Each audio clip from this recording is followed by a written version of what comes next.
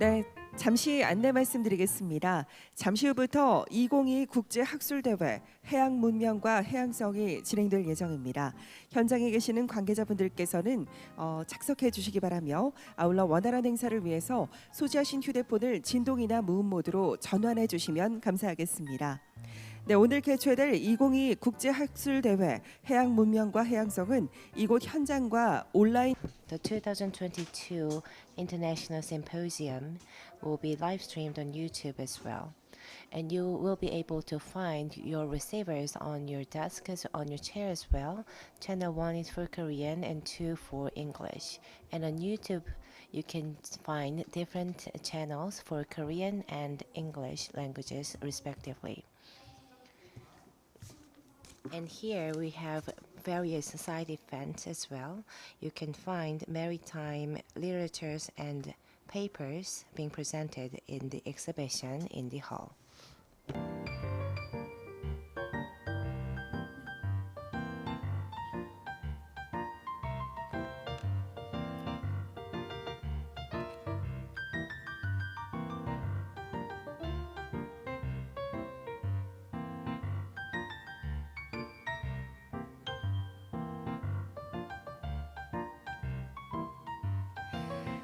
네, 여러분 안녕하십니까? Good morning, ladies and gentlemen. My name is Park Eun-kyung. I'll be the host for today's symposium.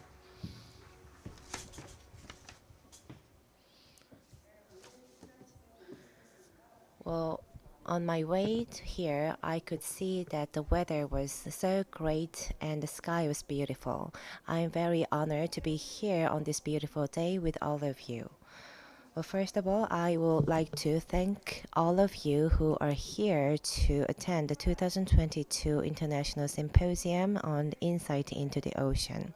The symposium will be held for 2 days from today, and it marks the 40th anniversary of the UN Convention on the Law of the Sea. The National Museum, Maritime Museum of Korea, Korea Maritime Institute, and Korean Institute of Ocean Science Technology jointly host this event. Today we'll define the maritime DNA we all have in us, discuss ways to respond to the new normal era, and exchange our insights on our approach toward oceans and the great paradigm shift of the future. Maritime scientists and scholars and philosophical studies and discussions will be shared today, and I believe it'll teach us all a new perspective on the sea. So please stay tuned for all sessions we prepared for you today, which all have different themes and topics. Then let me introduce to you the distinguished guests who are gracing today's event. When I call out their names, please welcome them with a big round of applause. President Kim Tae-man of National Maritime Museum of Korea. President Kim Jong-duk of Korea Maritime Institute. President Kim Ung-seo of Korea Institution of Ocean and Science Technology. President Do Deok-hee of Korea Maritime and Ocean University. President Kim Min-jong of Korea Ocean and Fisheries Institute.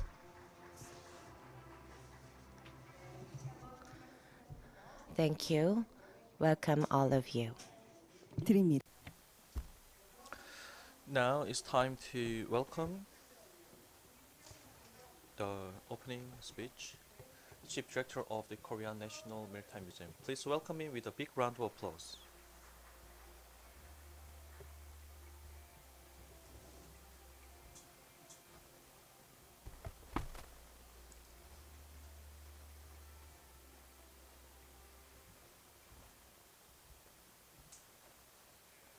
Good morning. I'm Chief Director of Korea National Maritime Museum. It's an early morning, but I appreciate you for attending this conference and other participants joining us online from across the world. This year marks the 40th anniversary of the United Nations Convention on the Law of the Sea. The Korean National Maritime Museum and KMI and KIOST have jointly organized this international academic conference to celebrate the 40th anniversary. And I welcome all of you to this conference. The theme of this year's conference is the Maritime Civilization and Oceanity, the insight into the ocean. We are very closely connected to the oceans, however, there's no clear definition as to what constitutes the nature of the ocean and oceanity. Therefore, during this conference, we will discuss on various topics in 4 different sessions and to have an in-depth discussions on the importance of oceans with maritime scholars from across the world. And I hope that we come up with a clear definition of the oceanity. First, we will begin with the historical understanding of how humanity perceived and utilized oceans, and then we will talk about maritime art, environment, and philosophy from humanity's point of view. Finally, we will examine the space of oceans from the perspectives of science, culture, art, and industry to find out the social and scientific values of ocean. I hope the presentations and discussions will allow many people to go beyond the perception confined to land and develop a new sense of what oceanity is. When our perception transforms into a maritime perception, so we will eventually understand the values and wisdom of ocean and make use of it for the future. I'd like to express my deep appreciation to KMI and KIOST for joining and organizing this event, and I'd like to thank them for their cooperation. And I'm also grateful to the attendees from home and abroad. I hope to host many more academic events by working with many organizations and groups so that we can help more and more people find out the values and importance of oceans. With this, I'd like to conclude my opening speech. Thank you. Thank you. Please give him a warm round of applause once again. This was Chief Director of the Korean National Maritime Museum. As he just pointed out, it will be a great chance to expand our perceptions about the oceans, to go beyond our perceptions confined to land and expand our views horizontally toward the ocean. And now, let us welcome Director of KMI, Kim Jong-duk. Please welcome him with a big round of applause.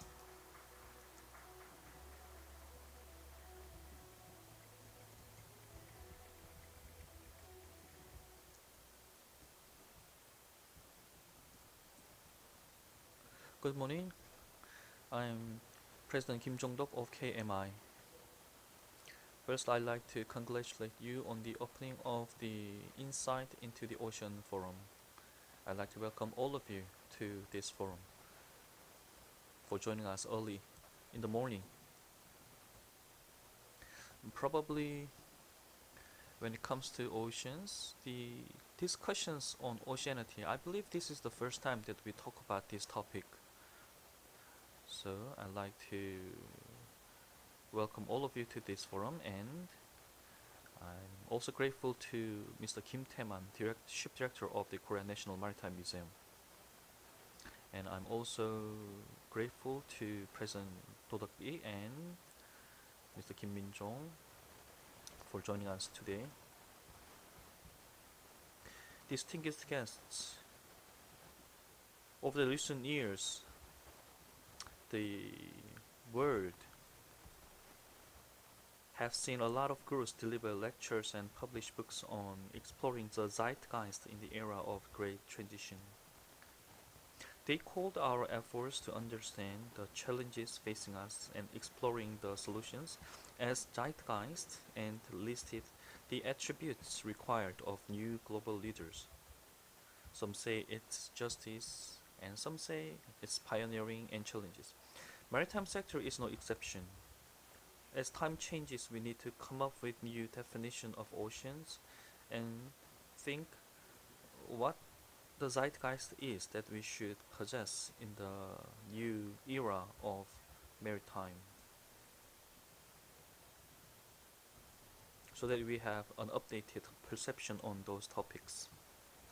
Sustainability, carbon neutrality, and climate change have become the essential part in our lives, that they now require the engagement of every single person on the earth, not just by some scholars.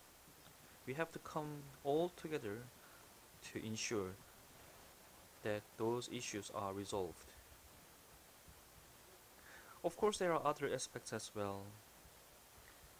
New businesses are emerging, which are making use of the resources and space of islands and oceans. More and more people are enjoying aqua camping, and there's even a tourism destination that attracts 500,000 people every year. One company is making 10 billion won in sales a year by turning starfish, which are never welcome in the ocean, into snow remover. Those in their 20s and 30s, which are the MZ, see oceans not as just a thing to protect, but a playground to enjoy activities and business opportunities to generate new values. Today we are going to approach the oceans through the perspectives of human activities, history, philosophy, art, and science. Today's conference will serve as a rare chance to understand the philosophical nature of oceans and find the wisdom on how we should approach the oceans. Finally, I'd like to thank all the attendees for joining us, and I'm grateful to Director Kim Tae-man for organizing such a wonderful forum today. Thank you. Thank you. That was President of KMI Kim Jong-dok.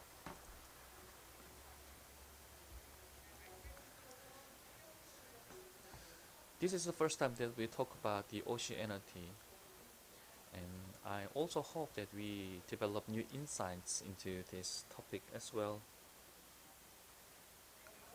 Now I'd like to invite President Kim Ung-seo of KIOST for the welcoming speech. Please welcome him with a big round of applause.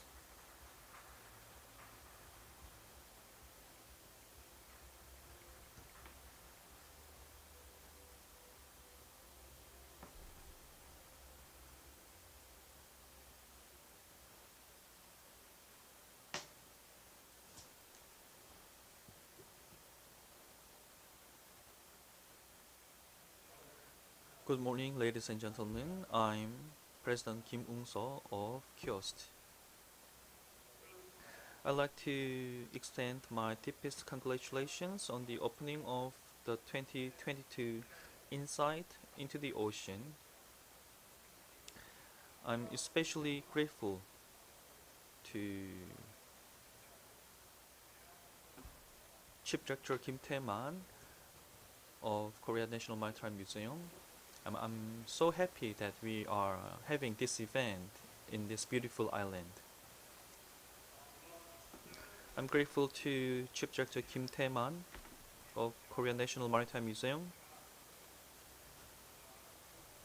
President Kim Jong-dok of KMI, and President Do Deok-ki and Mr. Kim Min-jong, and all the attendees and distinguished guests from around the world, and all the officials for making their efforts to organize this event.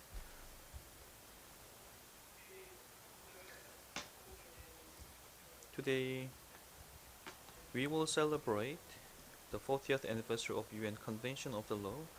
In that sense, I'm grateful to the speakers for taking their time to join us despite their busy schedules. I also welcome the attendees joining us via online and the other distinguished guests for joining us. At this forum, we will celebrate the 40th anniversary of the UN Convention of the Law and Sea and reflect upon the history of human civilization exchange through the oceans. We will also be sharing our wisdom on how to secure the future growth engine amid the different crises facing us by establishing the oceanity in the new era of maritime. As we face the era of transition triggered by the fourth industrial revolution and COVID-19, Korea is set to welcome new digital age and issues such as climate change, resources depletion, and food and energy crisis pose challenges. But at the same time, AI, big data, and eco-friendly technology all present new opportunities.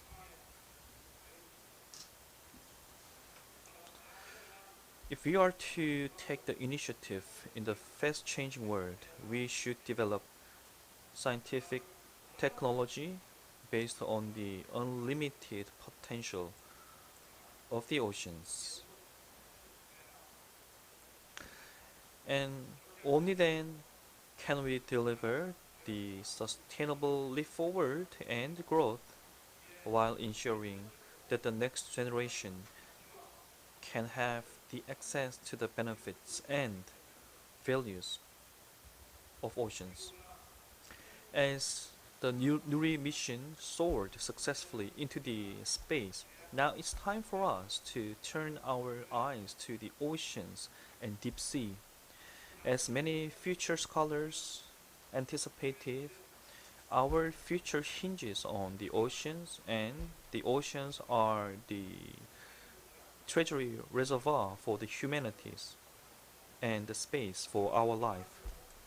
For the humanity which grew based on the land, ocean presents a new opportunities and growth for us in the future. In the 15th and 16th century, we conducted trade with trading ships, but now we are sailing through the sea, through the submarines to the deepest in the oceans. That's how the maritime science and technology have developed. Based on those technologies, now it's time for us to do a three-dimensional age of sail.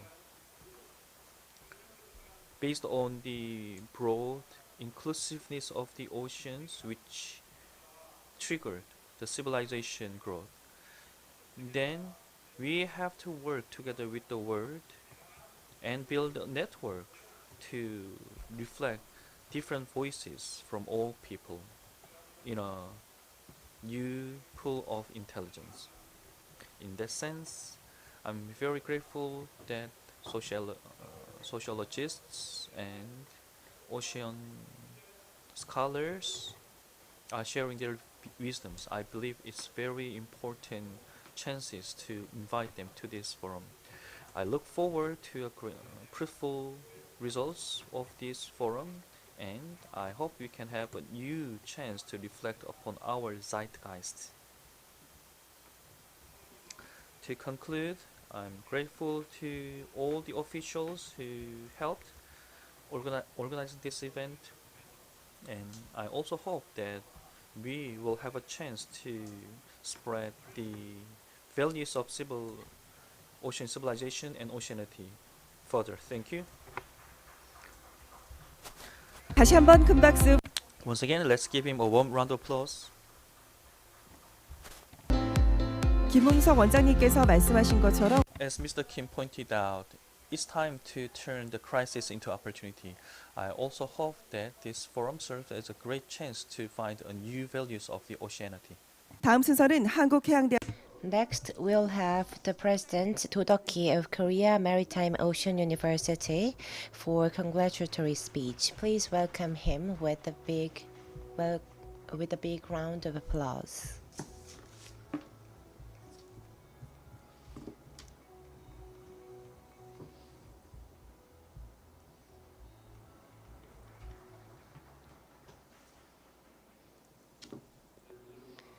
Good morning, ladies and gentlemen. I'm President of KMOU, Dodoki. Marking the 40th anniversary of UNCLO, we are hosting this symposium. We are very happy to mark the anniversary, and I'm so thankful for today's symposium led by the President Kim Tae-man of National Maritime Museum of Korea. And I also thank President Kim Jong-duk of KMI and President Kim Ung-seo of KIOST for hosting this great event. And the topic of today's symposium is excellent as well. It is the insight into the ocean, and the main keywords is maritime civilization and oceanity. Among 33 independent activists was Han Ong-mun, and he had a great poem that is very popular in Korea. In a space with no wind, we have vertical waves made by a leaf from a tree. Who made that footprint? If you imagine that scene, if you visualize that in your mind, you can see that the leaves are coming from trees, but in fact, they are not falling vertically. They sway right and left by wind. Then why is that? Because we have a gravity on Earth that applies to all living things on the planet. With gravity, even falling leaves have the life. And the soil that we stand on offers the life as well. You can see that it is vital for our life. And if you see the Chinese character, meaning the life,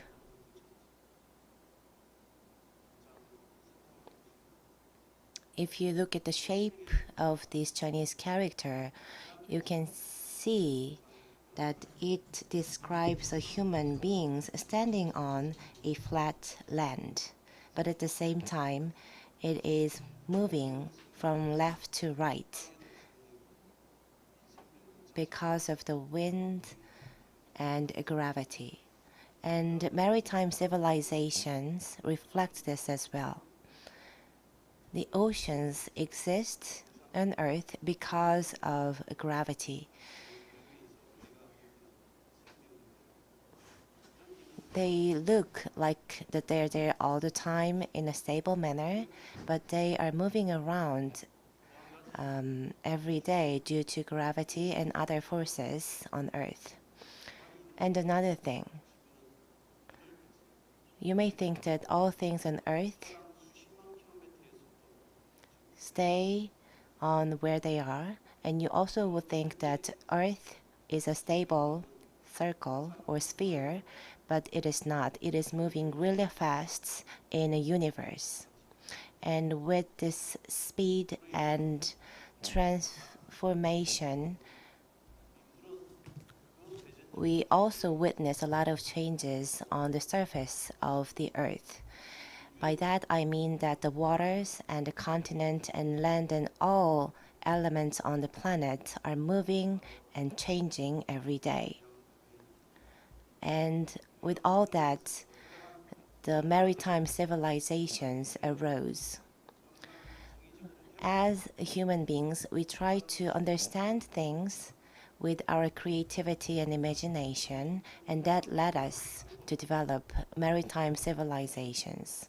In fact, you are in a building that is built on a reclaimed land today. This museum couldn't exist if we didn't have that reclaiming technologies. So if we aim for something, we can achieve things that we want. And I would ask all of you to think of the Chinese characters for mind, sea, and heart. All these Chinese characters include water. So our minds are closely related to the quality that water provides. So I believe that oceanity is deeply engraved in our heart and mind. So I hope that we can better understand oceanity and maritime civilizations through today's symposium. And I am gratefully thankful for all of you who are present here online and offline. I hope that today and tomorrow we will have a very in-depth discussion on maritime civilizations and oceanity so that we can redefine these two concepts better and find better ways to navigate through the future. So once again, congratulations to the opening of today's symposium. And once again, I sincerely thank all of you who made today's event possible. Thank you. Thank you very much. That was great congratulatory smart speech. Thank you, President Do. Your speech was really insightful, and I just learned a lot from your speech. Thank you for your great remark. And I am going to read the letter that I received from the Ministry of Fisheries and Ocean. Congratulations to the opening of the 2022 International Maritime Symposium, hosted by National Maritime Museum of Korea. MMK, established in 2015, has hosted various symposiums each year with diverse topics like maritime civilization and maritime history, and has exchanged with prominent scholars and museums across the world. This year, marking the 40th anniversary of UNCLOS, the museum jointly with the KIOST and KMI, the symposium Insight into the Ocean. The exchange and relations between the ocean and the mankind have produced maritime civilization, which we will look into in depth today to understand its past and present in connection with other disciplines like humanities and natural science. I hope today's symposium can offer a great opportunity for maritime experts at home and abroad, and for current and future generations to have active discussions and be connected via oceans. Thank you. That was a very grateful letter from the Minister of Oceans and Fisheries. And before moving on to the next part of the seminar, we are going to have a group photo time. I would like to ask the guests who are sitting in the first and second rows to come up to the stage for a group photo. Thank you.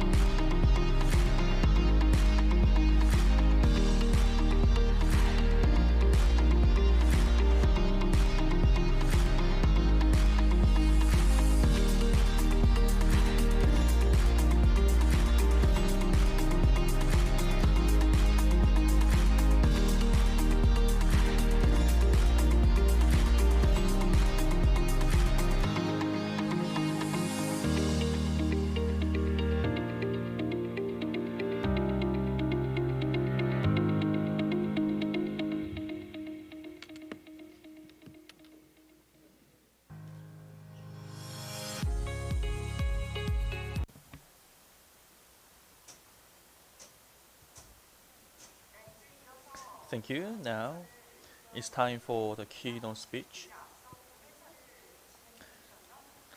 I'd like to invite once again Chief Director Kim Tae-man of National Maritime Museum of Korea, who will talk about the ocean, civilization, and oceanity. Please welcome him with a big round of applause.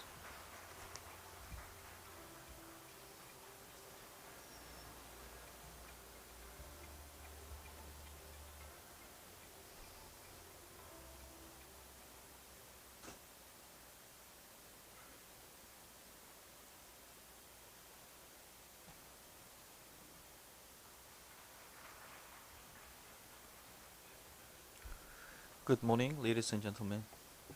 I delivered the welcoming speech, and some said that they weren't able to recognize my face with the mask on.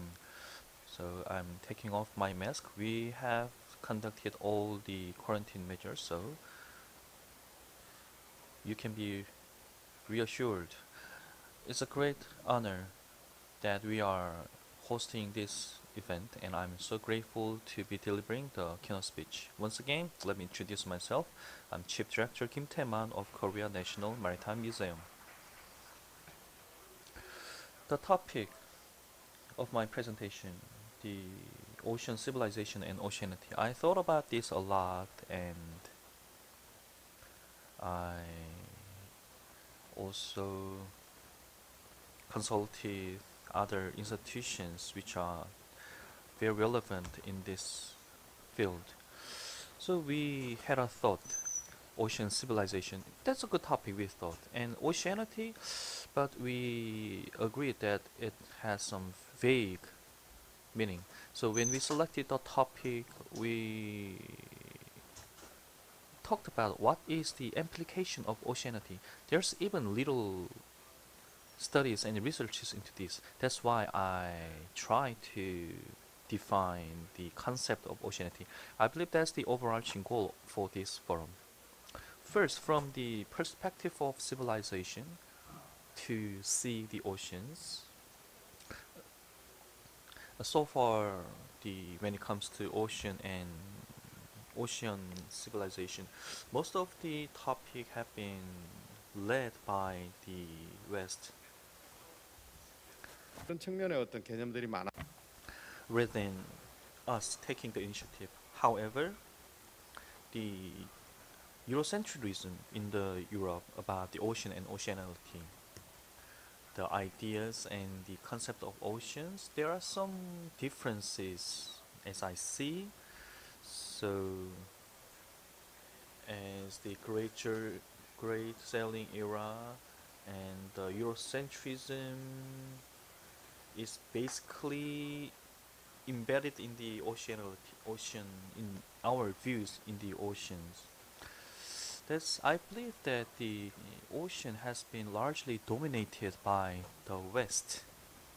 So in that sense, to secure our maritime hegemony, they emphasize the expansion of colonialism and also the ocean navigation and the maritime charts, which are all related to the struggle of force and navigation. So the West is at the center of the struggle to secure the hegemony, and it also led to the conflicts of hegemony war across the world. So for those regions, many Western countries have caused the depletion of ocean resources and sometimes destroying the ecosystem of the oceans. So the ideology and cultural hegemony based on the West cannot secure the future for us.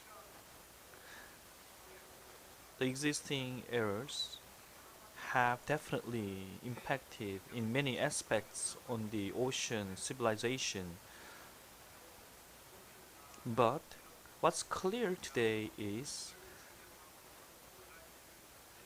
the task for the humanity should overcome the perceptions in the West. The colonial war in the 19th century, based on continent, is now ended. After the First and Second World War, which are the extension of the continental-based war, the Cold War has ended as well between the democracies and the socialists. Now, it's time to welcome the new era of maritime, and the importance of maritime industries such as resources, tourism, leisure, and culture will see their importance grow, and the new world order will be established depending on a nation's capability of ocean management. But if we see oceans from the perspective of exploitation, then we cannot ensure the development of natural resources and environmental sustainability.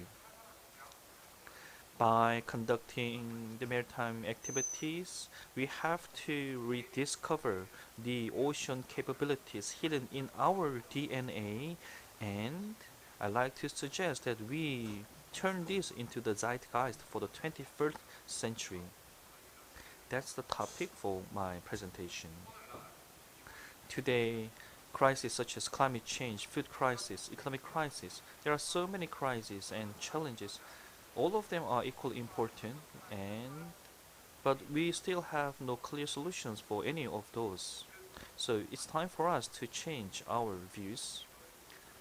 But with the existing continental-based perception, now it's time for us to have new perceptions based on oceans, to turn our perceptions based on culture and value ocean management. 21st century is the era of maritime era and maritime century. Today, ocean culture is seen as a vast cultural power because ocean has the great power. In that sense, ocean and a nation has a strong connection. A state's success hinges on ocean and vice versa. We should not forget this truth. That means oceans go in hand with the success and fall of a nation. I see the ocean as the space for healing. I believe it's the space for life. Recently, there was a very famous TV series titled Strange Lawyer Woo Young-woo. If you have seen this TV series, the main character sees, the lawyer Woo Young-woo sees the image of a whale when she faces challenges or when she struggles to find an idea. A large whale flying in the air, and she gets inspirations and eventually comes up with an answer or solutions. Many people see this from many different perspectives, and doctors and psychologists as well, they come up with their own interpretations.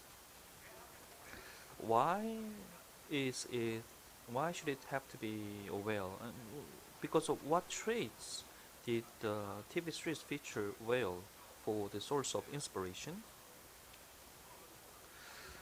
Whatever the answers are, the attributes of a whale for the biologists, whale has many peculiar behaviors. Unlike other animals, whales protect weaker peers and assist them. That's one of the attributes and behavior of whales. And whales have many amicable and friendly appearances. It may be large, but it has warmth in it. It's mild temperament and friendly. That's the image that most people have about whales. Whatever, those traits of whales were featured in the drama, and especially there's even a procedure called dolphin-assisted therapy, which are used for children with developmental disorder. When they spend time with playing with dolphins, their behavior, emotion, and linguistic development improved according to many study results. So people who seek treating effects from dolphins are very popular these days, especially for children with autistic spectrum disorder. When they play with dolphins, then they can get psychological healing effects to ease their pains. And there's even a movie titled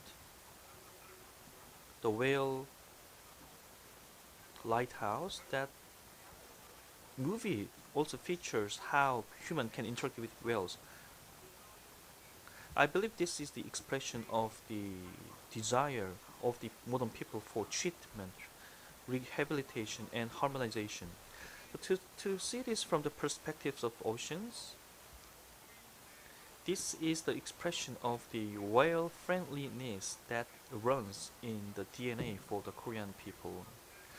The first time that the whale emerges in Korea was around the 6000 BC, the new monolithic era in the Korean peninsula. The Bangudae polygraphs in the city of Ulsan. In the polygraphs, it features about 250 images. 58 of them depict whale. Very it's interesting. It features lots of different types of whales, such as mother right whales, great whales, and pinless porpoise. That it shows how our ancestors interacted with many different types of whales. It shows how our ancestors lived closely with the whales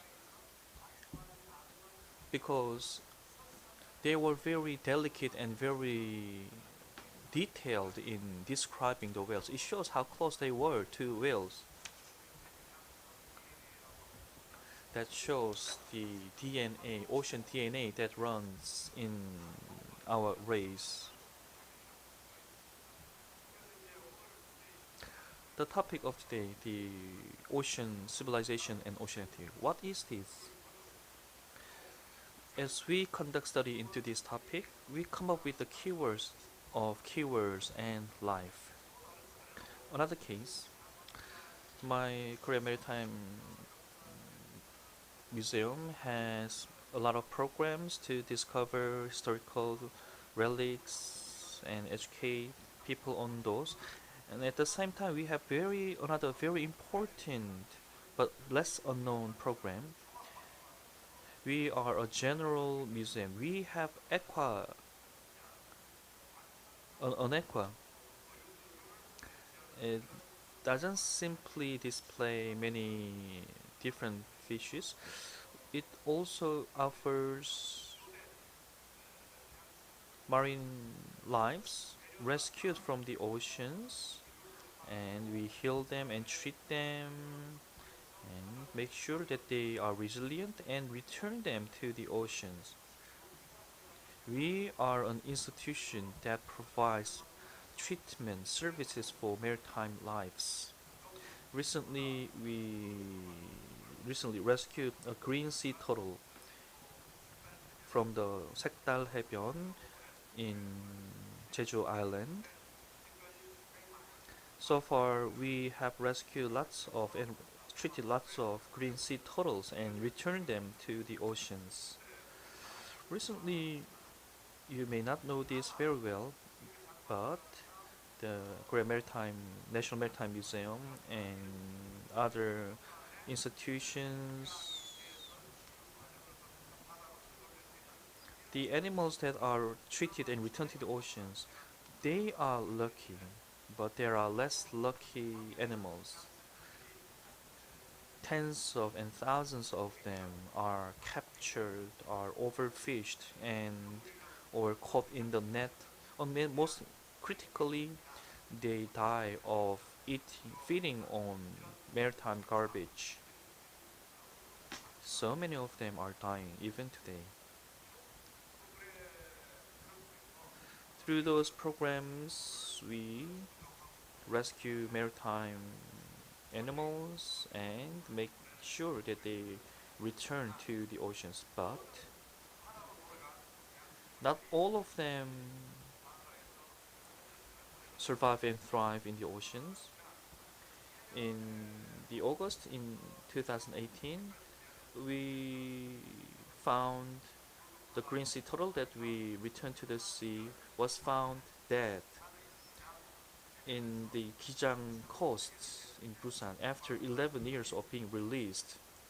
The scientists conducted biopsy and found that it had more than 200 items of maritime garbage, which included plastic bags, PET.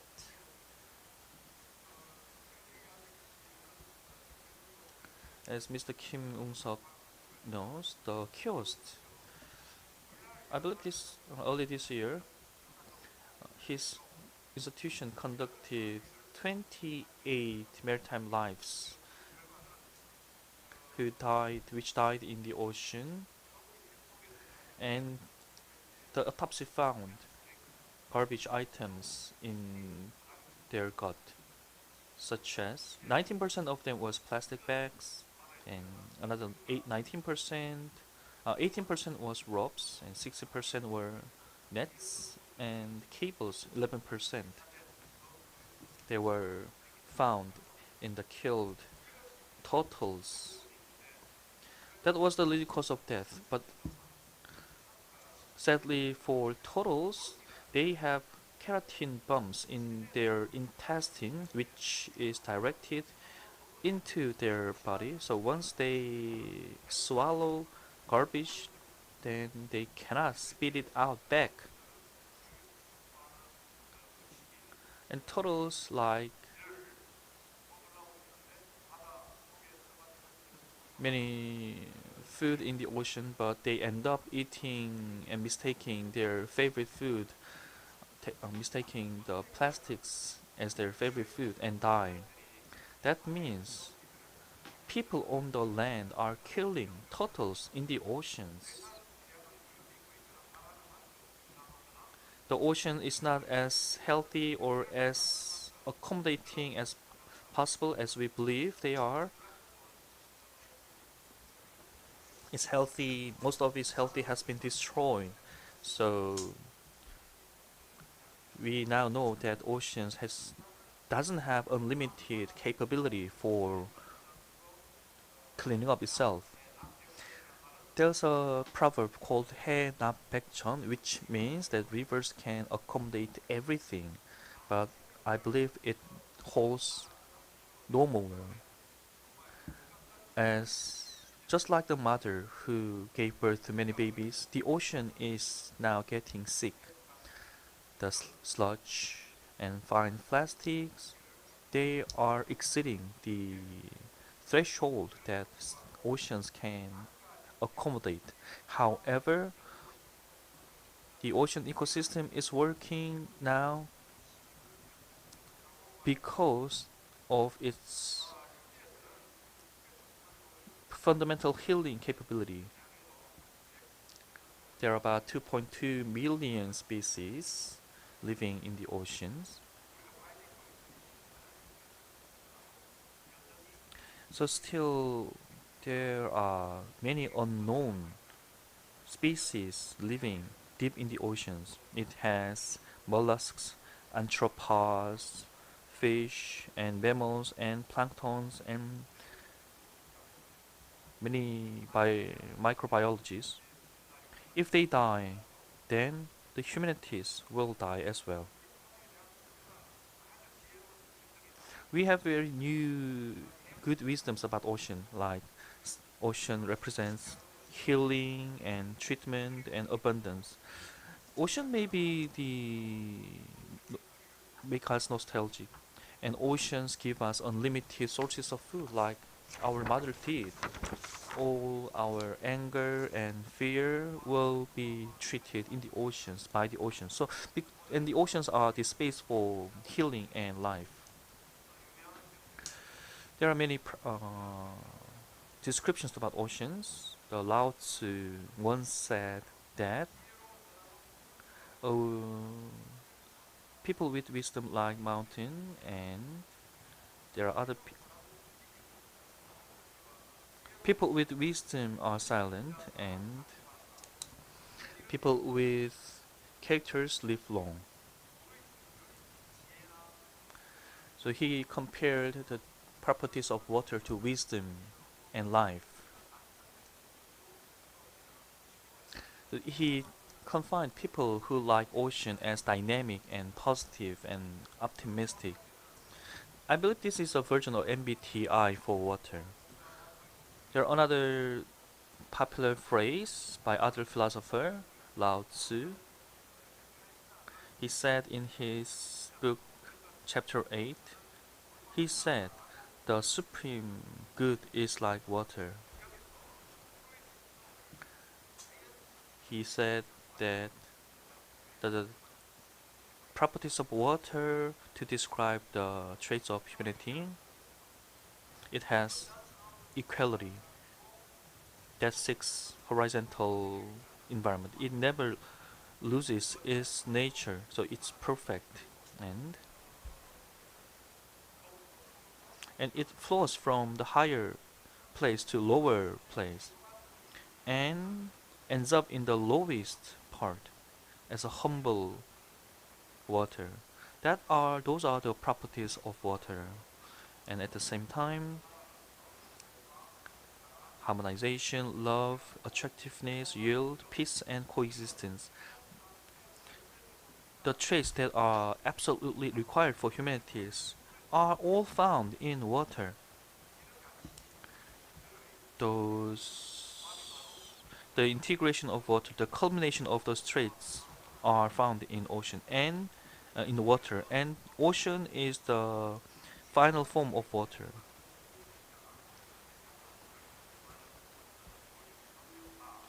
This is the right path for all humanities, but there are a little difference between Western conception and Western conception about water.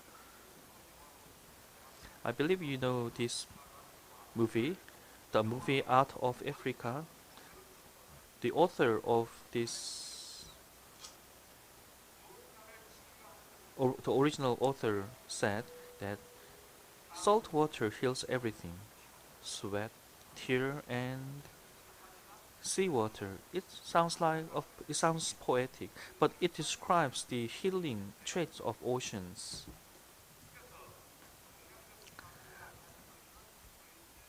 So in Asia, we have some limited perception in the ocean, but this perception has extended our somewhat limited perspectives by describing about the chemical properties of water. Of course, there are many other traits such as equality, charisma, and permanency and humbleness. The Western concept also includes chemical and medicinal traits of water to describe the nature of the oceans. Then, oceanity means the special traits of oceans, but from the perspectives of paradigm, the oceanity is the special traits of oceans that's different from the lands. The oceanity that we can infer from the properties of oceans, that is the multipolarity and spirit of challenge and peace and engagement through the liquidity and the spirit of creativity and innovation for the unknown. All those traits are the traits that are absolutely required in today's world that is fast changing, and all people are challenged by many different crises, fixations, closeness, authority, and order and principles. By overcoming all those values, water represents liquidity, openness, freedom, creativity, and creative disruptions. So oceans presents the solutions to all crises that we face, such as conflict, resources depletion, and climate change.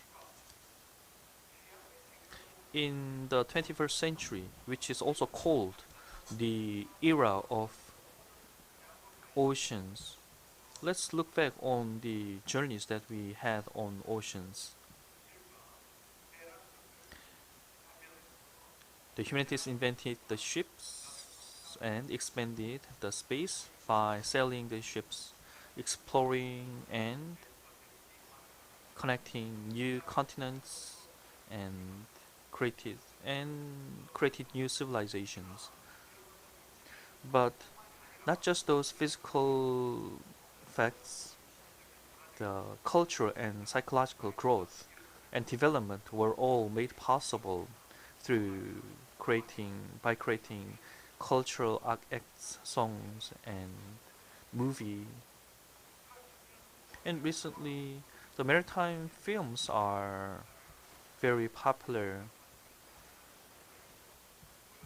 to depict the traits that humanities have, and people are not living on oceans but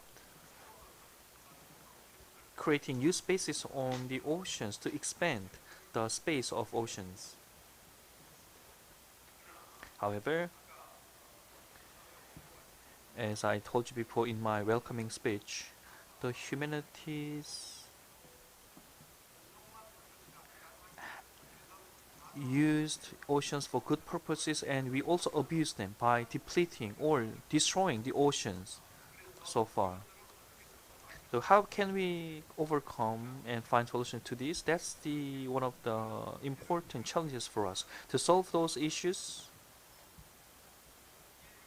the humanity should live away from the exploitative management, and we have to have the reflection and reconsiderations of the deeds we made that led to the destruction of oceans and maritime environment in degradation. So we have a new sense of what oceans are in the new age. We have to combine our knowledge and science on oceans and also the humanities to come up with what how we can become ocean friendly, and we also have a new education on this. Because the ocean civilization has coexistence, abundance, and healthy future, we have to develop the ocean culture to build a new and healthier ocean civilization. And also we need to have analyzed the position and roles of ocean, oceanity, and ocean civilization. But to do this, we have to combine the ocean science and ocean humanity studies. There's a term blue planet. That means literally a planet that is blue. Its color is blue, but at the same time it also means that the color blue represents the water. Of course, seen from the above, the earth will look like a blue dot because 74% on the earth is covered by water. So now, from now on, the blue planet, let us change the planet Earth to planet Aqua. So let me suggest that at least us, let's call planet Earth as Planet Aqua and begin the discussion on how we can protect Planet Aqua. Our future hinges on oceans. Make sure that we don't stop, you don't just stop claiming this philosophy, but begin the honest discussions on how we can protect Planet Aqua. That's why we selected the topic for this forum, the ocean and ocean civilizations, and you can find many the slogans on how we can protect the planet Aqua. And so I encourage you, all of you, to develop a new understanding and insights on the planet Aqua. That's it for my keynote speech. Thank you.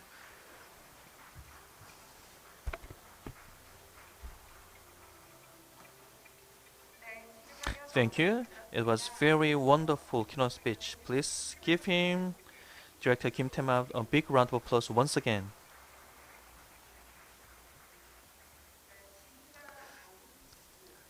Not planet Earth, but planet Aqua. And he compared the Earth to Mother. And he pointed out that we should stop seeing ocean as the space for exploitation, but a space for coexistence and peace. 세션을 들어가도록 하겠습니다. And now we will move on to the first session of today's symposium. The first session will be moderated by the Art and Science Research Team Leader of Maritime Museum of Korea, Baek Seung-ok. Please welcome Mr. Baek with a big round of applause.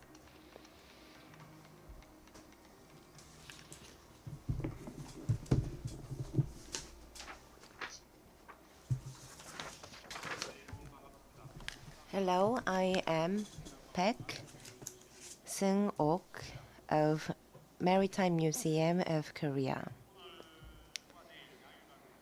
The symposium is being held from today for 2 days with the key words maritime civilizations and oceanity.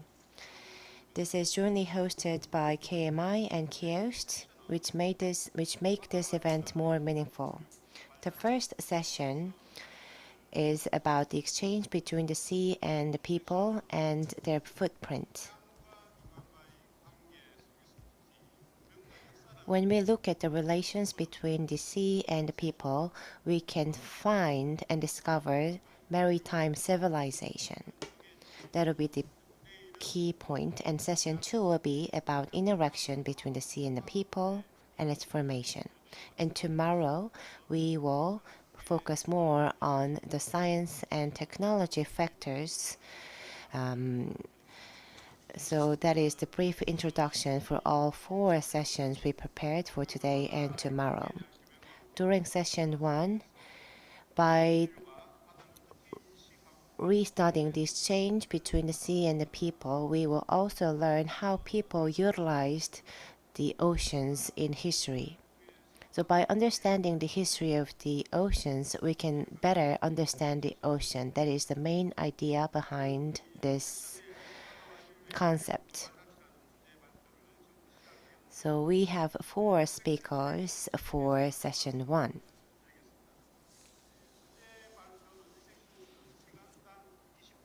Each speaker will be given 20 minutes for their presentation, and the first speaker is joining us from the US, but due to the time difference, he will be joining us with the pre-recorded video. And the second speaker is from India, who will join us via Zoom. And the third speaker is Professor Chu Kyung-chul, attending the symposium via Zoom from Seoul. And the fourth speaker Kang Bong-yong will be here with us in this room for his presentation. So again, each speaker will have 20 minutes for their presentations. So the first speaker is Professor Lincoln Payne of University of Maine. He is a professor of law at the university, and he is also a vice chief of the Maine Museum. The title of his speech is Society and the Sea: Origins, Customs, and Our Future. Please meet the Professor Payne on the screen. Please welcome him with a big round of applause. Titled Society and the Sea: Origins, Customs, and Our Future. We customarily think of maritime history in terms of tangibles, ships and fittings, articles of trade, weapons, and the like. Of growing interest since the 1980s has been the social life of the maritime world, especially the view from the ranks of common sailors, fishermen and their families, enslaved people and immigrants, and shoreside laborers.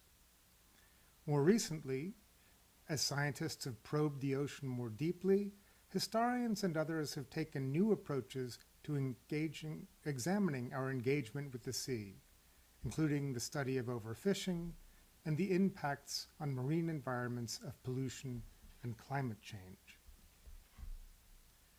Concurrent with this new orientation has been the development of the blue humanities, what one historian has called a belated recognition of the close relationship between modern Western culture and the sea, as expressed through literature, visual and performing arts, and music. This also includes a renewed appreciation of what UNESCO refers to as intangible maritime cultural heritage, which usually means indigenous peoples' ritualistic interactions with the sea. To this, I would add the law, which, even as it endeavors to adapt to technological and other innovations, remains bound by tradition, highly ritualized, and all but inscrutable to the uninitiated. As significant, many laws, and maritime laws in particular, have long-reaching global consequences. Evolutionary theory has long held that terrestrial animals originated in the oceans and clambered ashore from the depths of the sea. An idea of more recent vintage is that the brains of our hominid ancestors grew larger and more complex thanks to a diet of mollusks and other invertebrates rich in fatty acids and other nutrients available in freshwater and marine environments. While our species' debt to the fruits of the sea is well attested, historians resolutely identify the origins of modern society with our mastery of the land. The hierarchies of power familiar today, so the story goes, begins with the Neolithic Revolution around 12,000 years ago, when people began domesticating plants and animals. The resulting surpluses of food and labor ultimately gave rise to the river valley civilizations of Mesopotamia, the Yellow, Nile, and Indus rivers in Asia and Africa, and the Amazon and Mississippi in the Americas, which flourished thanks to the fertility of their floodplains. This explanation ignores the fact that these sophisticated states owed their success as much to their people's ability to navigate those streams as they did to their success in harnessing them for irrigation. Put another way, these societies were riverine rather than riparian. That is, they were actively engaged with the river itself and not merely passive riverside beneficiaries of seasonal floods. When we consider that people had been sailing the waters of the world for tens of thousands of years by the time of the Neolithic Revolution, the exclusive focus on the agrarian function of these societies seems woefully narrow. Modern humans originated in Africa and began migrating out of the continent between 100,000 and 70,000 years ago. Around 50,000 years ago, people reached what is now Australia for the first time. At that point, sea levels were 40 or 50 meters lower than they are today, and mainland Southeast Asia and Indonesia constituted a massive peninsula called Sundaland. Greater Australia, also known as Sahul, comprised Australia and the islands of New Guinea and Tasmania. But between them lay open water that could only be crossed with some sort of vessel. The next great feat of intercontinental navigation brought people to the Americas. The prevailing theory holds that the mariners migrated from Northeast Asia along the ice-free coast of Beringia. This was the broad, ice-capped land bridge between Siberia and North America that was exposed during the last glacial maximum between 20,000 and 30,000 years ago, when sea levels were more than 100 meters lower than they are today. These early navigators kept to their boats at least until they reached the Pacific Northwest of the United States. Some continued south until they reached South America, while others turned inland and east to settle North America. What genius, what skill, what daring lay behind these humble craft? Surely we can call them the noblest thing that man as a gregarious animal has ever produced, as John Ruskin wrote of the sailing ship of the line. For into their vessels of discovery, these early sailors put as much as they could of their human patience, common sense, forethought, experimental philosophy, self-control, habits of order and obedience, thoroughly wrought handwork, defiance of brute elements, careless courage, and calm expectation of the judgment of God. From the time people first took to the water until the 19th century, when Ruskin wrote, and into the present, when nuclear-powered aircraft carriers are floating airports with a resident population of 5,000 people, ships have always been the most sophisticated machines of their age. The ancient intellects that built them and plotted their courses are unknowable. Even today, with long traditions, written instructions, and formal education to draw upon, building ships, crewing and provisioning them, and sailing them on inland waters or on the high seas demand distinct sets of skills rarely mastered by one individual. The earliest ventures on the seas doubtless entailed a division of labor based on something other than physical strength and stamina. Whether this differentiation was egalitarian or hierarchical is impossible to know. Yet the historical record is full of evidence of a cultural familiarity with maritime pursuits in non-maritime contexts. In the quintessentially agrarian society of ancient Egypt, pyramid builders, among others, were grouped in gangs with names borrowed from shipboard practice: forward starboard, forward port, aft port, and steerage and rudder gangs. The female pharaoh Hatshepsut was described as the bow rope of the south, the mooring stake of the southerners, the excellent stern rope of the northland. That is, it was she who kept the Egyptian ship of state from being swept away on the unruly currents of history. The oldest written example of the metaphor of the ship of state dates to 2100 BCE, 500 years earlier than Hatshepsut. In the tale of the eloquent peasant, a farmer whose goods have been stolen appeals to the pharaoh's prime minister for justice. The farmer likens his situation to that of a castaway sailor. "Behold, I am on a voyage without a boat," he pleads. "You, who are safe harbor for all who are drowning, rescue one who has been shipwrecked." Chastising the minister for creating chaos, the farmer draws a parallel between the justice of his cause, the stability of a ship, and the integrity of the state itself. The minister is, he says, like a city without a governor, like a people without a ruler, like a ship on which there is no captain. This idea of the state as a self-contained entity bearing all to safety through a storm-tossed world is found in the nearly universal belief that without a tradition of seafaring, mankind would have perished from floods. The ancient Sumerian epic of Gilgamesh, roughly contemporary with the tale of the eloquent peasant, tells of how a god ordered Utnapishtim, a man of exceptional virtue, to build a boat big enough to hold 2 of every living thing on earth to spare them from drowning. The later biblical story of Noah's Ark descends from this, but comparable flood stories are found in Africa, Oceania, the Americas, Southeast Asia, and Korean folklore. The metaphor of the ship of state is easily grasped and finds expression in stories far removed from the threat of universal annihilation.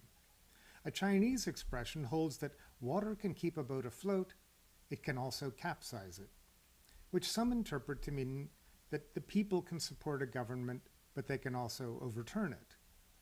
In the same vein, one of the most popular songs of the Cultural Revolution in China was "Sailing the Seas Depends on the Helmsman," which features Mao Zedong as the helmsman without whom the revolution could not succeed. This equation of helmsman and ruler is also of great antiquity, and in fact the English words governor and its cognates derive from the Greek word meaning to steer or act as a pilot. In light of all this, it is reasonable to consider our debt to the organization of these floating societies, whether real or imagined. In an era of globalization and climate change, however, we have to acknowledge the limits to such a train of thought. Lloyd's insurance policies may still refer to the captain as master under God, but it is increasingly obvious that states and their rulers have to work collaboratively if any of us are to survive the next flood. The question is, are we ready? The broad contours of the last 500 to 1,000 years of maritime history are too well known to require elaboration here. Europe receives the lion's share of attention, of course, but other regions were remarkable for their bold undertakings. Arab, Persian, and Jewish merchants sailing to India and Southeast and East Asia from the Persian Gulf and the Red Sea, the Yuan dynasty's maritime invasions of Japan and Java, the Indian Ocean armadas of Zheng He in the early 1400s, and Admiral Yi Sun Sin's brilliant defense of Korea against Japanese invasion in the 1590s, to name only a few. One development from the era of European expansion that has gone underappreciated is the articulation of novel legal theories to establish boundaries on and across the seas. The Pope was the first to put his imprimatur on dividing the sea with a series of edicts beginning in 1455. The first asserted that the Portuguese king had acquired and possessed harbors and seas off West Africa, and that he had rights not only to overseas territory, but to the sea itself. The most expansive claims came with the treaties of Tordesillas in 1494 and Saragossa in 1529, which with imperious arrogance carved up the non-Christian world and its surrounding seas between Portugal and Spain. The greatest challenge to this apportionment of the world came with the treatise Mare Liberum, the Free Sea, published in 1609, in which Hugo Grotius argued, "The sea is common to all because it is so limitless that it cannot become a possession of any one, and because it is adapted for the use of all, whether we consider it from the point of view of navigation or of the fisheries." For the last 400 years, international law has grappled with how to resolve the tension between these two polar positions, that the sea can be claimed and enclosed, mare clausum, and that the sea is wholly free, or mare liberum. As a way to think about the legal regimes that govern the sea, the open sea, closed sea binary leaves much to be desired. While Mare Liberum is best remembered for establishing the principle that the sea is common to all, the Roman legal doctrine of res communis, with respect to navigation, the fisheries loomed large in the legal imagination as well. Even then, however, people were beginning to understand that the fisheries could be depleted. Fishermen made up the first wave of Europeans to visit North America in search of cod, which had become increasingly scarce in their home waters. By the late 19th century, governments began imposing catch limits of various kinds on different species of fish, but most of these affected only domestic fisheries. An exception was the whale fishery, the exhaustion of which had led to ever longer voyages in search of profitable returns starting in the early 19th century. Half-hearted efforts to limit whaling in the 1930s had proven ineffective, but in 1946, 15 countries signed the International Convention for the Regulation of Whaling, the preamble of which notes that the history of whaling has been overfishing of one area after another and of one species of whale after another.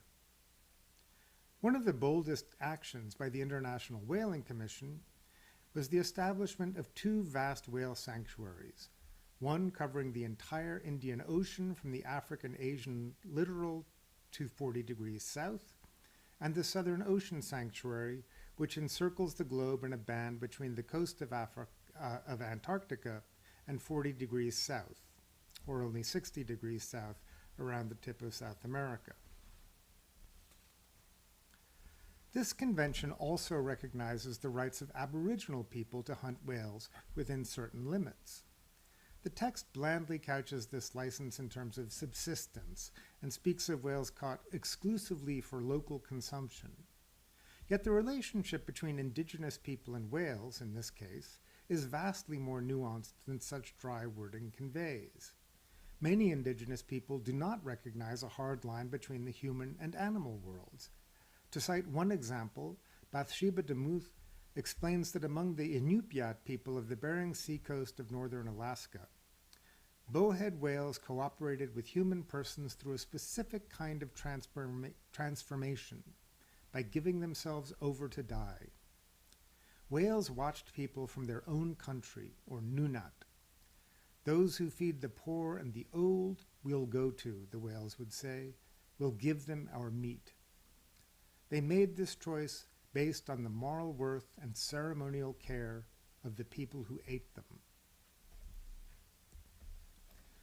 The ultimate expression of the legal regime governing marine space is, of course, the United Nations Convention on the Law of the Sea, or UNCLOS, which distinguishes 5 distinct zones of jurisdiction: inland waters, territorial seas out to 12 miles, a contiguous zone out to 24 miles, and an exclusive economic zone, or EEZ, in which coastal states have sovereign rights for the purpose of exploring and exploiting, conserving and managing the natural resources, whether living or non-living, out to 200 miles from shore. Beyond that lie the high seas and the area, which UNCLOS defines as the seabed and ocean floor and subsoil thereof beyond the limits of national jurisdiction. According to UNCLOS, the area and the mineral wealth that can be extracted from it are the common heritage of mankind, res communis.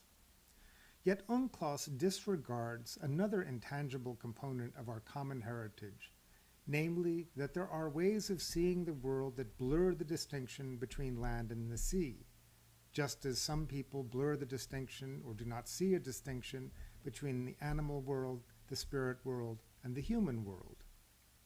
Chief among these is the concept of marine tenure, claims to sea space that do not recognize clear-cut boundaries between land and sea, and whose concept of tenure encompass not only physical property, but also the ethos and identity of places, together with sentimental and spiritual rights and responsibilities.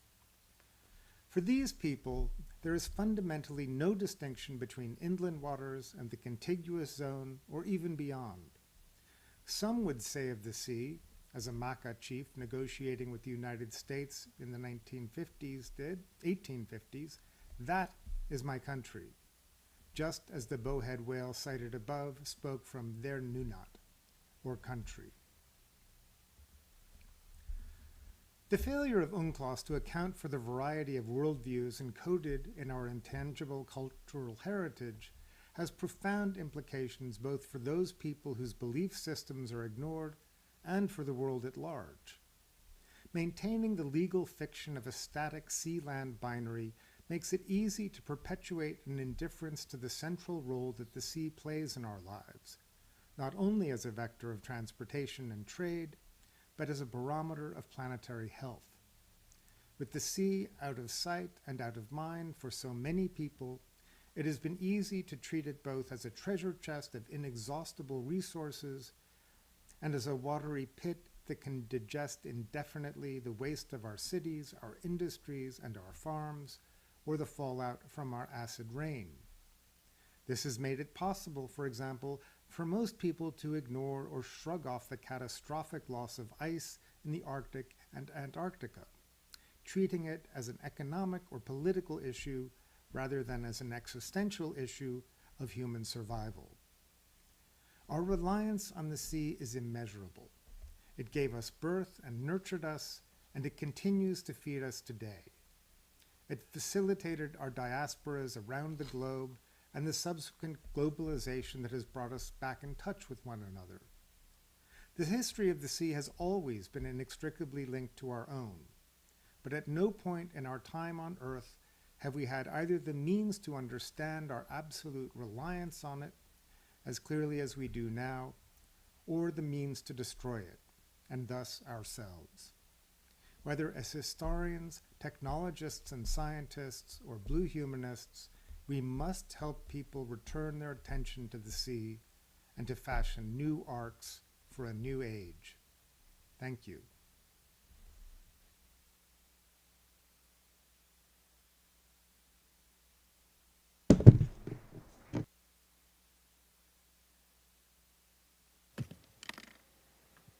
네, 링컨 페인.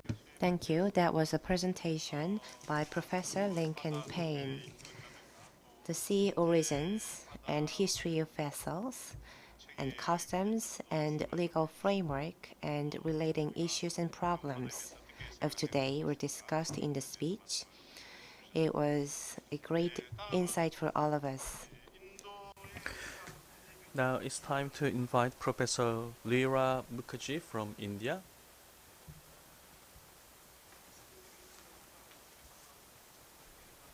We talked to her yesterday via Zoom. Her connection may not be very smooth today. We took some correctional issues, but I ask for your understanding if you have some connection issues. Professor Leela is teaching at the University of Hyderabad, and she is studying the many trade between West and East. Her title is Global Networks in the Maritime World from circa 600 CE until about 1800. Please welcome Professor Rara with a big applause.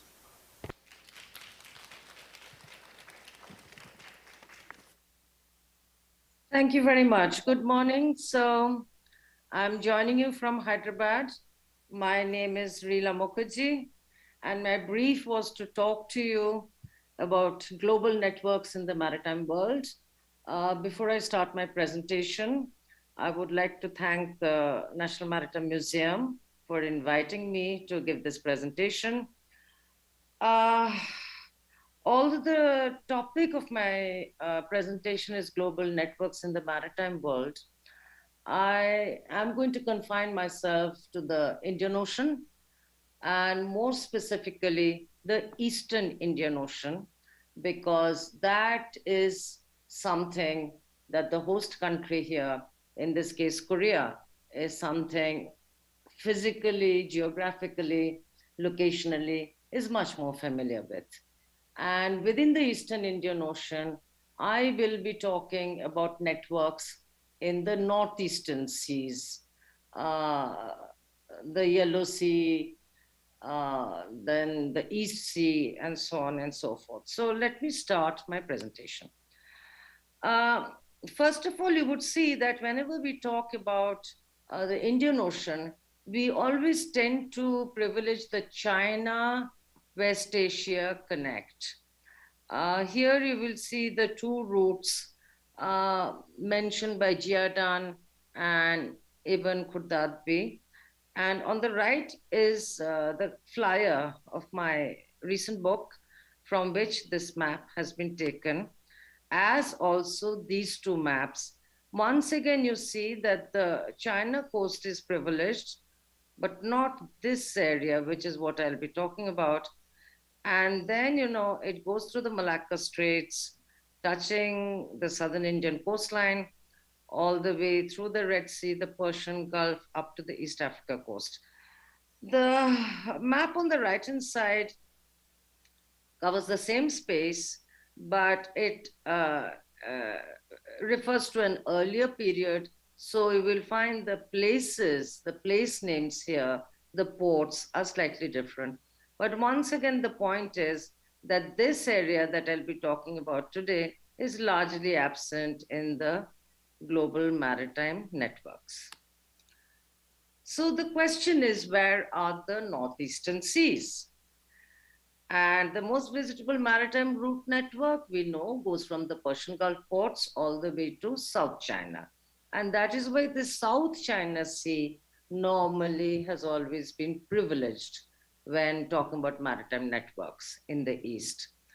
And here we may quote Al-Yaqubi in the 9th century, who is actually talking about this routinized travel from the Persian Gulf up to China. And he's actually looking at the networked seas of the Indian Ocean. And I'm not going to read this out at length, but the first of them is the Persian Gulf. The second is the Gujarat coast, what we today now know as the Arabian Sea. The third is the Bay of Bengal. The fourth are the Malacca Straits. The fifth possibly is the Andaman Sea. The sixth is the Gulf of Siam. And the final one is the South China Sea. And Yaqubi finishes by saying that one rides the waves until one reaches Kanfu or Canton. So, this is how traditionally the maritime networks have been envisaged, running from west to east. And you do understand, I'm talking about the period before the Europeans enter the Asian seas.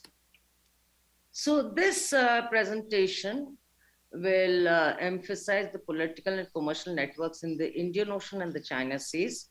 But what I'm going to be arguing in the slides after this is that we need to move away from the South China Sea, that is China's southern coast, to the less studied northeastern seas to understand the separate development of the north. And I'm going to argue that the relatively isolated Yellow Sea, Bohai Sea, and the East Sea, as well as the larger East China Sea, actually formed a reasonably cohesive cultural unit, which managed to ward off the malign or the negative influences sometimes that were coming into the South China Sea. But, we also face certain problems, when we do maritime history, because they're invisible. Networks are sometimes difficult to discern, One has to go through a corpus of literature to discern, to identify networks, and also remember that networks change over time. So a network that is mentioned in the 9th century may not survive into even the 13th century or the 14th century. So networks are constantly shifting and adapting to new circumstances. The other problem of doing maritime history is the question, how far do we really do maritime history, that is the history of the sea? Because, our notion of maritime history, of our notion of maritime space is always defined by the contiguous or the surrounding land masses, So our understanding of oceans are predominantly place-based or place-centric, Whereas, the problem, of course, with the ocean is it's essentially seen as an empty space. So with this caveat, I want to move on to the specific problems of studying the Asian seas. Now, not so much the northeastern seas, but the entire space of the Indian Ocean, Southeast Asia, and partially the South China Sea also underwent the imperial colonial experience, So, you know, the sources again that we get from the 15th century onwards are essentially, you know, representations of desire by the colonizers or the conquerors, rather than always getting what the indigenous people felt about these oceans. And by this around 1700, what we find also is, you know, the appearance of terms like Portuguese Asia, British India, Dutch Indonesia, Spanish Manila, French Indochina, so on and so forth, which actually break up this unitary space. Now, this actually does not happen, as far as I'm aware, to the northeastern seas, and the importance of the Bohai zone to China is extremely important. And I will now trace how it's important mainly to China, but then I will also ask that does China really control this particular space? In terms of the sources given to us, we would think so, but perhaps it's also time to shift our vision. Now, this is the Bohai Sea on the left, as you can see.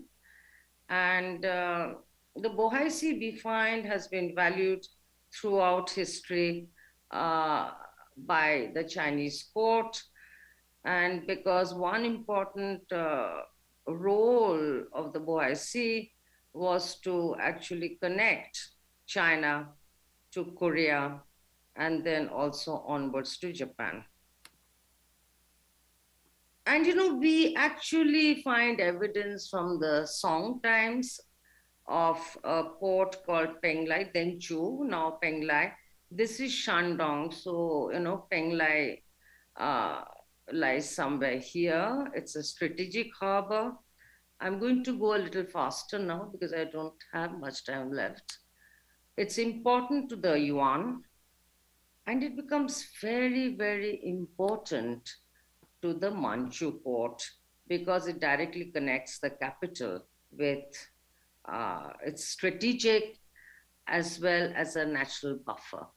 And also now trade across this area becomes very important, which are mainly in fisheries and sea salt.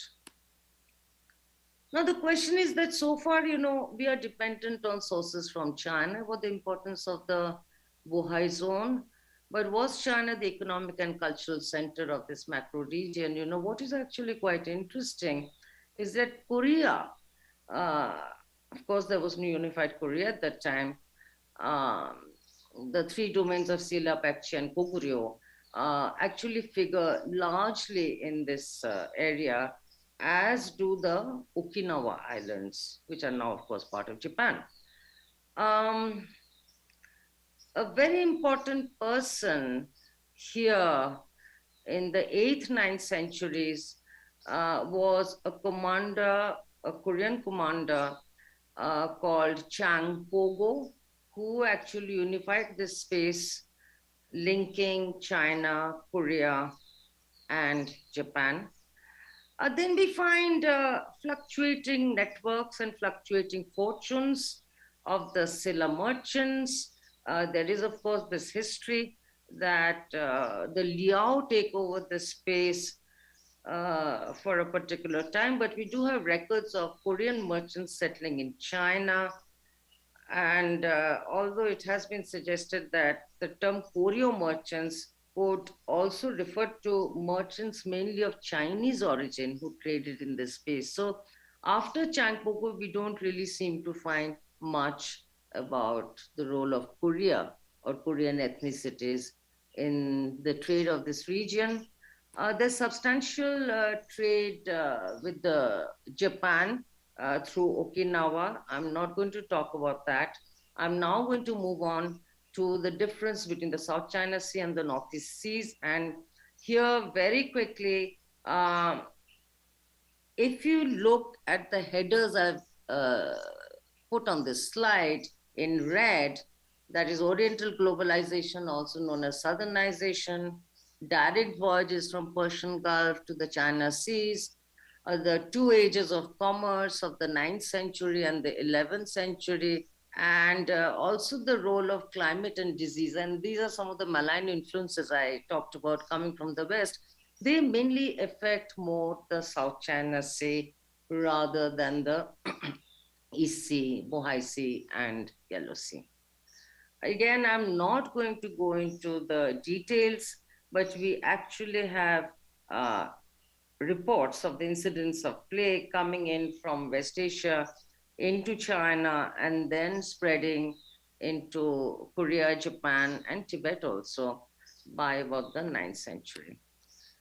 So we do find a separate development of the northeastern seas.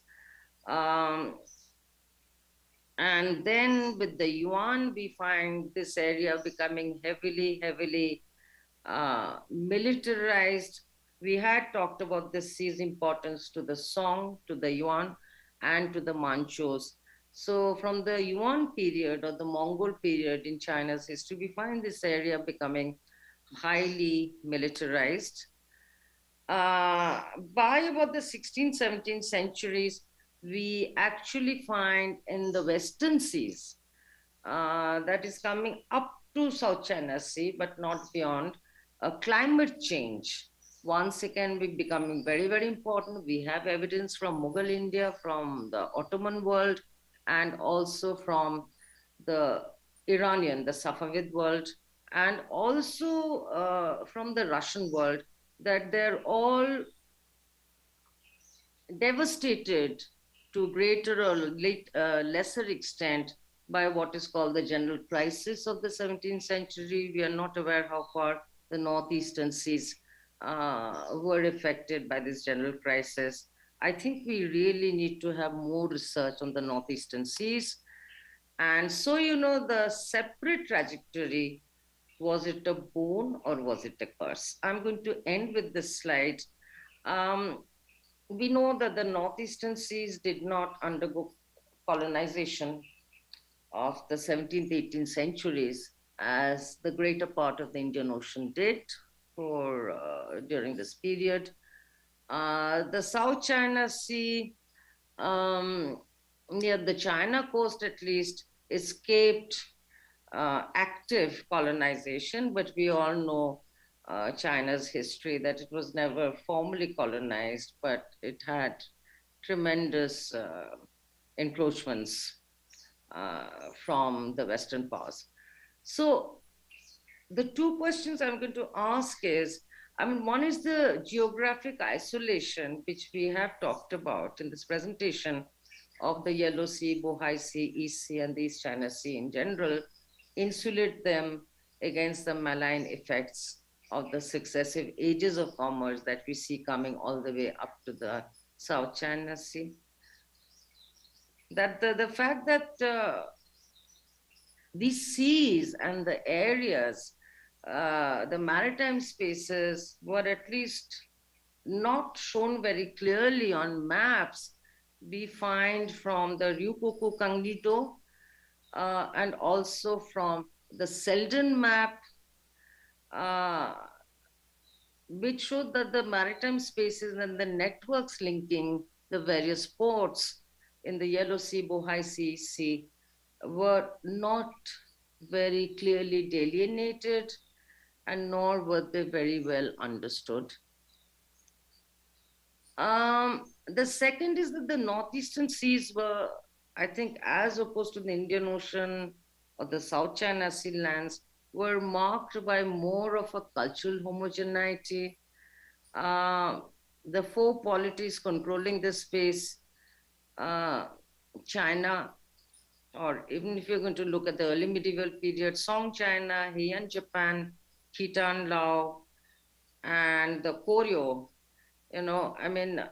there's certainly, sure, there are individual differences, but certainly more homogeneous than think of West Asian countries or the various principalities on the Indian coastline, the very diverse Southeast Asian polities, and so on and so forth.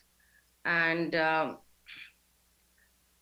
one last fact, which I would like to point out, that, the South China Sea was plagued by constant piracy, and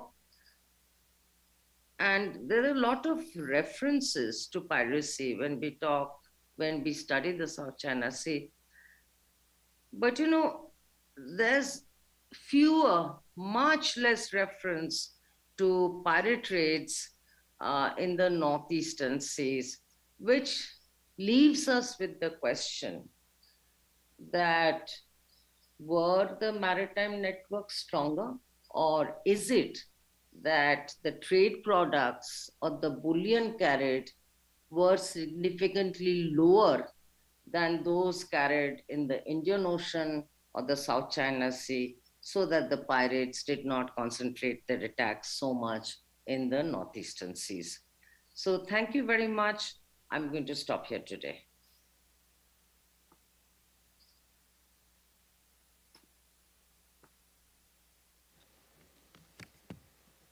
리라 무커지 교수님 감사합니다. Thank you, Professor Rara Mukherjee. I'm sorry to give you short minute, 20 minutes. I forgot to introduce you. Professor Rara is teaching at the Hyderabad University for history. Her major interest is Bengal and Indian Oceans, and her presentation today focused on Northeast Asia. So I believe that she compared the network of that region to this area. 이어서 하도록 하겠습니다. And now we'll invite the third speaker for session 1. The third speaker is Professor Chu Kyung-chul of Seoul National University, joining us via Zoom. The title of his presentation is Global Marine Network and the Formation of the Modern World. Let me invite the Professor Chu, but before then, I'm going to give you a short introduction on him. He studied economy and history at Seoul National University, and also in Paris. He attended the PhD program and graduated the PhD program. And recently, he published a book called 바다 인류, or Maritime Humanity. So let me invite Professor Chu. Please welcome him with a big round of applause.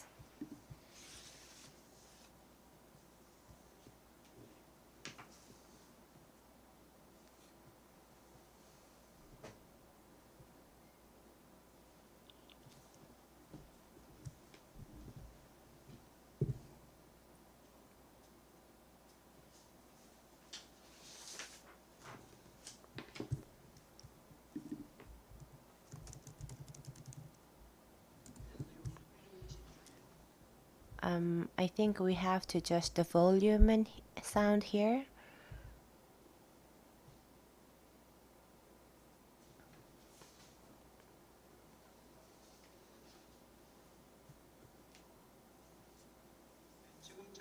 Well, can you hear me well? Yes, we can.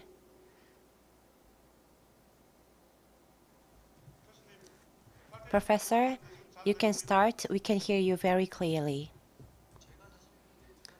Well, I wanted to go to Busan personally, but due to some things that I have to take care of in Seoul, I'm joining you via Zoom.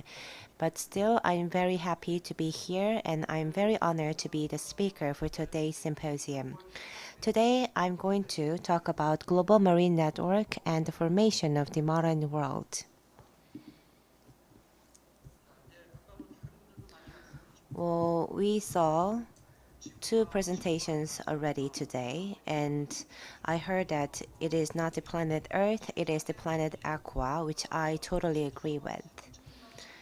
On Earth, the volume of world seas is approximately 1.33 cubic kilometers. To put it into context, it's like a cube with all edges measuring 1,000 kilometers. So that's a lot, but if you compare it to the size of the Earth, it's not so much. So if we combine all the sea waters and put it together, it will be just like that, as you can see on the screen. However, if you look at from the perspective of surface area, the water covers 71% of the Earth's surface. So actually, the Earth's surface is largely covered by waters and oceans, meaning that we all are living on islands in a sense. So for human beings, seas and oceans are important. We believe that we live on Earth, we live inland, but we are utilizing oceans for its resources and others. From the very beginning of human history, waters and oceans played a very important role in our life. And also, oceans have facilitated the development of human history. There are terms that are sometimes used in this among scholars, tellurocracy and thalassocracy. So this is the two different ideas that focus on the land and oceans respectively. So some people might think that there are conflicts or tensions between these two ideas. So today I would like to tell you that the humanity have been connected and networked through oceans. You know many navigators like Columbus and Zheng He. And yes, of course, human beings were connected with one another via road too, for example, Silk Road. But with the beginning of the maritime history or maritime navigation, such connection became much more faster and greater. Oceans played a very important role in trading and exchanges of goods, agricultural produce, religions, and even bacteria and viruses. So oceans indeed made us to connect with one another, and I believe that the beginning of maritime navigation was in fact the beginning of the world history or human history.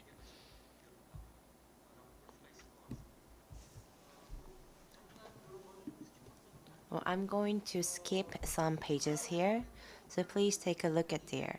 Global Maritime Network was first built with sailboats, but after the 19th century, with the advent of steamboats, the connection of the world were accelerated, and with the Suez Canal and Panama Canal, we could even strengthen the network of the world further. Then what happened next? I would like to tell you that ecological environment, the economy, and cultures were all intermingled through this network. So first, let's take a look at the ecological environment. I would like to use the term biological exchange. This biological exchange can take place naturally, of course, in the ecosystem, but it takes such a long time. However, with the European expansion and their navigations across the world and the discovery of new continent, this biological exchange had accelerated. Human beings accelerated this process. There are some few interesting examples. If you go to Canada or European nations, you will see some wild plants there. You may believe that they originated from those lands, but actually 60% of them are from Europe. In Australia alone, there are 800 species of plants imported from Europe. And recent studies found that earthworms went extinct in Mexico, the origin of the species. And because these earthworms cannot move so much, or they cannot cross the ocean, for example, they should have gone extinct there. However, they traveled to other nations via ships and vessels and continued to live. So what I would like to say here is that all these different species of plants and animals traveled all around the world due to the movement of the people. For example, in Australia, we see a largest number of wild camels there in the world. But of course, camels couldn't cross the ocean on their own. These camels were imported from Europe because European explorers wanted to use these camels in the central desert of Australia, but they failed to use them effectively there. But these camels went on to live in this desert. So this kind of phenomenon is well described in the concept of ecological imperialism developed by scholar Crosby. So old European continent ecosystem is basically moved and transported and implanted in Neo-Europe, meaning Americas and other continents. So all these happened due to the people's desire for expansion. Of course, the nature wants to expand and reproduce on their own as well, but the human accelerated that process and facilitated them to do that more effectively and faster. And with that, we also witnessed the globalization of diseases. When we use horses and camels for transportation, we suffer the Black Death in the Middle Age. And later, with the use of sailboats, we saw the widespread of smallpox around the world. And later, with the advent of train and steamboat, we saw the global spread of cholera bacteria. And of course, with container ships and planes and all that, we saw Spain flu and, of course, the COVID-19. So with the people's exchange of movement, globalization, and movement of diseases and pathogenic factors have been accelerated as well. So with the expansion of humanity, we saw a lot of things. It brought about wars and many other events, of course, but it changed and damaged the ecosystem greatly. That could be one of the most important historic events. And second, let's try to see this from the perspective of economy. With people starting to use currency and exchange labor forces and goods and information, we saw the stronger globalization trends in the world. This example is popular and famous. Silver from Latin America was imported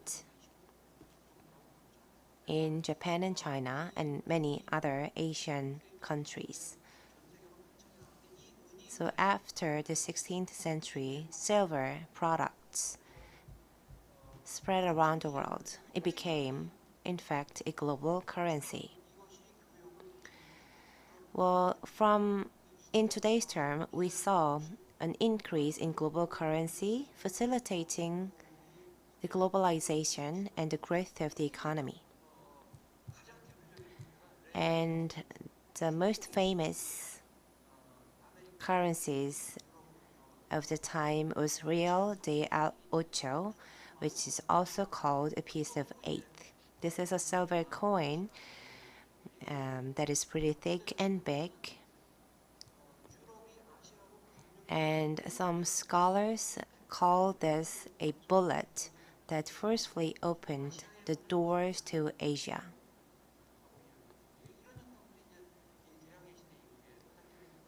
So these silver products and currencies were exchanged globally, facilitating globalization in the age of exploration. And another thing that came with that was, of course, slave trade.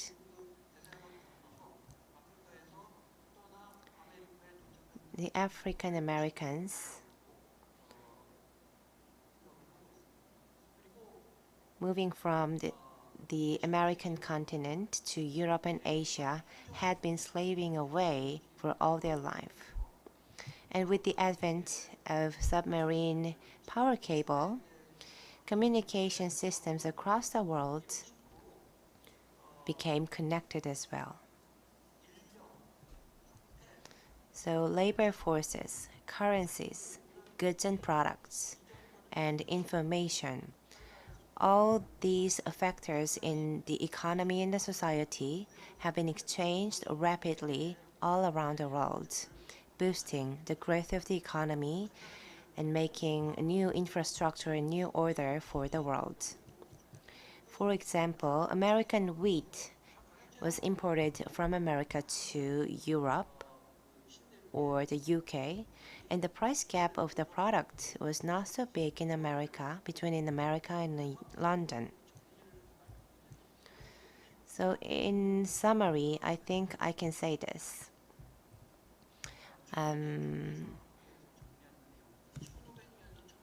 Between the year 15,000 and 18,000, for these 300 years, global trade volume grew 20 times.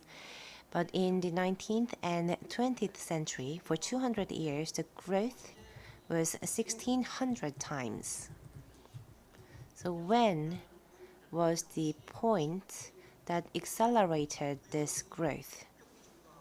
That is 19th century, when the world was connected via oceans. Before then, we didn't have a strong transportation system. So before then, people could only transport and exchange small but valuable goods. But with the development of shipping means, people could exchange bulky products as well. And another thing that we have to remember is that this structure is not fixed, it evolves. And in the process, it affects domestic politics as well. For example, farmers who do not like to see crop produce being imported might resist global trading and support tariff increase. But liberal forces might support free trade because they think that benefits of open and free trade are bigger. So this can be well reflected in domestic politics and policies. So globalization and ecosystem changes and trade were all affected by the power of navigation. And usually when we think about globalization, we associate the concept with the idea of the economy. And sometimes we also think about wars as well. When we talk about wars, we usually think about wars that took place inland. But if you look into the world history more deeply, battles in waters were the ones that determined the fate of the nation usually. So it is true that you win the war when you enter and occupy a land, but in the process, naval forces and the navy play a very important role because that's the way to get there. And cultural aspect is very important too. food, music, and all others. We saw the globalization of cultural products as well, with the development of maritime shipping. The reason I'm telling you this is that when you think of globalization in the world history, you focus on macro elements. But I hope that you can take a deeper look into micro elements as well, because these elements affect our life greatly. One of them could be dyeing agent or dyes. In the past, dyes were really expensive. If you look at the Roman Empire, the purple dyeing agent was really rare, so people could not freely use the dyes even if they wanted. But now, of course, these dyeing agents are abundant. They're everywhere, and we can use all colors that we want for painting or clothes or all others. And it is because we no longer had to rely on natural dyeing ingredients today. We have artificial dyes. But before, in the past, we only could use natural dyes.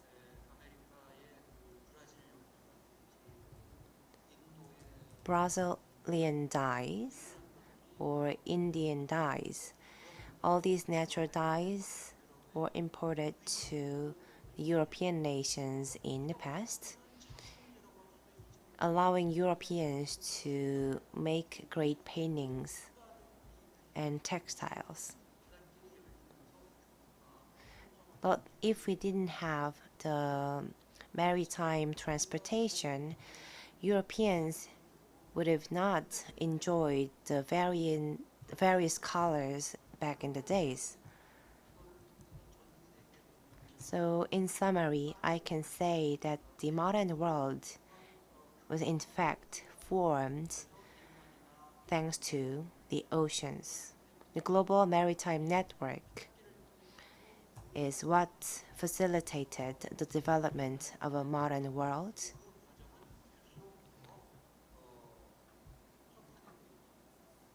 And this globalization trend is being accelerated thanks to the development of maritime technologies. Well, in fact, Korea is a peninsula, so we are surrounded by oceans.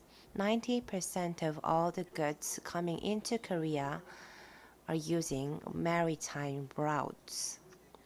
So global maritime network is critical for Korea as well.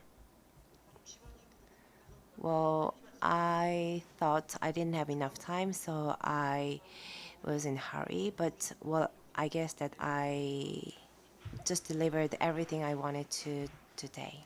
Thank you for listening.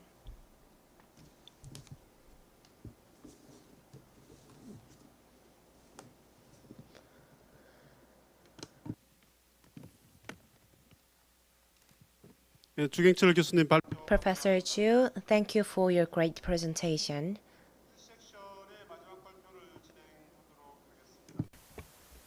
Now is the final presentation for the session 1.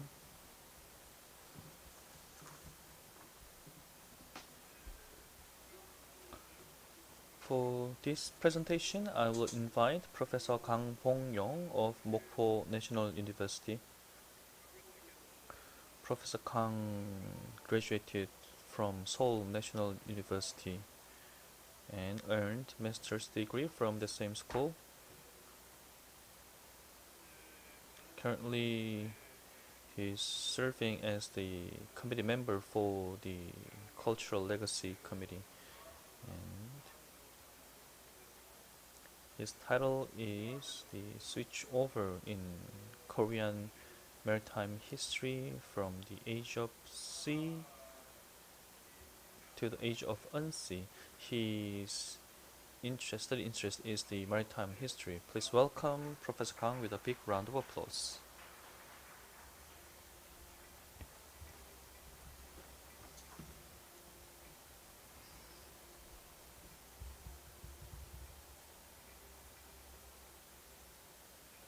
Good morning. I'm Professor Kang Bong-ryong. The three previous presentations focused on the macroeconomic perspectives on the issues of oceans. But for my presentation, I would focus on the Korean Peninsula and the ocean issues. I will cover from the ancient age to today. That was what I was asked to talk about. So I thought would be very macro perspective, but I think that my presentation covers relatively shorter period of history.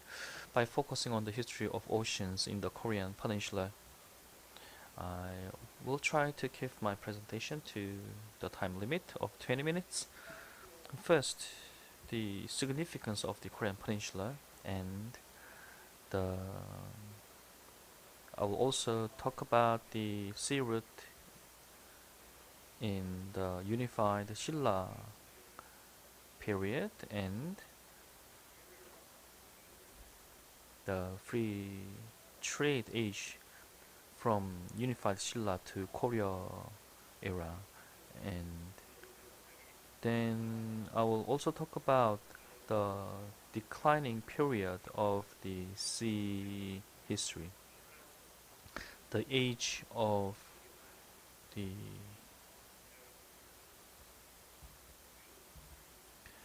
ups and downs in the era of unsea. First, the civilization exchange is a complementary activity that is characterized by give and take, to give what we have in abundance and to take something in return. So I believe it's a necessary activities to people, and the sea has been the absolute roots for civilization exchange. Today, 75% or more is conducted on seas, and for Korea, that figure rises to 99.7%. So seeing and studying history through oceans is a very important, and we have been relatively ignorant of this topic. We are in the peninsula, the Korean peninsula. During the Japanese colonial era, the Japanese people tried to instill the sense of inferiority about living in the peninsula. But in fact, peninsula is the connection between oceans and the continent, and also the hub for the prosperity of culture. So when we change this perception, then the peninsula is no longer an inferior, but peninsula becomes the connection between the continent and oceans. So with this new perception, the age of the coastal routes up until the age of three kingdoms, it represents the expansions of our perception about the seas.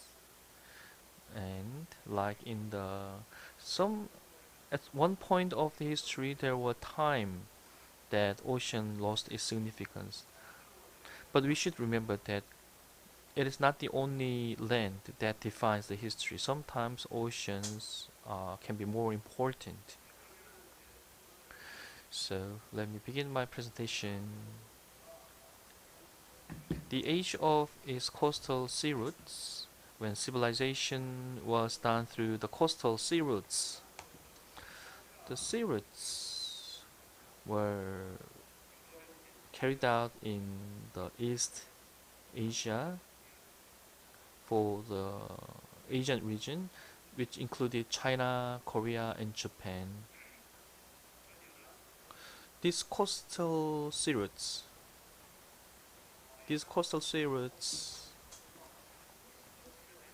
the Korea Peninsula was the point that every trade should go through So it was the channel between those two countries.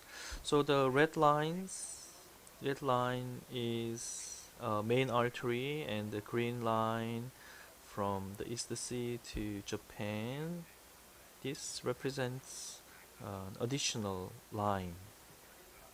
But for your convenience, I will focus on the two routes that must go through the Yellow Sea and East Sea.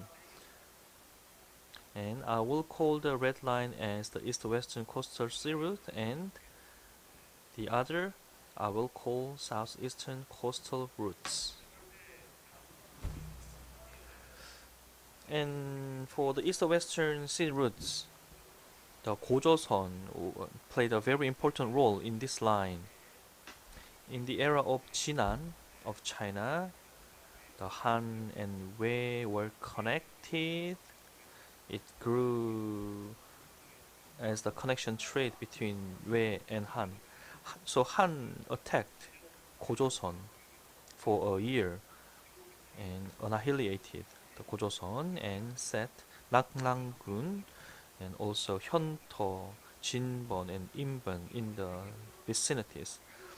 But those three others were abolished, and 낙랑군 survived for 421 years.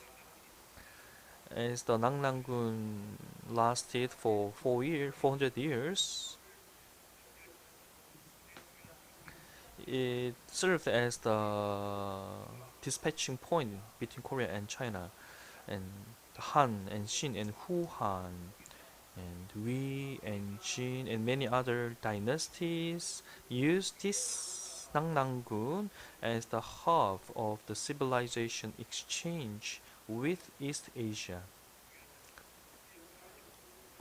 And that's how important 낙랑군 was. And the Yodong Peninsula had the Gongsun force, which had the hegemony, and Gongsun managed 낙랑군 and reinforced this in the early 3rd century by managing 2 ports. And the 고구려 in the Amnok River, and they attacked this area to drive away 낙랑 and 대방. So after 400 years and after 100 years, 낙랑 and 대방 were driven away, and the 고구려 and 백제 fought ferociously to take control of this region, and it led to the shutter closing of the Yellow Sea. So, and instead the East Sea route becomes more popular, and Shilla emerges suddenly. From the microeconomic point of view, there could be many stories, but let me just briefly point like this. And 낙랑 was removed after 400 years. So it led to the emergence of alternative points.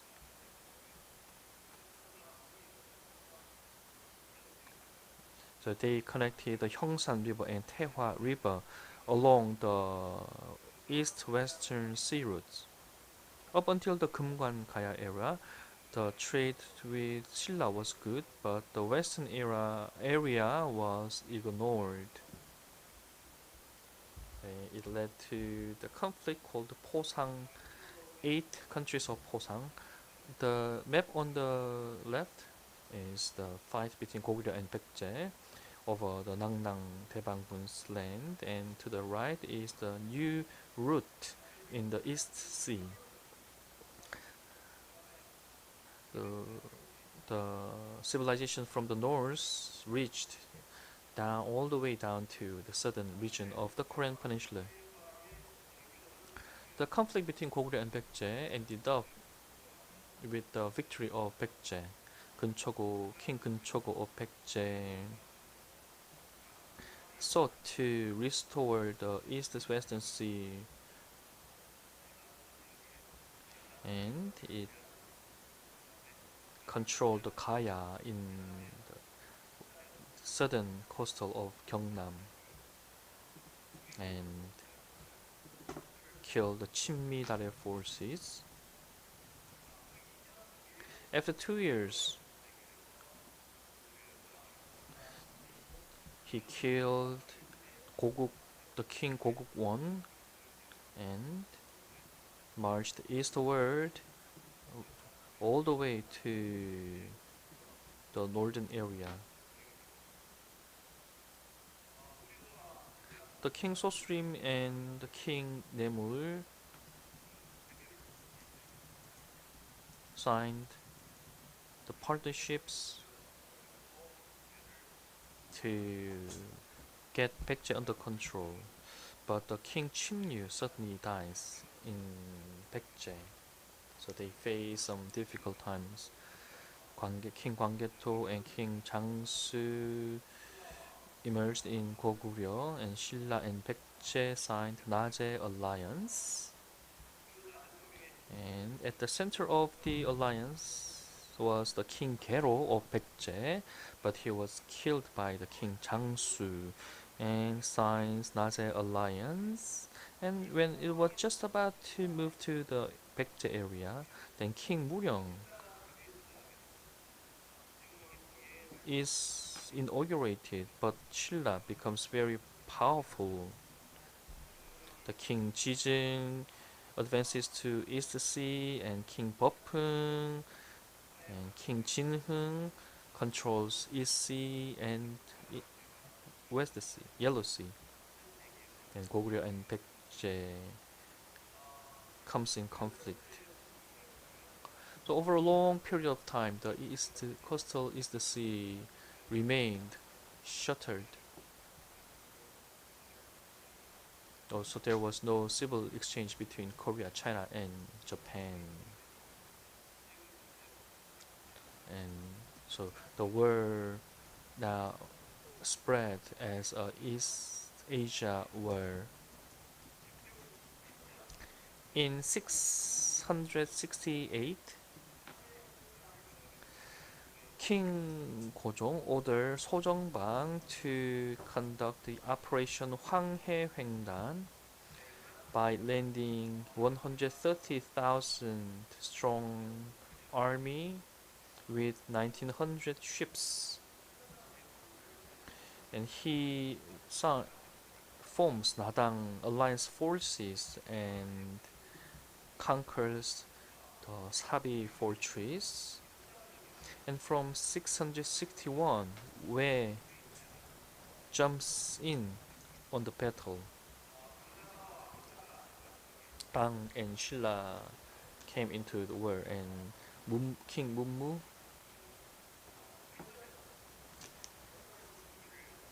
was victorious in sea battles. The transportation ship, he destroyed 70 transportation ships when their landing were made impossible. So Nadang War was the victory of the sea war, and after 2 years, the King Munmu installed Sunbu as the supreme decision-making body for the government. Not during the war, but after the war, because it was preparing for the sea trade. From the literature around 9th century, we can see the records that says Shillason are excellent. That was around the period when Jangbogo was active in this area. And he also created a porcelain production complex. And King Wanggon inherited the Jangbogo's legacies. And Wanggon inherited Jangbogo's legacies, and he founded Korea, which grew into a maritime powerhouse. one example I like to introduce is a poem by Lee Gyu-bo. In this poem, he says, "I can reach the southern bay in half a day." So those ships are can run faster than horses on land. And 고려 도경 and 신안선, the other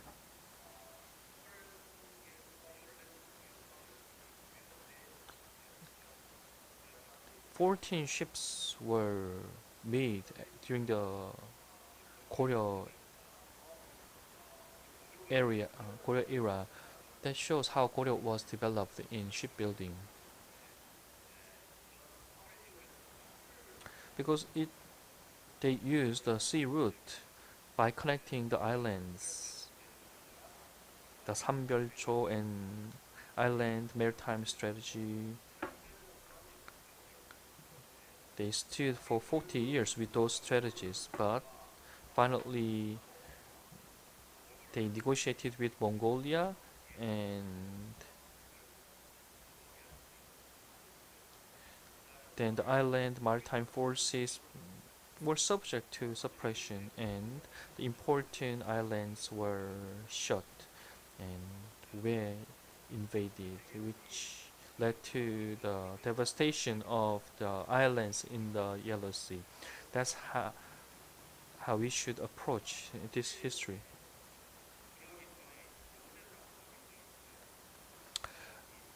The partition of Joseon is very important before we enter into the Joseon era. This was the partition 3 years before the foundation of Joseon. He suggested that we should found a nation for the people, and he and other armed forces founded Joseon. Ibangwon's killing of Jongdojeon is very important, and Taejong, who was inaugurated, enforces the unsea policies.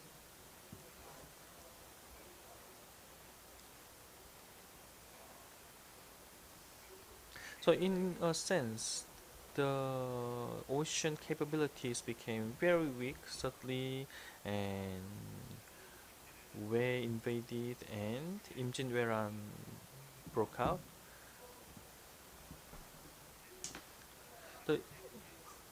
The whale shut the ocean maritime supply routes, but General Lee Sun-shin used the islands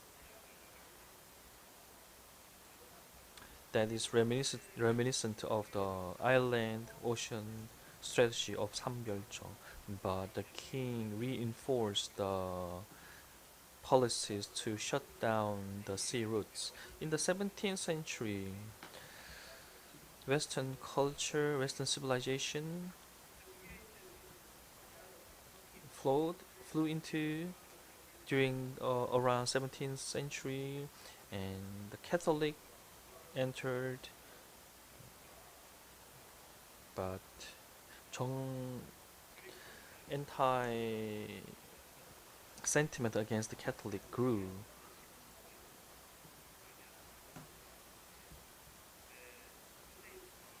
And Chong became armed and get disappointed with the Western culture, and so King Hungson, the great Hungson Daewon-gun, tried to open, but the forces who defended the status quo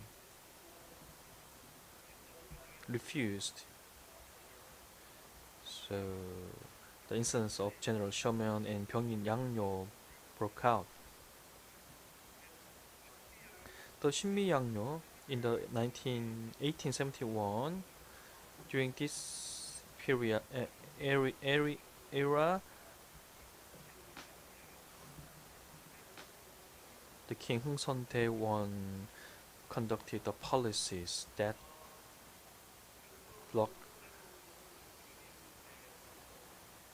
refused to accept the outer cultures.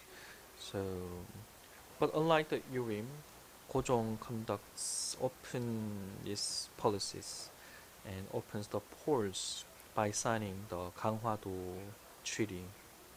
So at the end of the day, Chong and Japan come in fight against each other, and the Chong and Japan war broke out in 1895, and Joseon tries to neutralize and tries to get independence, but ended up in ocean battles. During the Japanese colonial rule, we are focused on singling out the people who, the pro-Japan forces, but there's a need to focus on the history of colonial rule. Why did Japan value Mokpo? I believe that was because Mokpo could serve as the hub between ocean and East Asia. That is reminiscent of the Cheonghaejin system of the 9th century Jangbogo. Now the inter-Korean comparison. It's been only 70 years after the war, but North Korea ended up as a poor country because of the openness. But Korea opened its seas. Korea has not always opened its seas. Sometimes it closed the seas, but ironically, by shutting down the oceans, we became a maritime powerhouse. So here, let me conclude. Once again, Korea is now emerging as the maritime powerhouse. How can we explain this? Is it the result of the ocean civilization DNA that runs in Korea, or what's more important? But what's more important is the collective will to make choice. So what does it mean to the people in the peninsula? Thank you. Thank you, Professor Kang. Thank you for keeping the time to go through the ocean history of Korea. Thank you. 이제 1부 섹션 So we are nearing to the end of session 1. As you can see on the screen, the title of today's symposium is Insight into the Ocean, and keywords is maritime civilizations and oceanicity. Well, we gave a lot of thoughts to make this title and keywords. We wanted to further study into maritime civilizations and oceanity. But, well, English translation of this concept was rather weak from our perspective, so we wanted to make the title more appealing, so the final title became Insight into the Ocean. So we want to get an insight into the ocean by studying the history of oceans and human. So we just completed the morning session for today. We have afternoon session today and morning and afternoon session tomorrow as well. So if we complete the all sessions, we will be able to listen to 40 people in total.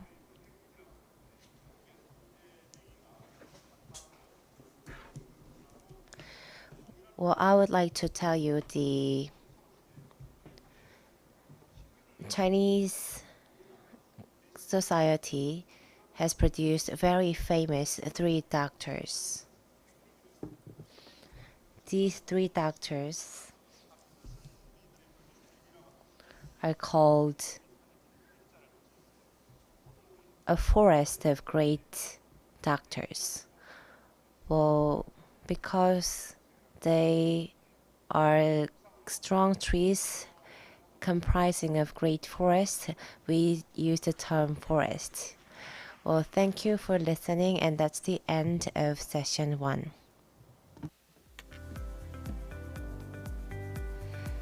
네, 여러분 첫 번째 세션에서 Thank you very much. I would like to send my sincere gratitude to all speakers and Mr. Peck for being a great speaker and moderator. So we are going to take break from now. So enjoy your lunch and come back to the hall by 1:30. If you are here in the room, you might have received meal coupon when you were entering the hall. Please bring that coupon and go to the Maritime Food Hall to get dishes. And from 1, we offer a docent program for the sideline exhibition, Maritime Civilizations Exchange between Korea and China. If you want to attend the program, come to the second floor by 1 and take art brochures as well. I'll see all of you again for session 2 later. Thank you.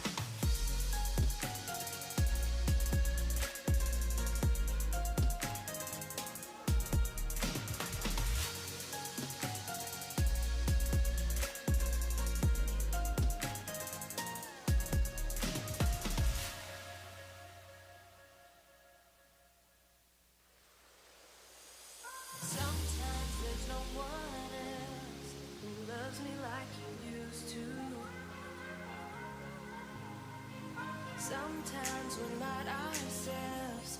There's no one I can turn to. And I know all the feelings that we shared are in the past. And I know your relationships are never meant to last. And I'll take some time, but I'll be alright. We're moving on.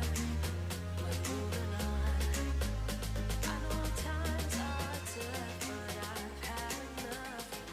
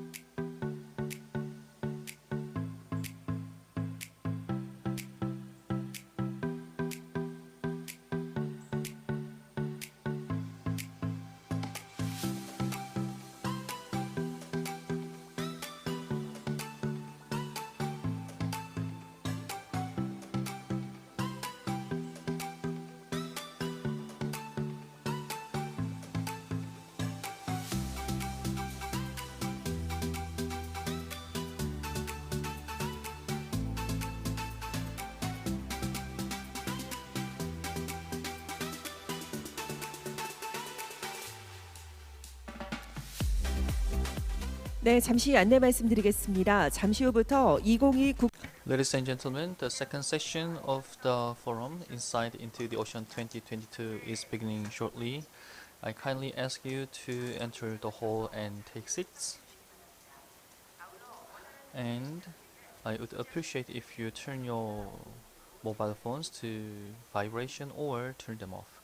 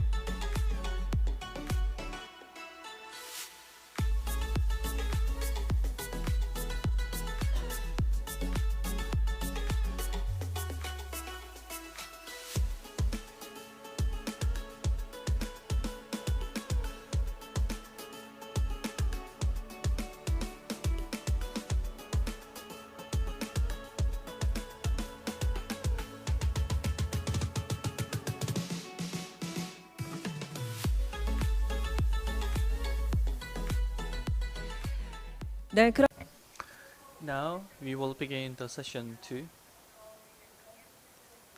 For the session 1, we cover the philosophical reflection and exploration of oceans.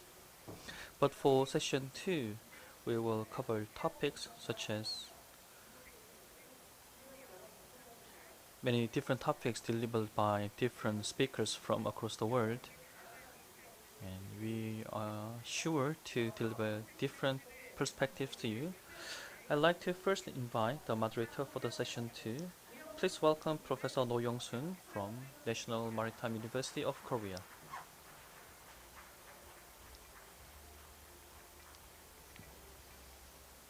Thank you for your kind introduction. I'm Professor No Young-sun from Korea Maritime and Ocean University. The session 1 was held both online and offline, and I welcome all of you to this session 2. This is international conference under the theme of insight into the ocean.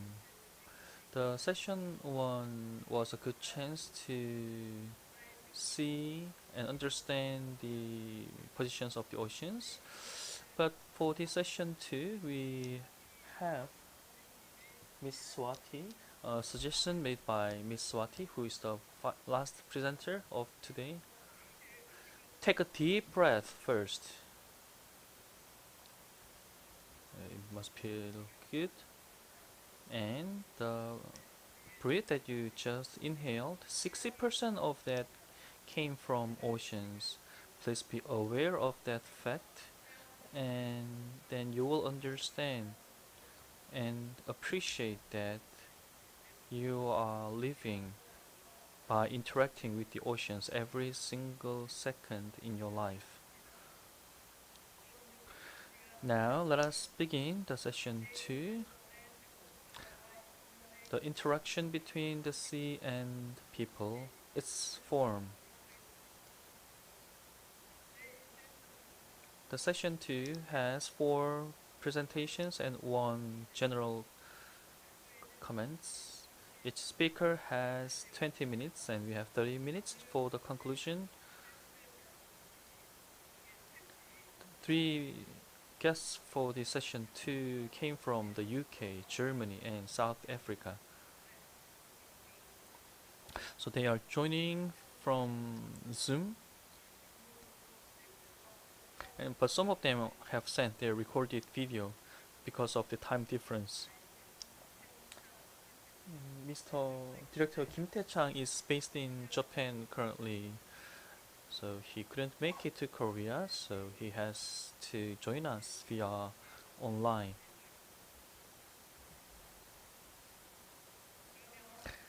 So let us invite the first speaker via online, Mr. Vitika Biswa's title is Watery Portals, Making a Porous Sea Art Festival.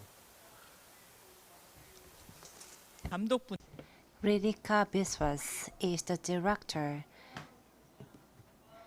of the 2021 Sea Festival that actually took place in Busan, Korea. So we had good time with her back then, last year, and currently she is a co-curator in London, Borderless Museum. So now let's invite Ritika Biswas. Please watch the video. The talk entitled Watery Portals, Making a Porous Sea Art Festival. So this talk emerged from several different questions that have been part of my practice and part of the concept for the Sea Art Festival for several years now. They mostly revolve around what is it that we truly mean when we're talking about the aesthetic, the ontological, the geopolitical, and the socioeconomic implications and realms when we're referring to ecological art, specifically the hydrologics of art themselves. How do we create uncanny, intimate encounters for audiences, for people in cities via artworks to create these conduits, these passageways to other ways of understanding and comprehending and being beyond the insular notions of selves that we all hold?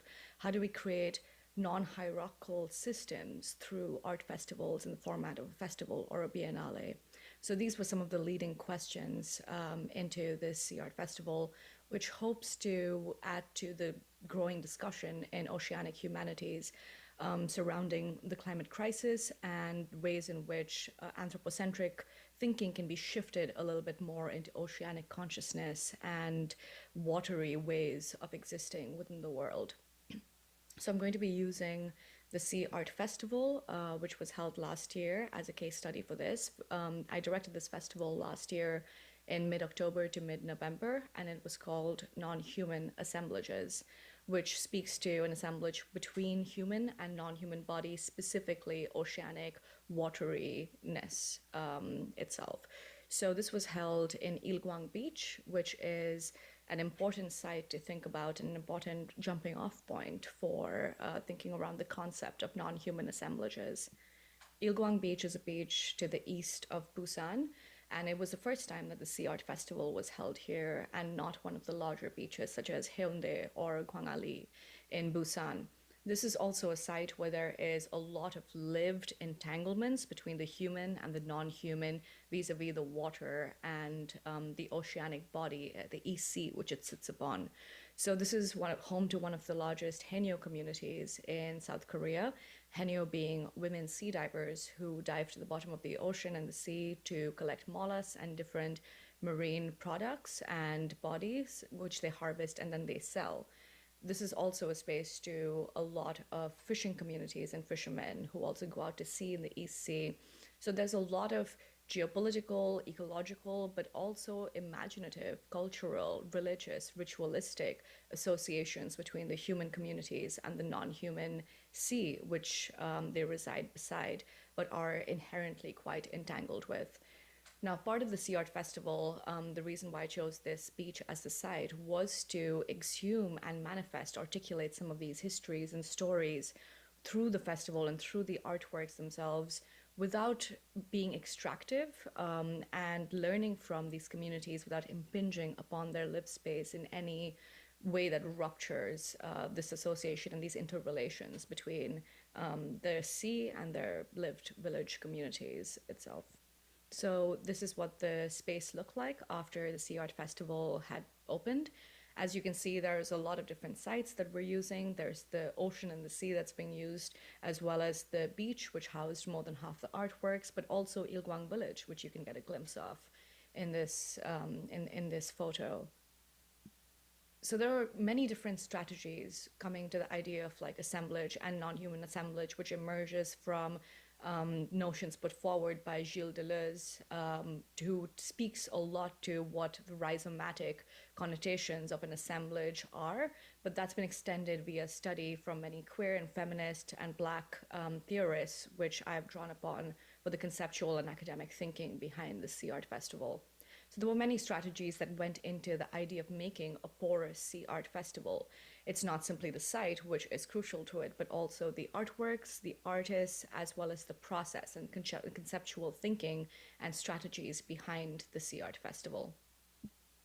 So there were several different sites, as I mentioned, not only the beach, which was the Ilguang Beach, but also the East Sea itself, which had several different works, as well as the Ilguang River, where you can see one of the works intertwined within the river. The river then leads into the East Sea very closely, but also some of these human spaces, very important historic association buildings that were part of the community and are crucial to the Ilguang community, which house some of the works as well. The whole idea was to think about these many different sites not as distinct or demarcated from one another, but ones that are ensconced and speak to one another through their histories, through their liquidities, through the wateryness of these sites and all the stories and the archives and the memories that they hold, which was part of the architecture of Sea Art Festival. Therefore, wateryness and assemblage theory were not simply floating abstract concepts, but built into the very design of the festival itself. So there were several different strands, conceptual strands and intentional strands behind the Sea Art Festival. First, of course, as I mentioned, assemblages and multiplicity.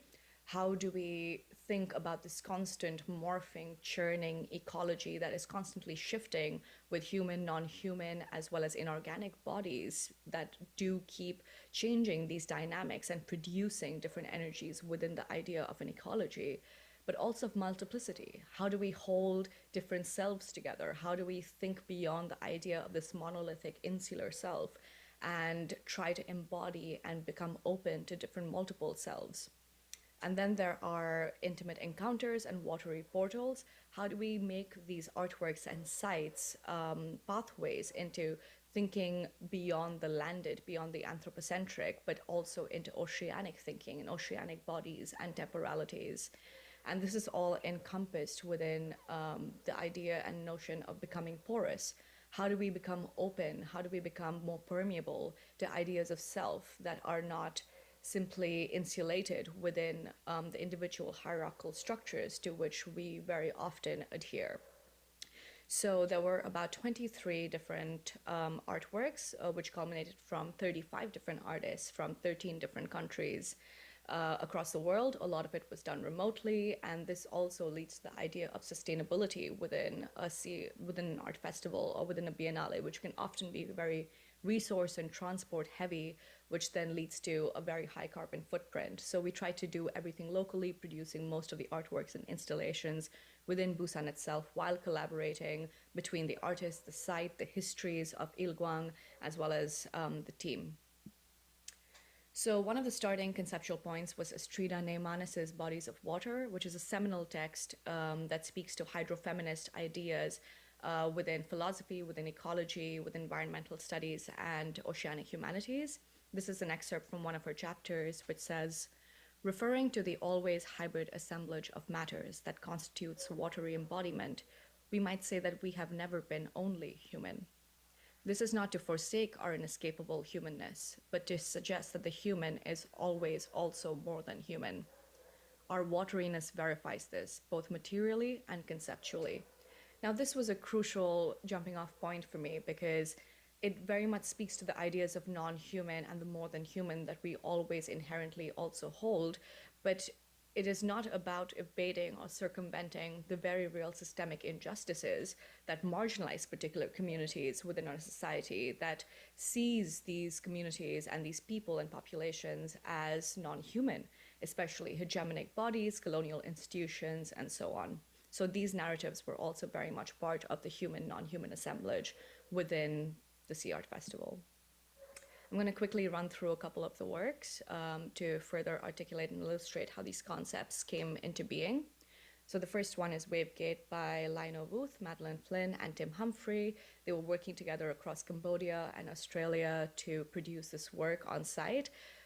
This refers to a shrine within Ilgwang village that's been created via mirrors, but also is mirroring both the sea as well as the temples that are part of Ilgwang village, referring to the rituals of fishing that happen once a year within Ilgwang, alongside a soundscape that was built and accreted from the sounds of waves and folklore songs from Ilgwang beach and the Ilgwang village at the same time. The second work is The Membrane by Choi and Shine Architects, a Korean-American duo. They created this huge fin membrane structure which was adhered to the bridge which separated the sea and the river, the Ilgwang Sea and River. This membrane notion was very, very crucial to this installation because a membrane is a structure that is semi-permeable. It lets in certain substances and keeps out others, but speaks to the ideas of fluidity among like human and non-human bodies. The design itself is a nexus of various different patterns found in non-human bodies, such as fish scales and algae and plankton, as well as human textures of skin and postmodern buildings. These are two other works. The first is one by the Forest Curriculum, which is a nomadic collective working across the world, but specifically with the notion of zomia. The zomia are these forested lands that exist across South Asia, Southeast Asia, and East Asia, which are not bordered by nation states or not withheld within nation states, which can often be quite hegemonic ideas of suppressing certain bodies, both human and non-human, that have lived here, occupying indigenous territory and suppressing a lot of indigenous as well as non-human rights. The second work is by Yejun Ru, who's an emerging Busan-based artist called Archipelago of Dream Folds. She creates these several islands of human and non-human bodies ensconcing together. You see parts of a human torso, chest, arm, leg, which are fragmented and dismembered, but are floating and ensconced within these coral-like colonies, creating this liminal, almost uncanny and oniric island on the Ilguang beach. Then we have some works which I'm going to delve a little bit more deeply into. This is called Narratives from the Hadal Zone by Kung Hwa Kim, who is also a Korean artist, Busan-based, and has been working there for several decades. She's created this absolutely stunning, huge egg created from fragments of different mother of pearl that she stripped from cabinets and furniture from the 19th and 20th century Korean furniture and then placed onto this egg-like structure. So it's called Narratives from the Hadal Zone because the deepest parts, the deepest trenches of the ocean have often been unexplored and thought to have been uninhabited due to the extreme water pressure. And this has led to several different imaginings of what the deep sea looks like, the hadopelagic zone. So here Kung Hwa Kim imagines this mythical creature that has risen from this dark subterranean zone of the waters of the ocean of the East Sea, and then come and laid this stunning egg and then abandon it and to go back into the ocean, and left us for us to ponder what this object might connote. This is also quite crucial to questions of labor, both human and non-human, because mollusks produce this mother of pearl over a long time, accreting all of the different granules of sand to create this mother of pearl. But then we have all of the human architects and the laborers and the craftsmen who create these designs of birds and pine trees and bongwangs onto these furniture across generations, and these have all culminated and brought together in this one object, which is lying on Ilkwang Beach. This is The Ocean Machine by Anna Kim. This was a work that was projected onto a building by the Ilguang River, this huge, large-scale outdoor projection. It's called The Ocean Machine because Anna Kim, along with AI and an autoregressive learning model, produced this idea of the ocean machine, which is this future-looking object which essentially tries to resolve the problem of microplastics in the sea. But it's brought together with the Korean mythological figure of the dragon goddess. The dragon goddess is this feminine deity who exists underwater in the ocean and is languishing there, looking at this festering, deeply polluted ocean. And then the ocean machine and this dragon goddess come together in this convergence of the more than human as well as the non-human and AI as well as mythology to resolve and clean up this dying ocean of microplastics, bringing together many different ideas of what mythotechnesis could be, which is an idea of a future fictioning of the real. That is, how do we think about technological speculative ideas of technology, but alongside a very lived context of the present in order to think about different temporalities, different future temporalities that can exist and future technologies that can exist. So some of these works only quite came alive at night. For example, there was also a projection by Rohini Devasher called Glasshouse Deep onto the Ilguang beach, which was referring to the idea of diatoms. Diatoms being these tiny algae that float in the ocean, which are pretty much invisible to the human eye and can only be seen underneath an electron microscope. But these tiny creatures are so crucial to the environment. They produce about a quarter of the entire oxygen produced within the ocean, and yet we as humans in our collective consciousness, we don't quite think about or are able to perceive what these algae and these diatoms do for us and do for the ocean environment and ecology. So she's exhumed these structures and these creatures and projected them onto the sand through her own imaginings of what a dance or the semiotics and the aesthetics of these diatoms could look like on land, which is what brings me to the idea of visualizing invisible oceanic grammars. So by this, what I mean is that the Sea Art Festival was an attempt to articulate, illuminate, and create a visceral sensorial distance between the audiences who are not able to perceive all of these happenings and all of these creatures and these worlds that live within oceanic realms because it is inaccessible to them. So how do we create vis-a-vis art and these artists and these concepts a foray into a portal into all of these worlds and bodies and communities that are invisible to us, that are invisible to the average person? So how do we think about the aesthetics and the semiotics and the communal entanglements and interrelations within these sea ecologies, these oceanic ecologies, and bring them to life? But more than that, it's also about the way in which humans have long been inspired by the sea and the ocean.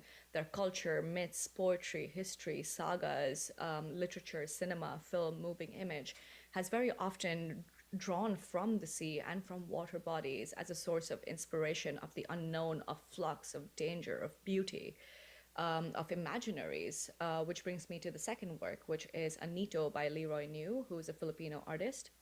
So here he's imagining this gigantic sea creature, this god, Anito, which persists across South Asian and Southeast Asian religious thinking, who's come onto land, who's wrapped around this huge structure within Ilguang Beach to essentially seek revenge upon the human population for waste pollution, for plastic dumping into the ocean, and all of the violence that's been caused by human communities onto oceanic communities. But this is not simply about the idea of seeking revenge, but also speaks to the ways in which cyberpunk or future thinking within human literature has often tended towards the sky, towards outer space, as the space of futurism. Here he subverts that by thinking about how cyberpunk can exist in the deepest trenches of the ocean, and we simply do not have the capacity of perceiving these watery temporalities and these elsewheres and other worlds that exist at the bottom of the ocean. I wanted to end with two different projects that were part of the very, very vast academic and public program within Sea Art Festival. The first being The Care for the Stranded, a lecture by Astrida Neymanes, whom I mentioned earlier, and her book, Bodies of Water, where she speaks about the different entanglements between ideas of stranding, both of stranded cetaceans, of beached whales and dolphins who've come up and washed up on shore, partly because of the climate crisis, but also of refugees who've been stranded across many different beaches and countries that are unwilling to take them in because they've been having water or oceanic crossings due to violence within their own countries. What do these different strandings look like, and how do we approach the stranded with care, be they human or non-human bodies? The second one is a Sounds of the Night sonic project, which was a soundscape specifically made for the Sea Art Festival, drawing upon deep sea sound waves as well as techno glitchy aesthetics, brought together in a soundscape that played every single night during the festival when the sun was setting along Ilguang Beach and the sea, which encompassed and wrapped the entire festival site within this sonic immersive experience, trying to create yet another watery portal into existing in a slightly different, even if unfamiliar and uncanny and perhaps slightly discomforting way, to try and understand how we can hold all of these frictions of multiple selves, of watery selves that are porous to the worlds around us rather than protective, defensive, and create walls around our ideas of being and existing within a watery world. So I just wanted to end with the references and credits, and thanks to the Korean National Maritime Museum for having me.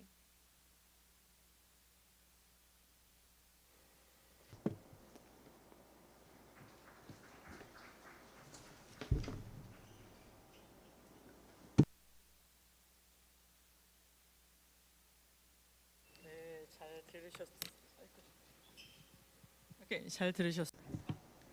I hope you enjoyed the video. I think the director Ritika Biswas was suggesting that we now have to change our way of thinking, how we can take different approach to align ourselves with the way of oceans. I think that is the way to find and explore the humanity. And particularly, I believe that this notion is well aligned with the theme of today's symposium, like maritime civilization and oceanicity. And when we resolve problems, sometimes visualization can be really effective. And I believe that that fact was well attested by the Sea Art Festival in 2021. 비주얼 The second speaker will deliver us the amazing effect of visualization. The second presentation, I'd like to invite Professor Jeong Kyu-sang from Hyopsong University. Professor Jeong is the member of the Korea Land Charter Committee, and please welcome Professor Jeong Kyu-sang, who will talk about a marine story seen in design, marine space design.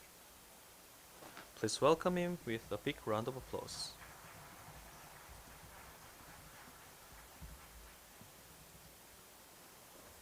I'd like to get my mask off.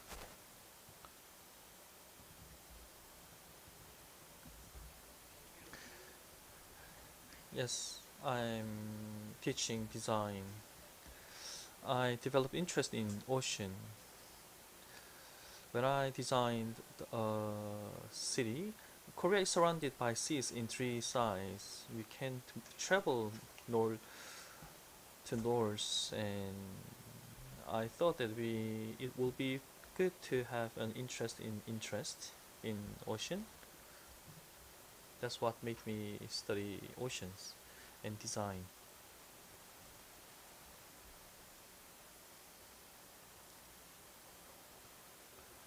What I felt was that design is very close in our lives, but some people may not think that design is part of their lives.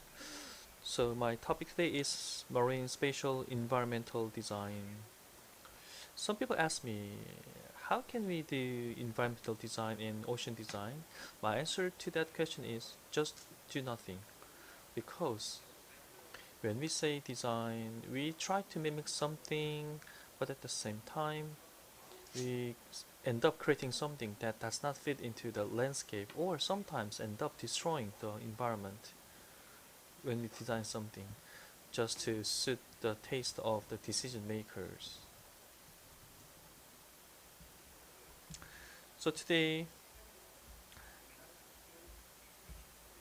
I'd like to talk about what design can do to improve our quality of life and what are the requisites for that purpose.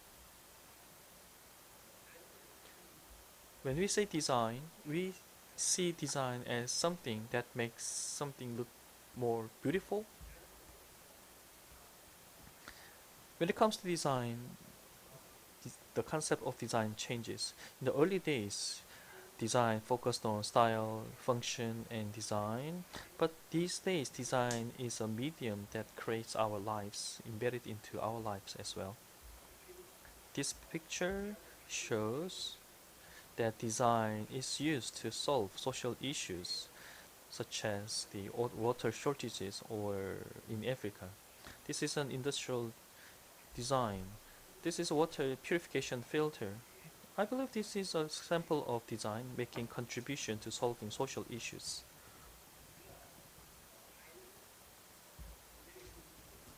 The design as a tool to solve social issues. A victor and educator, Victor Papanet, said that design should strive to solve social issues. Design is a process to solve issues and is an activity to create something. Sustainability, green, and public design, those concepts are in line with this definition. This is a theme that let's go to the oceans. What do you think of when you heard the word ocean design?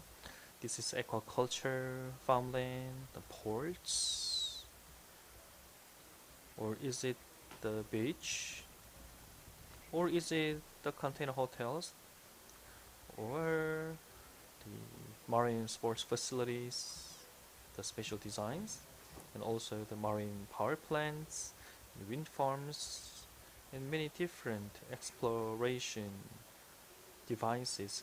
So maritime design comes in many different categories. And ships is one case, but the underwater city and underwater tunnels, the maritime design is turning into something that generates valued added values. Marine design is the integrated design to generate values to ocean spatial environment. So today I like to talk about and I like to suggest that we begin the maritime space revolution. The importance of marine space has been highlighted by the resources depletion and environmental degradation. UNESCO and other international organizations have already become aware of the social and economic and social roles that marine space can do. Especially one of the most important is they are not confined to generating economic values but also social issues as well.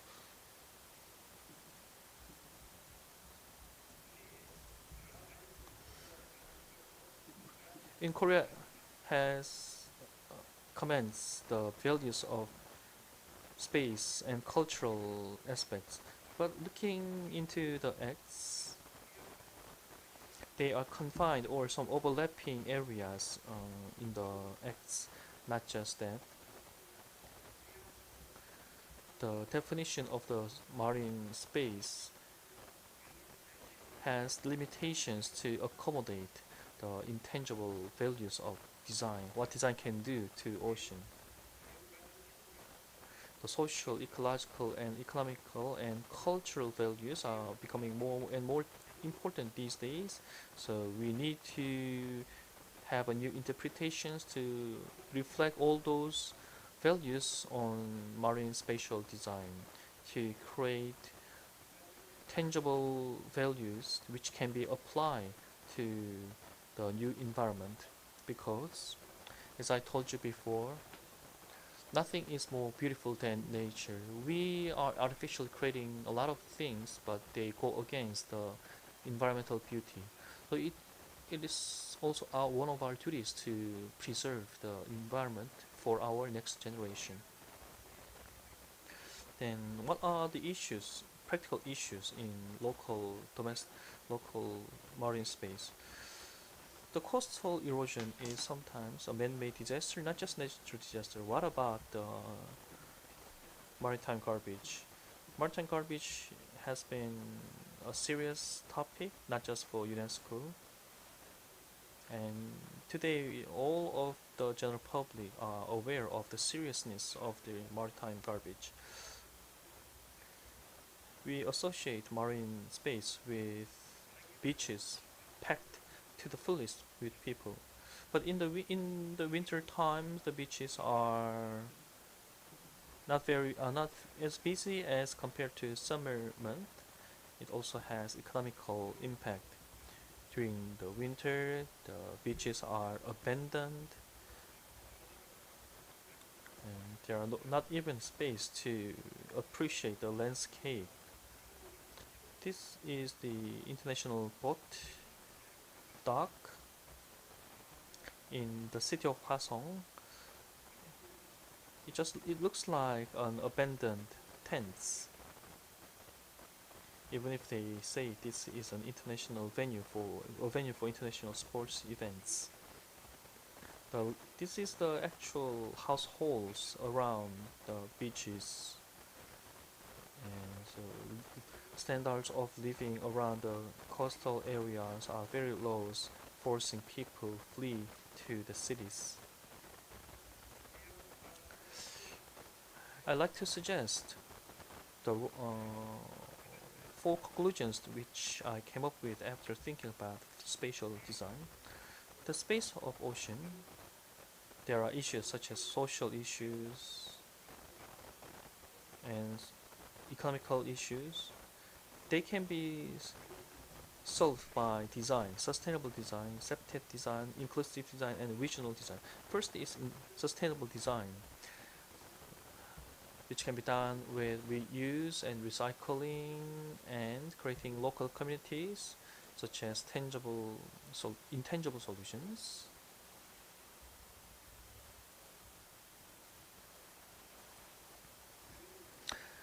Let me take for example the reused products or eco-friendly products or heat efficiencies. There are many cases for this. In Spain, these are the designs to fit into the landscape of oceans and can be accessed throughout 4 different seasons. Next is the septet design. On land, the safety design septet is used for land for design. We may use CCTVs, but the best solution is natural surveillance so that people can monitor what others do in an open space. This is a waterfront in Croatia, safe both day and night, and it reduces not just crimes and makes people feel safer and very comfortable to visit. Third is local based design, the regional design that features the differentiations of the region and also can use the resources or reused items locally, which are locally sourced. A village in Germany, they are reusing the water, collected water. In winter, they use the water to cool down the urban area. It has its own very unique and special identity. But finally, the key is the universal design and inclusive design. This concept means that a product can be used universally for any different age groups, not just for people with disability, and it develops design so that to generate the engagement and participation from the local government. Then what is the marine spatial environmental design? First, it should start with understanding the necessity of the design and create a social relationship, and then lead to independent concept of culture.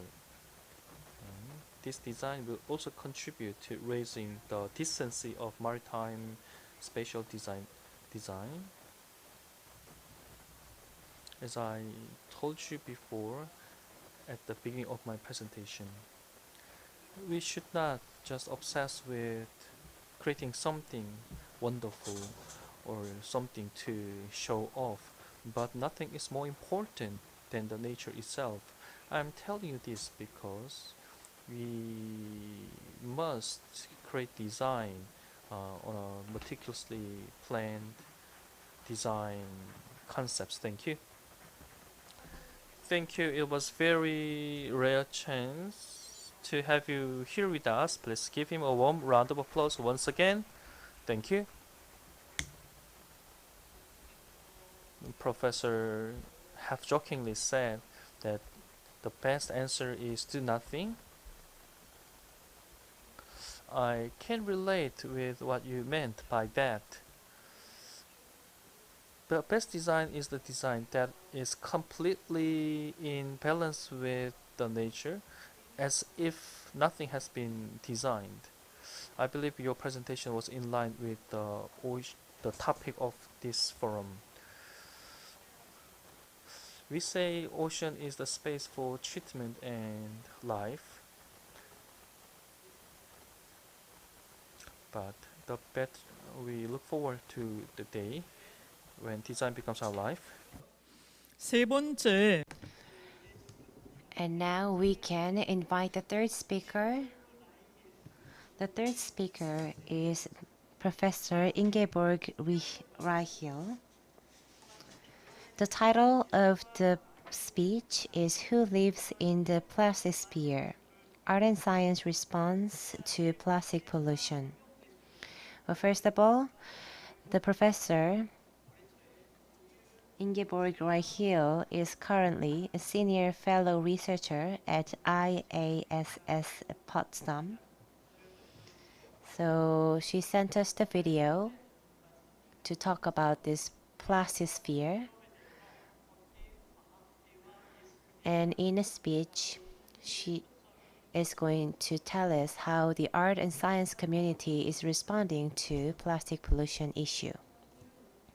Much for the invitation to talk at your conference Insight into the Ocean, presenting some of my research on artists getting interested in working on plastic pollution in the marine environment.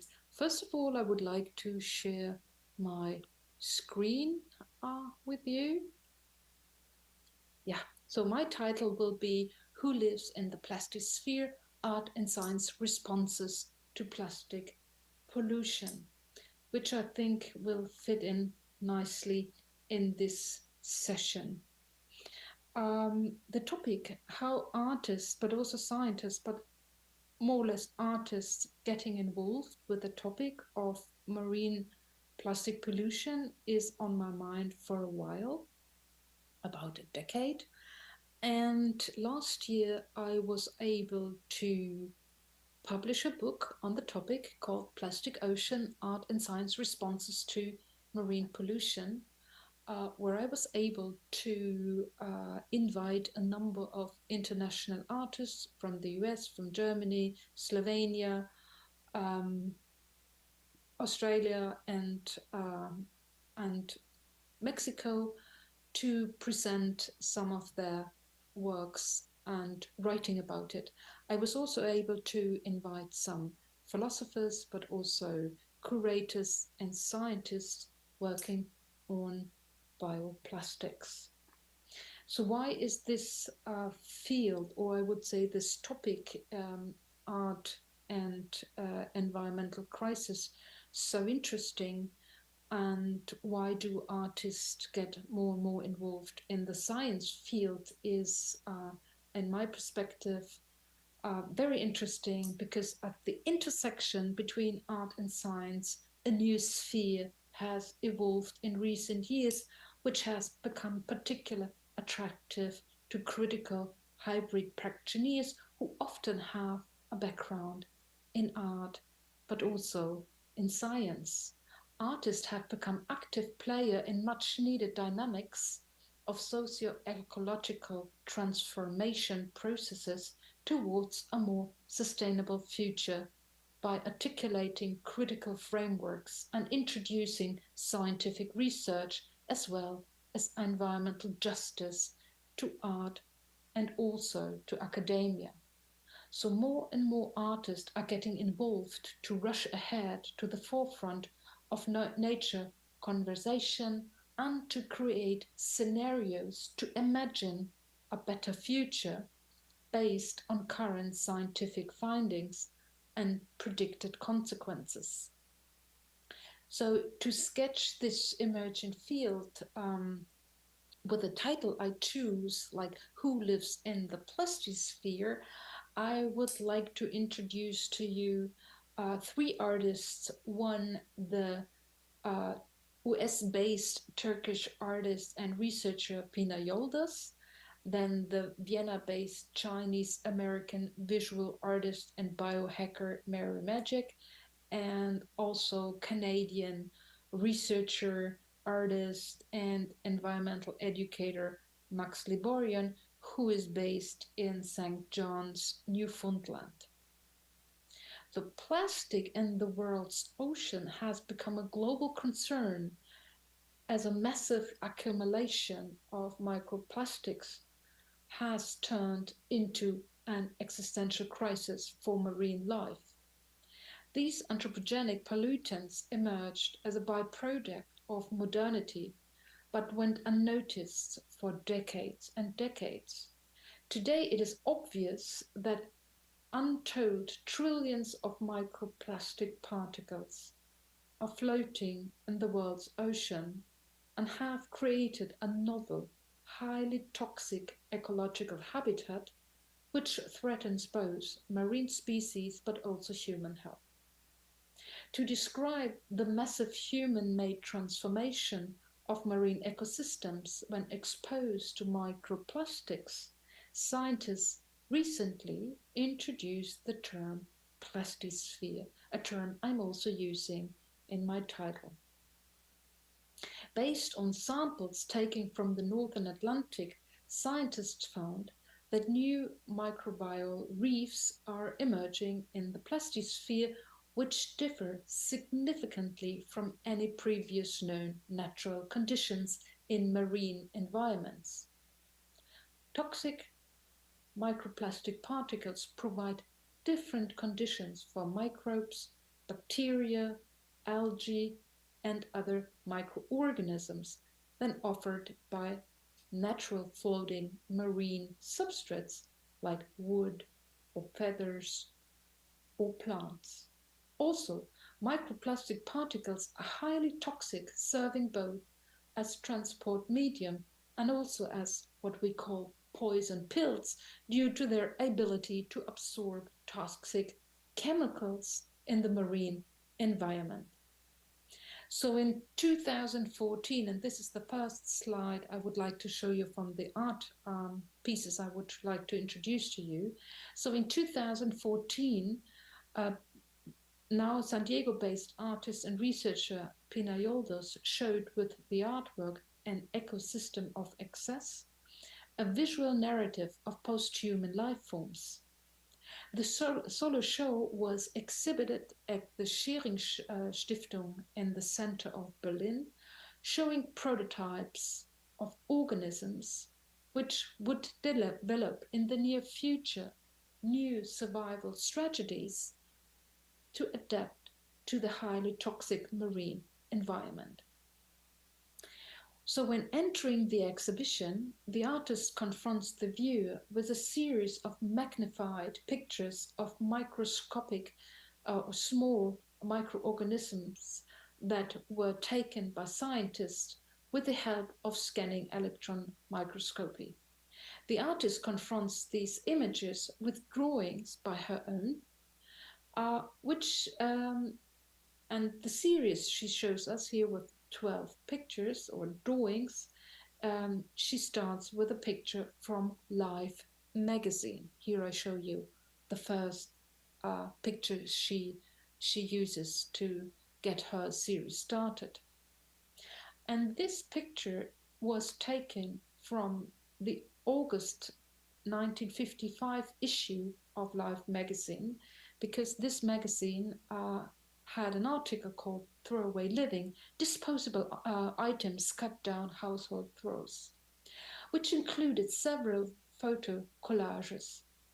This was the first time when the term throwaway society was used and praised because, after all, disposable goods, mostly made of plastic, promised to serve the modern American housewife a considerable amount of time. Yoldas explores with her installation how higher organisms like crabs, fish, or birds might adapt to the toxic microplastic pollution of their environment, envisioning possible future scenarios. An ecosystem of excess tries to demonstrate how humans have transformed the ocean and, in a sense, the entire world into a kind of laboratory where common distinctions between natural and artificial, subject and object, human and non-human agents would no longer apply when confronted by the enormous ecological problems and challenges existing today. So I show you a few more slides of the post-evolutionary organism she was imagining, with wonderful Pantone color. And with the exhibition, there was also a catalog coming along where she invited a couple of people to write also, for example, Linda Emma Zettler, one of the scientists that came up with the term plastisphere. Interestingly is that 2 years ago, Pina Yoldas was invited to show like a new version of an ecosystem of excess she calls Hollow Ocean at the Venice Architecture Biennial to cope with the topics of plastic pollution, loss of biodiversity, and so on. So this was the option where this piece was shown to an huge international audience. So with an ecosystem of excess from 2014 or Hollow Ocean from 21, the artist is creating a post-human, or the idea of a post-human ecosystem of speculative organisms and their imagined environment, providing us, we as spectator, with compelling visual pictures and sculptures of a speculative future scenario. The focus is on the loss of biodiversity and the question, which species will be in the near future be able to adapt to the toxicological effects of plastic pollution in the ocean, which are created by the waste regimes of our affluent mass consumer societies. So Yolda's artistic approach of designing a colorful, speculative future is not surprising at all, because for modern societies constantly generate narratives and imaginations of their own future, which often says less about the future than more about the self-image of the respected society and the expectation from which they emerge. So the next artist I would like to show you has a quite different approach. This is Mary Magic with her piece Open Estrogene from 2015. And she is following a different strategy to address the infiltration of toxic molecules from the petrochemical, agricultural, and pharmaceutical industries into our seas and waters. As I said before, Magic is a Chinese-American non-binary visual artist currently based in Vienna, Austria, but holds an MA from MIT Media Lab from the section Design Fiction Research Group. Her work spans from amateur science, DIY biotechnology, performance installation, to speculative fiction and much more. With an open source estrogene, with this project, Magic looks critically at how gendered bodies are controlled and managed through corporate and institutional science on the one hand, and on the other, are permanently exposed to endocrine disrupting chemicals due to the toxicity in the environment. So endocrine disruption affects not only human health, but all living organisms as well, because basic features of biology are shared across all life forms. in particular damaging this to sexual organs and of course to fertility.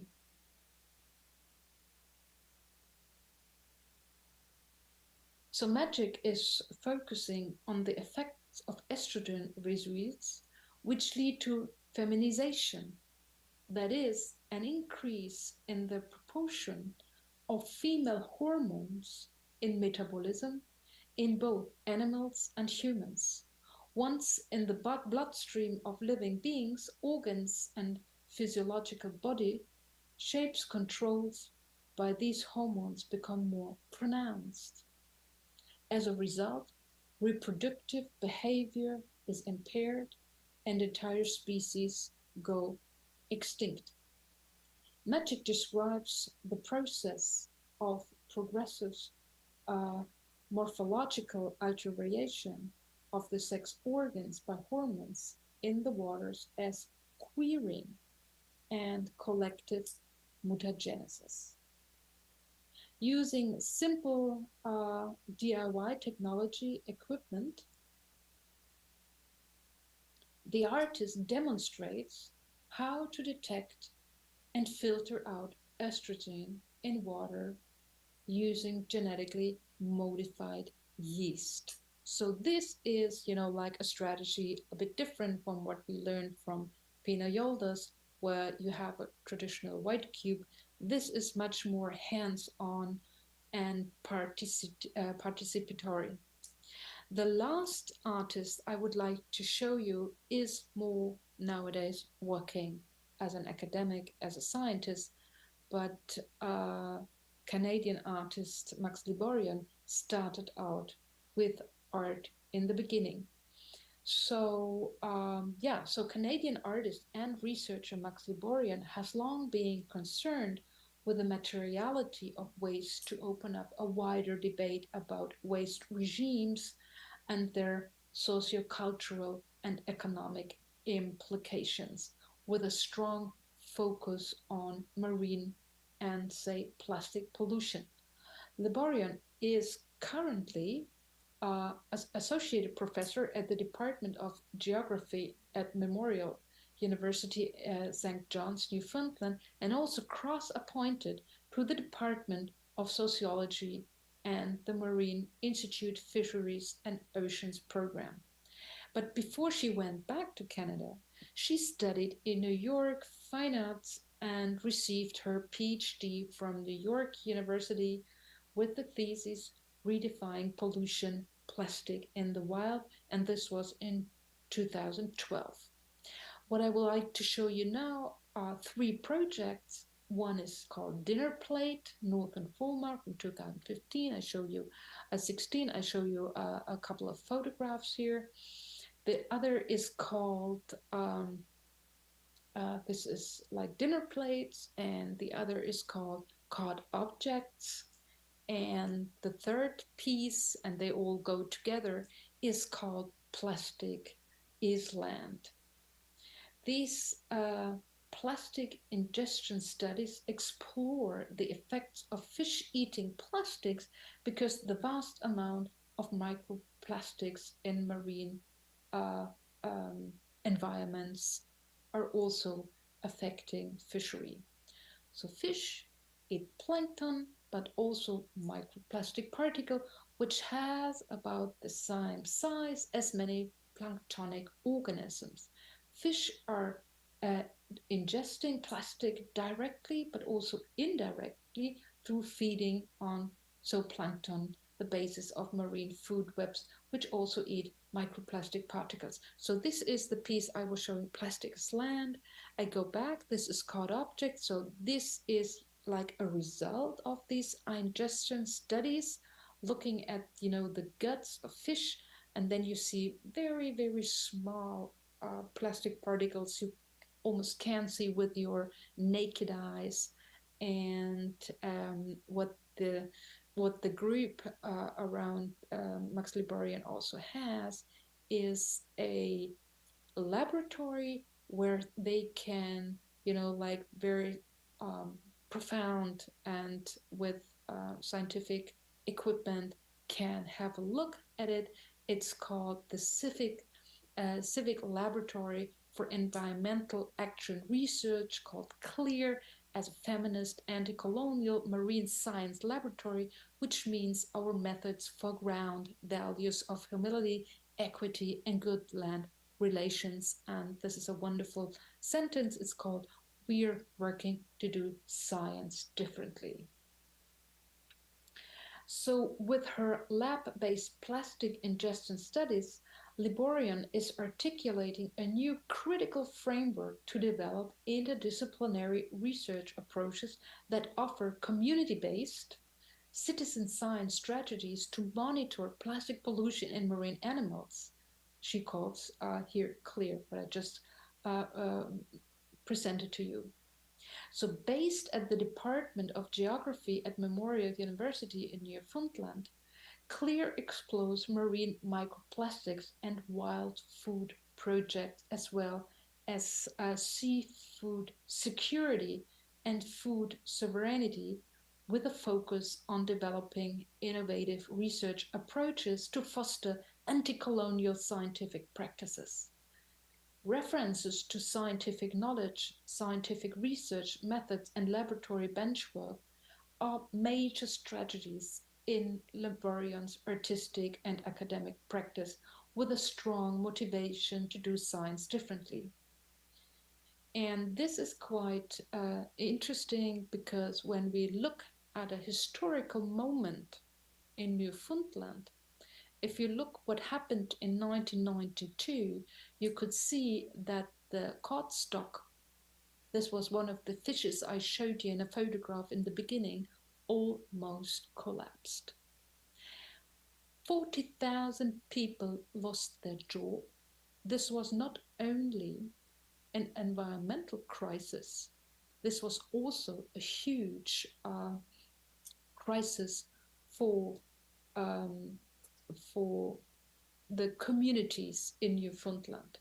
And so it is very, very important to think about how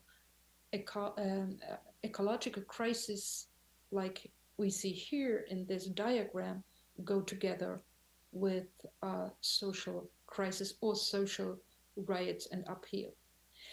What is interesting is that Max Liborian is also pushing a new academic field called discard studies to look at waste and waste regimes in a different perspective. And she's also publishing a lot. This is one of her latest books, Pollution is Colonialism, at Duke University, and she also has a new MIT book out there on discard studies.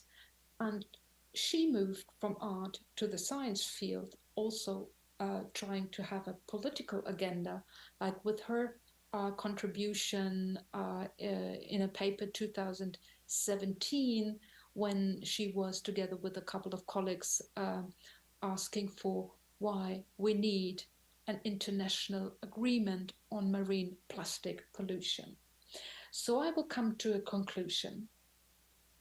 The obvious fact that our marine ecosystems are currently being transformed into a plastisphere motivates Psy artists like Pina Yoldas, Mary Magic, and also Max Liborian to explore interdisciplinary collaborative models at the level of artistic production and activism as well.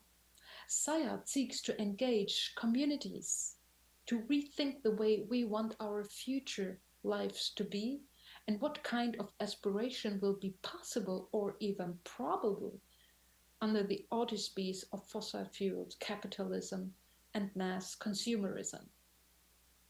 The perspective on marine plastic pollution offers major insights into the profound interconnectedness of the social and the ecological questions involved, and exposes us to see the urgency of fostering systemic change. Thank you very much. I hope I'm in my time frame, and at the end of my talk, I would again like to thank the organizer to give me the opportunity to present some of my research to your audience. Thank you very much.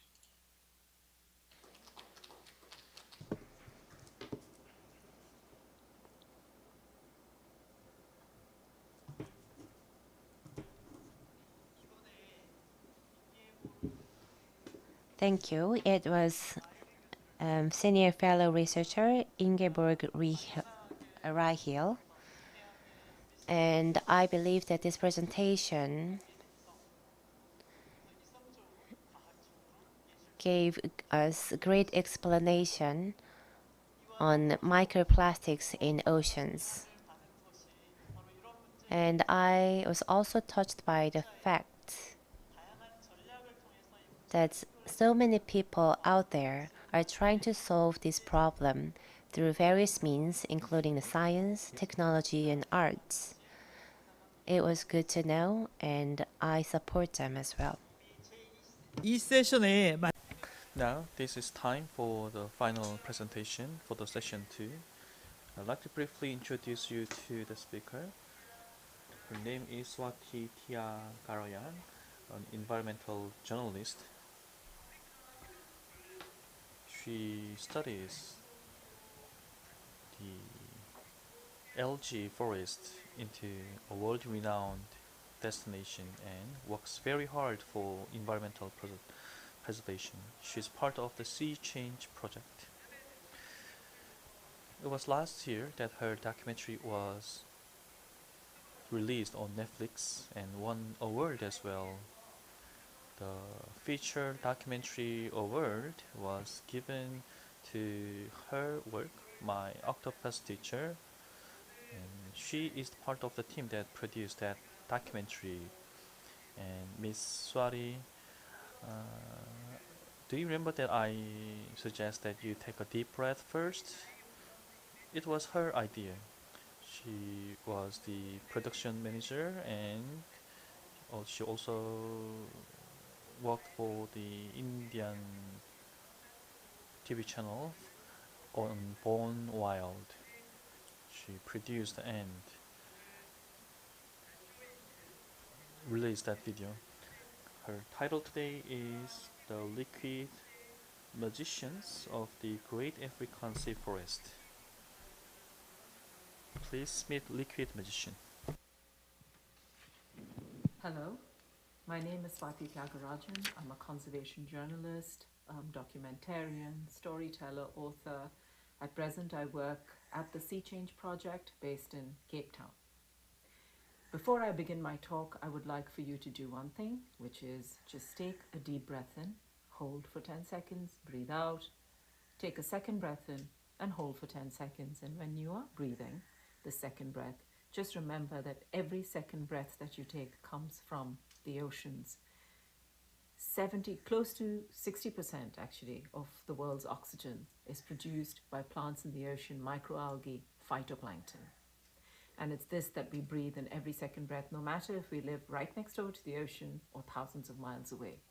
The fresh water that we drink, that nourishes and hydrates our cells, comes from fresh water, thanks to rain that is created by the ocean. So it is the ocean that, for a large part, that is keeping us alive. You could be dependent on technology, you can surround yourself with creature comforts, you can see yourself as the modern human, but what you actually are in skin and bone and blood is phylum Chordata, class Mammalia, kingdom Animalia. You are the human animal. We are all carbon-based life forms. We survive because this biosphere survives, and this biosphere in large part is run by our mighty oceans. I'm going to talk to you today about a unique and vibrant biodiverse ecosystem that, while is a minuscule part of the greater ocean, is an intrinsic vital cog that helps our ocean stay viable and alive. The wonderful kelp forests. Made up of macroalgae, kelp forests are found along 1/4 of the world's coastlines. They are found on most coastlines with temperate or polar waters, as kelp is a cold water species. kelp ecosystems, along with other nearshore ecosystems like coral reefs and mangroves and seagrass and salt marshes, hold over a third of the biodiversity in the ocean from estimated studies. I will focus specifically on the kelp forests near my home in Cape Town, the beautiful undersea forests that was featured in the Oscar-winning movie My Octopus Teacher, The Great African Sea Forest. My foray into this undersea forest was a long journey. When I first moved to Cape Town, I was too scared of going into the water. I had nearly drowned as a child, and this made me very nervous. My husband, Craig Foster, is a naturalist and ocean explorer, and he really encouraged me to start to swim. It was a long process, but the kelp gave me confidence. Kelp has an interesting design. It has a holdfast that is fixed on the rocky substrata, a gas-filled stipe that enables the kelp to rise to the surface to reach for the sun, and large blade-like fronds on top. This three-dimensional structure of the forest enables it to be a nursery, a feeding ground, and shelter for hundreds of thousands of animals. The reason the kelp gave me confidence was because of the way it's designed to float. At low tide, the kelp acts almost like a buoyancy device, and you can literally lie on it and float. Apart from that, the world of the Great African Sea Forest is so spectacular that the pure fascination with what I could see underwater helped turn my fear to wonder. At the time, Craig was busy studying, exploring, and tracking in the kelp forest, and he had in his dives met the octopus with whom he would develop the year-long relationship. He would bring home the photos and the stories and tell me all about it, and this also made me more determined to be in the water. As a conservation journalist myself, I realized that I could hardly speak to the conservation of kelp forests unless I experienced it for myself. And when I joined the Sea Change Project, co-founded by Craig, I knew I could only learn and express stories of this wonderful ecosystem if I knew it for myself. The first big challenge was swimming, and the second was overcoming the cold. This ecosystem is filled with myriad cryptic creatures, well hidden, hard to find unless you spend time. The animals here are also less intimidated, some of them less intimidated, if you're not always swimming with scuba gear. Also, when you swim without all of that gear and enter this ecosystem in your skin, you enter it as the human animal, as an amphibian, and not as a visitor. This is key to the work that we do at Sea Change. We believe that it is this deep connection with nature in understanding our relationship with the natural world that we can make a difference in how we choose to conserve the planet. It took a while, but I got cold adapted and started to free dive. The cold water is a challenge. For someone who grew up in a tropical country like India, it was very difficult to adapt. It took me years. Now my favorite thing to do is to be in the cold water in winter in the rain. A growing body of evidence by scientists suggests that cold stress improves the immune system and may even help regulate hormonal production. It could, in some people, help with depression because it floods the brains with feel-good chemicals. So getting adapted to the cold and being in this ecosystem, the world opened up. The Great African Sea Forest hugs about 1,100 kilometers of the coastline of southern Africa, essentially from the western coast of South Africa into Namibia. It only, however, extends out to about 100 meters on average from the shore. The entire ecosystem is interconnected as a nearshore ecosystem. The ripped out and washed up kelp lies on the beach and becomes food for millions of little animals called amphipods and isopods, who in turn become food for birds and animals like the Cape Golden Mole, who in turn are fed on by the caracal. Other animals like ostriches, the eland, the world's largest antelope, come down to feed on the plants nourished by the decomposing kelp. Little fish in the shallows of the water eat the amphipods when they get washed in. Here in Cape Town, we have the world's only coastal feeding population of chacma baboons. These baboons come through during low tide and feed on mussels, limpets, and even shark eggs. South Africa is ranked third in the world when it comes to marine endemism, that is, species that are only found here and nowhere else in the world.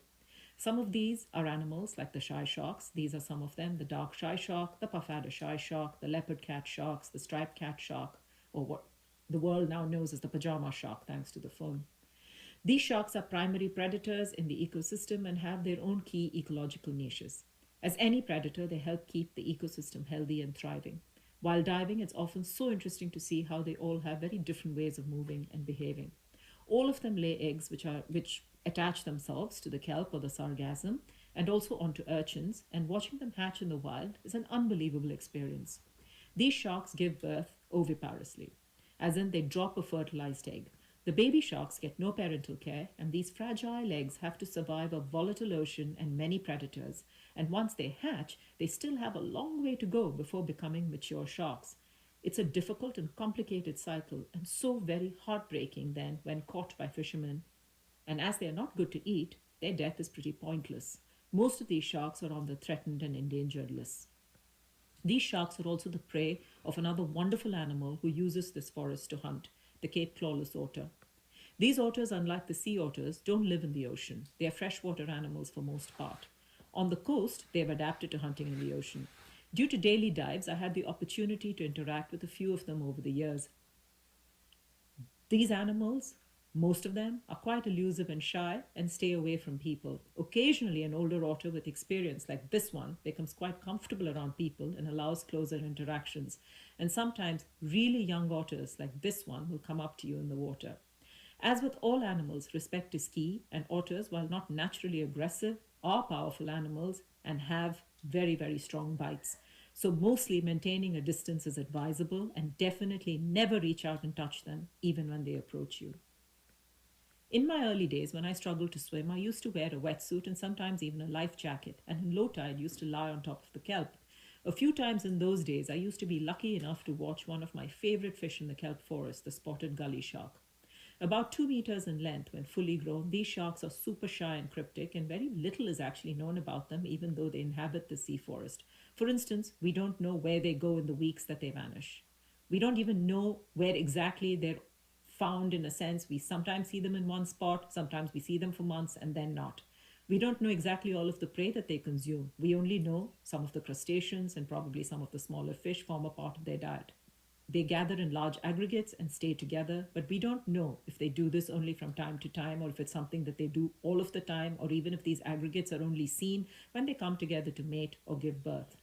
We have seen adult and little sharks together, so we assume there is some adult care involved, even if no live birth has ever been recorded. There are areas they will come to pup. These are live births, as in they give birth to a fully living shark, and areas in which they gather to mate. It is imperative we protect them in these spaces, as this is what will allow their populations to thrive and survive. The breeding and pupping grounds in sexually mature adults must be protected. But unfortunately, a lot of sports fishermen like to catch and release them. It is assumed that this is okay to do and it's legal, so it's not anyone's fault. Yet the truth is, it's highly traumatic for them to be caught like that, and they expend a lot of energy fighting the line, and then the stress levels are huge after the experience. The distress in the water gets signaled, and they become easy prey for other bigger sharks, and they could abandon their breeding grounds if they're continuously harassed in this fashion. This is a practice that must stop. These sharks are so beautiful, and as my confidence grew in the water, my interactions with them have been magical. The other sharks of similar size who use the sea forest as shelter are the smoothhounds and the soupfin sharks. These sharks are extensively hunted by longline fishing, and their populations are severely depleted. Most of them end up as fish and chips in the fish and chips menu in Australia. Shark fins, as we know around the world, are consumed, and again, this is not to fault the people because it is a traditional food. The practices have been happening for a long time and they've been handed down generations. But today, unlike decades ago, we know more about shark behavior. We know how crucial they are to the ocean as apex predators in their varied ecological roles. And we know that with the slaughter of over 150 million sharks worldwide annually, most shark populations are at a tipping point. Also, to waste an entire beautiful animal just for its fin is such a waste. Here, in the Great African Sea Forest, there is one other beautiful shark, the seven-gill shark or the cow shark. Close to 4 meters long, these formidable predators are fast, sleek, and sometimes hunt in packs like wolves. Their main prey base is seals and dolphins and rays and other sharks. Again, we don't know much about them at all. The Cape fur seal is another amphibious inhabitant of the sea forest. Seal populations, unlike many other populations of animals in this water, are almost back to their historic levels because seals are prolific and easy eaters, they're omnivorous, and they're not fussy when it comes to their food. Seals are big predators of the octopus. The mollusk population in the Great African Sea Forest is impressive. The octopus is essentially a mollusk without its shell. It's adapted to not require a shell and instead uses dens and burrows to hide and live in. With Craig's interactions with the octopus from the movie, we were able to learn a lot about octopus behavior and show it to the world. But here are some of the other mollusks. This is a trap limpet. These limpets lift their shells high up, and when the kelp drifts under them, they clamp down on the kelp like a trap and consume the kelp. The duckfoot, or the longicosta limpet, or the long-spined limpet, keeps a garden of Ralphsia algae, which it keeps short by grazing with its toothed tongue, and it grazes it in specific patterns that allows the algae to grow and proliferate in the most effective way. This algae produces toxins when it grows too long, and the limpet ensures that they never get to that length so it can maximize the nutrients. So this is just the story of two limpets and their intricate lives, which shows us how complex and wonderful the lives are of something we would just overlook and dismiss as a shell. And here are two other cephalopods found in the forest: the tuberculate cuttlefish,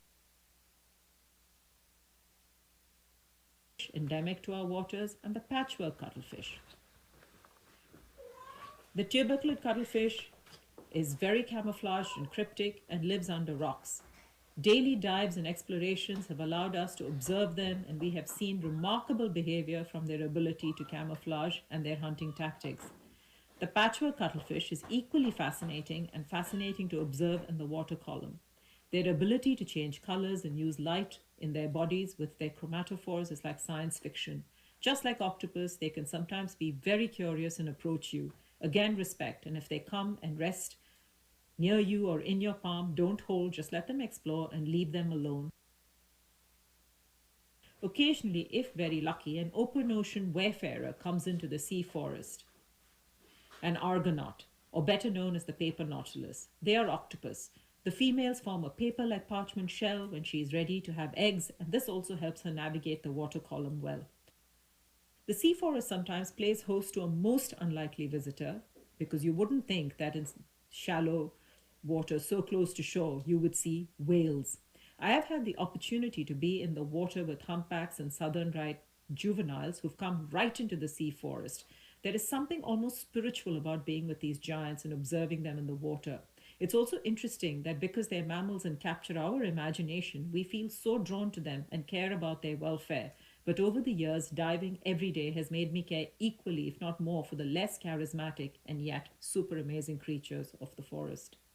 On everyday swims, once your eye gets used to the water and the forest, sea urchins, sea stars, feather stars, nudibranchs, sea hares, and so many other wonderful little creatures become obvious and fascinating. Fish like the various clipfish, the dreamfish, the zebrafish, the blacktails, the hottentots. They fill your world. I've even had occasionally wonderful interactions with some of these fish where they've swum right into my hands or followed me for an entire swim. There are red romans and halyons and knife jaws and jut jaws. But what I should be seeing are big, giant reef fish like steenbras and stumpnose. But these have mostly been fished out of the sea forest. These fish are all targets for the fishing industry and by individual fishermen. These fish have long, involved, complicated lives. We sometimes tend to think of fish as something that swims around and doesn't do much else. We don't react to them like we do to the mammals. The fact is, fish are complex animals, and studies now show that they feel tremendous pain, have complex social interactions, have communication, and very involved lives. Like this red roman, for example. If a male red roman is killed, another male doesn't simply come and take his space. They're highly territorial, and one of the sexually mature females will change sex to become a male, and then there is a possibility of more red romans. This is a complex process and takes time, but if in that time they get fished out, then that's the end of that population until another sexually mature male and female come together. Here, while the sea forest habitat is healthy, many of our reef fish have vanished, as have species like rock lobsters and abalone. We are dealing with poaching, overfishing, pollution, and coastal development. We know that kelp forests are key for many reasons, from coastal protection from storm surges, rising sea levels, and erosion. They sequester carbon, but more importantly, they're repositories of biodiversity of this living planet. This biosphere that keeps us alive is dependent on this biodiversity. Biodiversity of species, biodiversity of habitats, biodiversity of different parts of the ocean that all come together to form one mighty whole. The greater the biodiversity, the greater the resilience of ecosystems, and therefore the greater the resilience of the planet as a whole. The biodiversity is the immune system of the planet. We know from our daily dives how wonderfully rich and involved and complicated the lives of all these creatures are. We know how beautiful and unique each one is, and they surprise us every day with something new, which also makes us realize how little we actually know and how many wrong assumptions we have made because of it. We realize how much we have lost in the understanding as we have ignored or marginalized traditional wisdoms and indigenous knowledge. I mean, think back to your own grandparents. There was a time we couldn't catch some fish at certain times of the year, and we would not eat a particular animal. It might have sounded like stories or superstitions, but today science tells us it's because those were the times those animals might have been breeding or raising their young, or there was something in the water that made it unhealthy for us to eat fish. Traditional practices of fishing also wasted nothing. Today, global fisheries, with all of its technologies, not only overexploiting the resources of the ocean, but over 25 million tons is thrown away as bycatch. We cannot afford this ridiculous waste.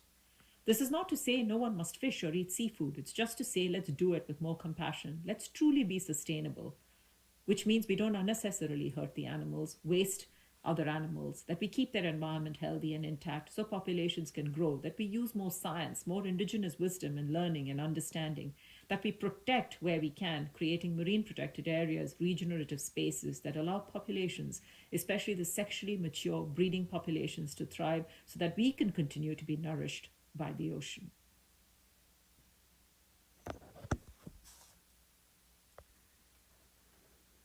I started by saying that our every second breath comes because of healthy oceans. It is our duty to be able to hand over this very life breath to future generations, our children.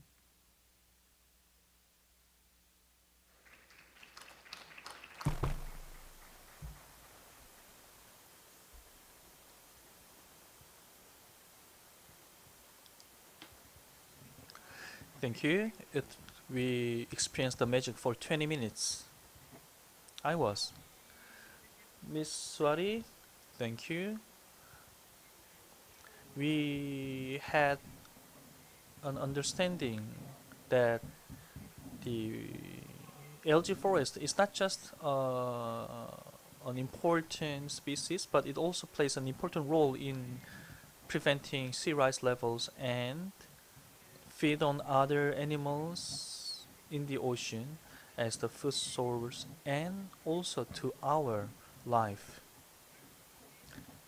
We could understand that the roles that oceans play. What I realized from this presentation is that I hope to lie on the forest algae one day, and nothing is more marvelous than the nature itself.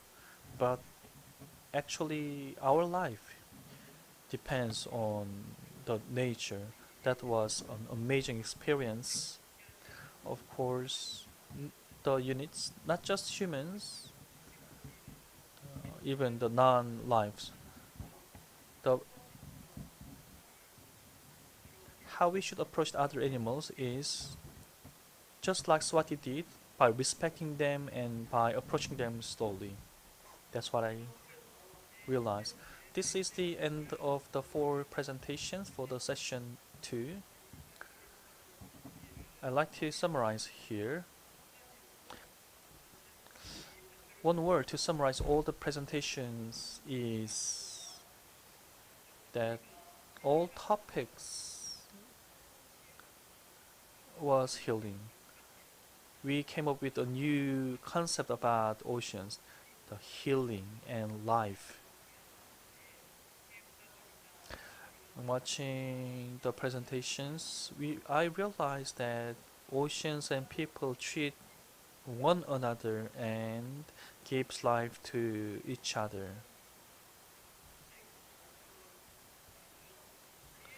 And our perception about the healing and life were all presented by the 4 speakers. You are in the beginning, So our beginning may be humble, but our end will be marvelous. So I believe we are only at the beginning and starting line. Now this concludes the session 2, and I have one mission to accomplish. That's summarize the final, to invite a person who will summarize the topics that we covered today. 창계 말 So, Dr. Kim Tae-chang will offer a general review on all presentations made today. He's in Japan, so he is joining us via Zoom. Though he's not here with us in the same room, he's going to share his thoughts in depth. So please welcome Mr. Kim Tae-chang.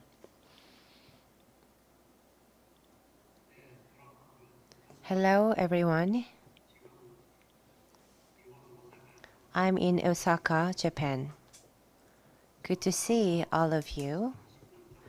For about 30 years, I've studied the topic of public property.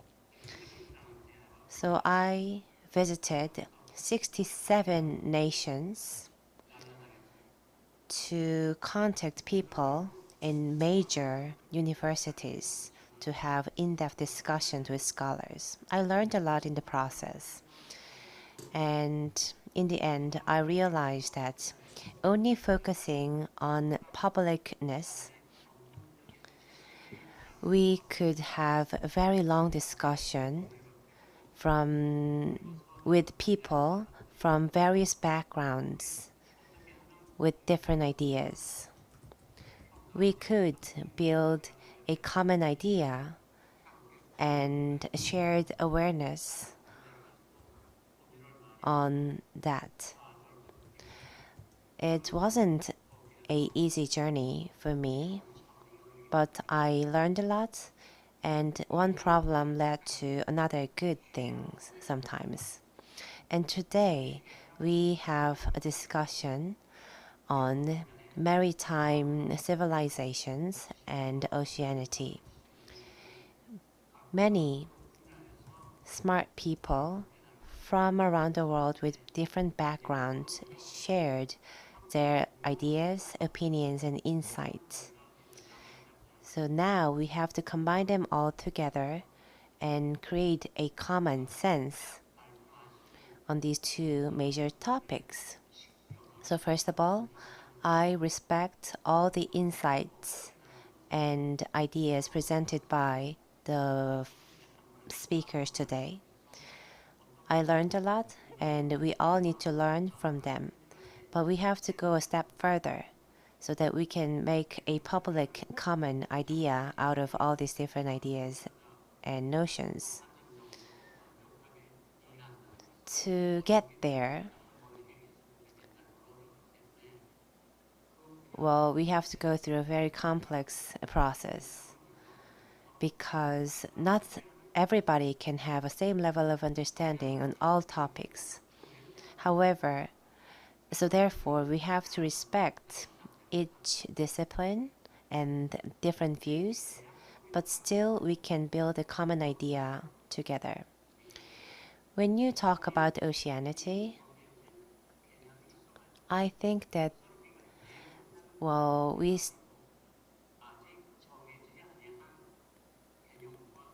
still have a lot to talk about, because oceanity is a concept that is not absolutely defined by certain groups, or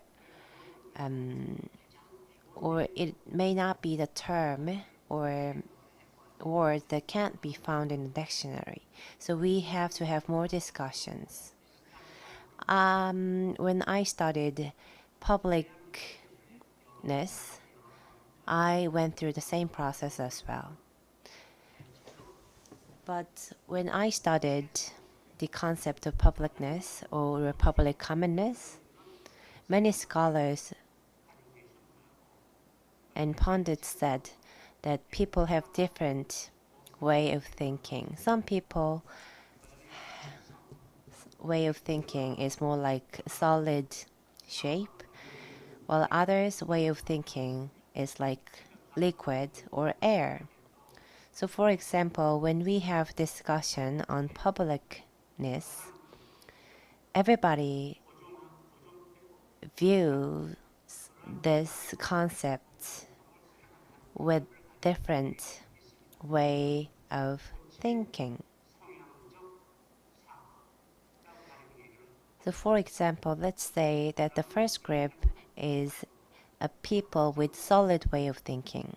Then these people like to have a very clear, fixed, defined idea. And they like to expand this fixed definition so that they can have more discussions with others. Particularly social science, politics, and the economy are the disciplines that naturally invite a lot of invite people with a solid way of thinking. However, arts, music, sculpture, and other areas of disciplines tend to invite people with more liquid or airy way of thinkings. These people tend to view things in a more liquid way. They like to see things that are always moving.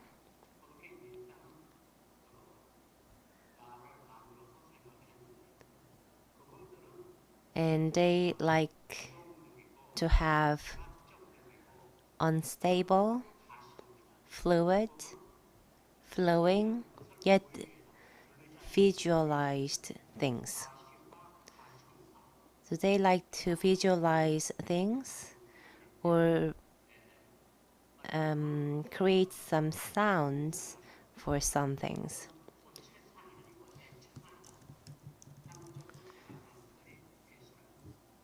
So when they view public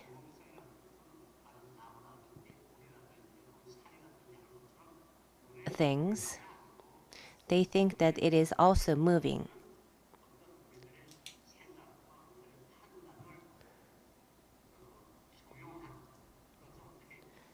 And there are a lot of public goods and things like trees, streets, and others, but these people with liquid way of thinking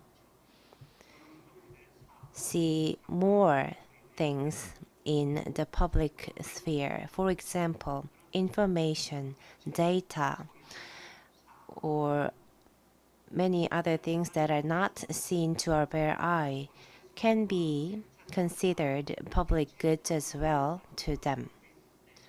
So this is how people view things differently.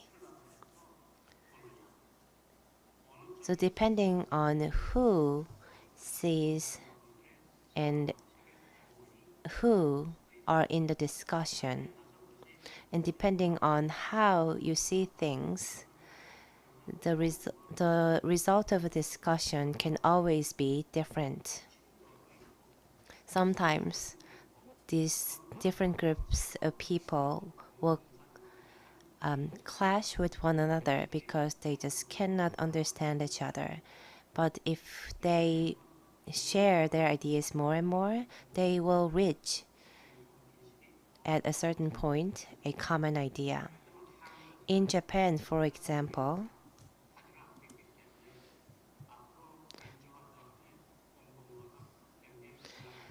the concept publicness has been largely discussed and to a certain extent defined. But in Korea, I know and I believe that we need to have more discussions on this. So that is my story because I'm the person who studies publicness. But today we're talking about oceanicity. And I know that we do have a lot of different viewpoints regarding this as well. For example, people focus more on oceans. Some people focus on oceans while others focus on lands.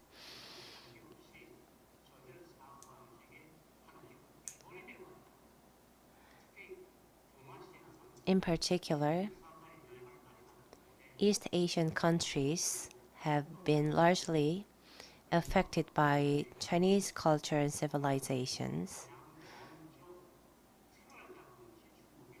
because China was the country that exerted great power in the past.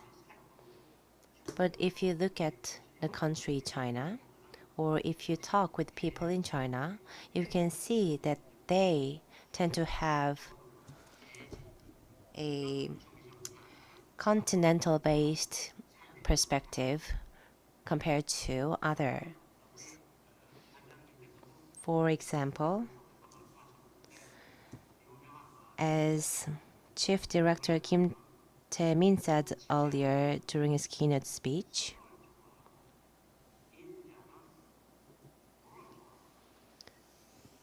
some people like mountains, while other people like waters.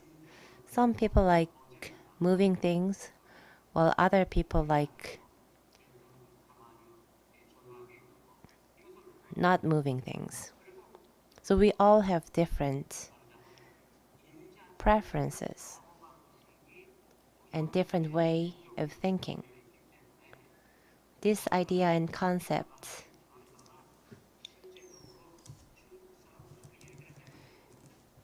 is well explained in the theory of Confucianism as well. But anyways, if you look at the people in China, we can safely say that they tend to have continent-based or land-based viewpoints.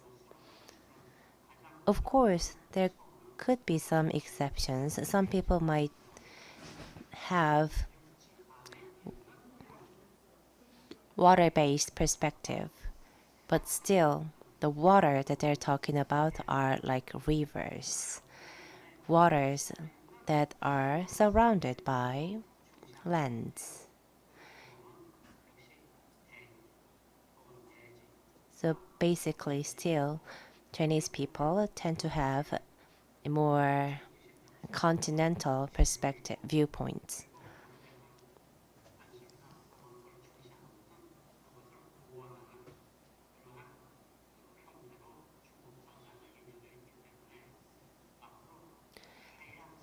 So when we talk about maritime perspective or maritime way of thinking, I believe that concept from China must not be directly reflected. We have to add a little layer to those concepts because those concepts from China are basically based on continental-based viewpoint.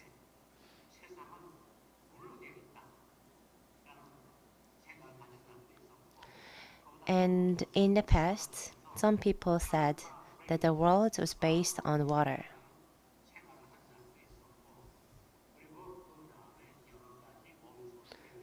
But still, some others focused more on soil and land. But with the development of cities, politics, industries, and with the changes of lifestyles of human beings, well, it became natural for us to spend more time inland than on water.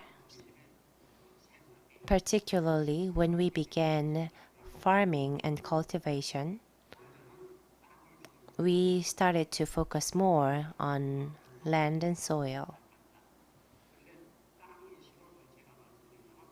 So the reason I'm talking about this, or continental way of thinking, is that because it is a solid way of thinking that I mentioned earlier. But if you look around, we have heaven and earth, and people are just in between them.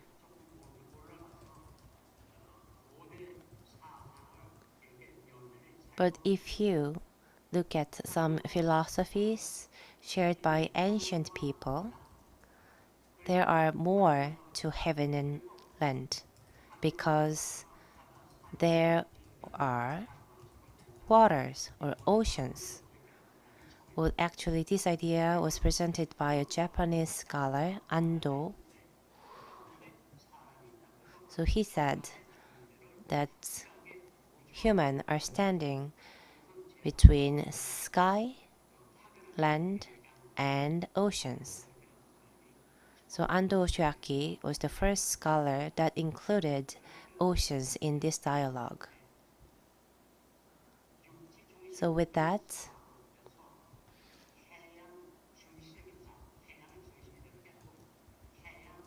I would like to say that we are making a transition from a continental-based viewpoint to ocean-based viewpoint.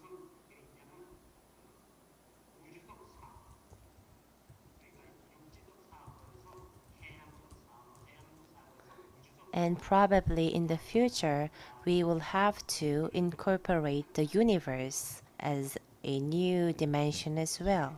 So from land to water and ultimately to the universe. That must be the right way for us to take in the future. So the transition from a continental-based perspective to maritime-based perspective is not the end. We have to go further towards the universe. When we focused on the continent so much, we destroyed and damaged land. And as we now focus on the ocean and navigate around them, it became inevitable for us to damage the water, the oceans too. But still, if we can move from a solid way of thinking to liquid way of thinking, we could and will be able to expand our awareness and perspective. And then we must be able to go further to have a new way of thinking incorporating the universe.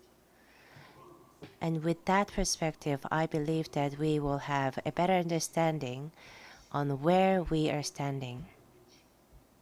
Whether we are in between the sky and land, or sky, land, and water, or sky, land, and the universe, then you will have a clearer understanding on the planet, the blue planet Earth, and which also could be the blue planet Aqua.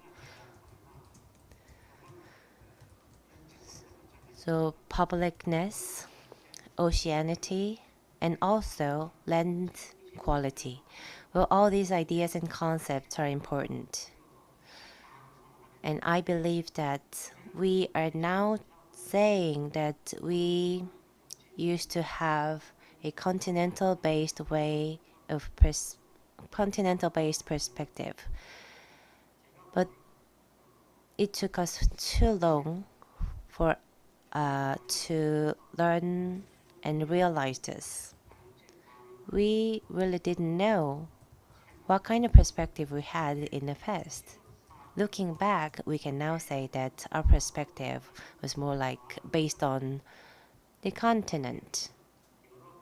And because we realize that now, we can say and have discussion that we have to make transition from a continental perspective to maritime perspective.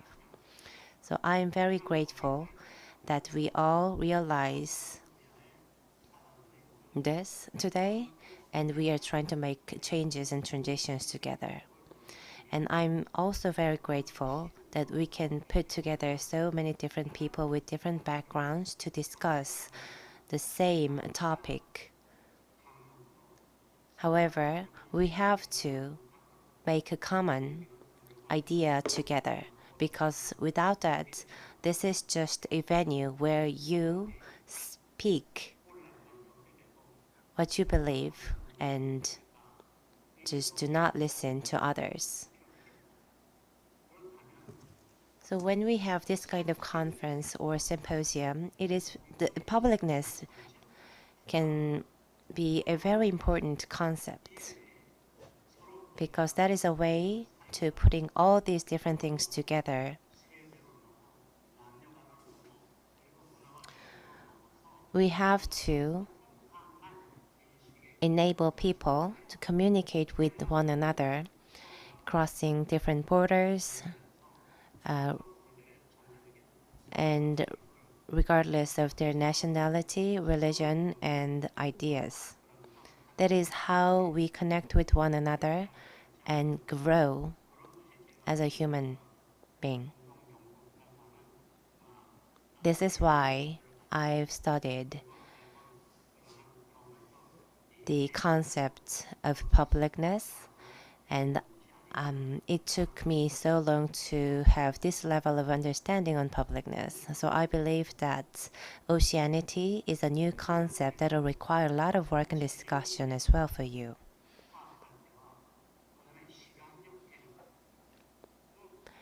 And we can also apply spatial perspective and time perspective to this concept as well.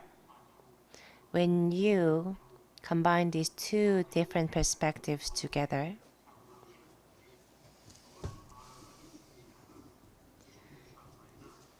you can focus more on the process of defining this new concept.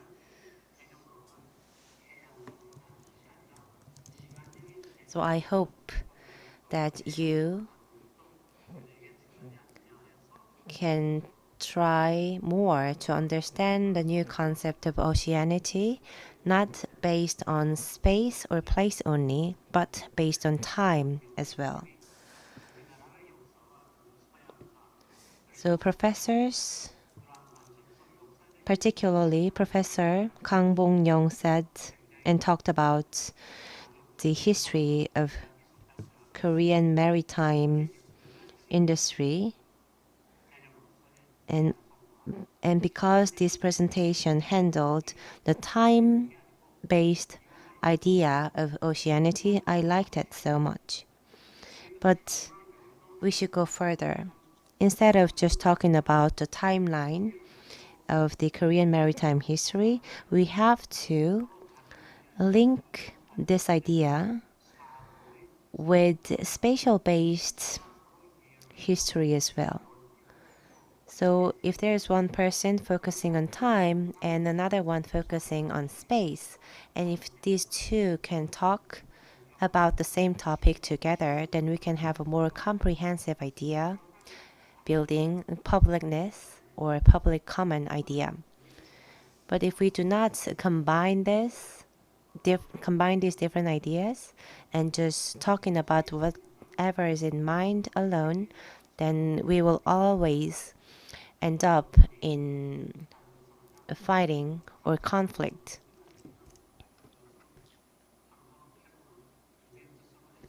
Then we will never be able to produce a fruit out of any discussion.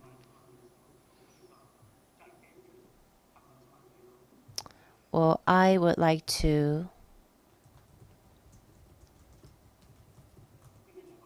wrap up my speech soon. So, well, conclusion.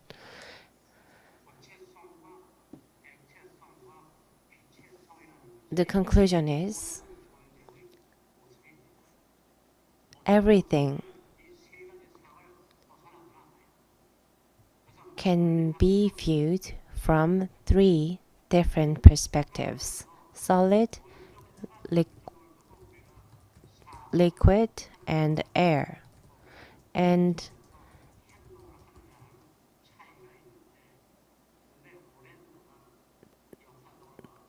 historically, many people tend to have focus on solid property when viewing things.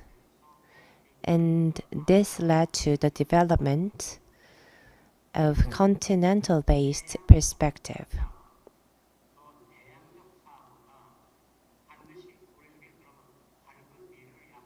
And now we are saying that we need to have a ocean-based perspective or way of thinking in the future. That is true, but I can tell you this, that making a transition toward ocean-based perspective is not always right. Because if we are not careful, it can also produce problems like we did with the continental-based viewpoint. And in Korea, we use a lot of terms like 태양, 바다, and 해양. In English, it could be oceans, seas, and waters. But when you use the term ocean,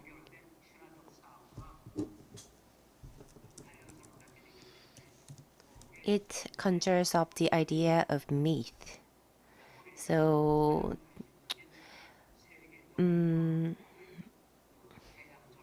if you use the term ocean, you are unconsciously highlighting the Western society's exploration and maritime navigation. So I think that sea is a better term than ocean because it is not biased. And in Korean, 바다 is better than 태양 or 해양 because again it is a pure Korean word and it has no negative connotations or negative ideas. Well, I can talk about this for hours, but I'll have to end it here. So let's use correct terms. sea and 바다.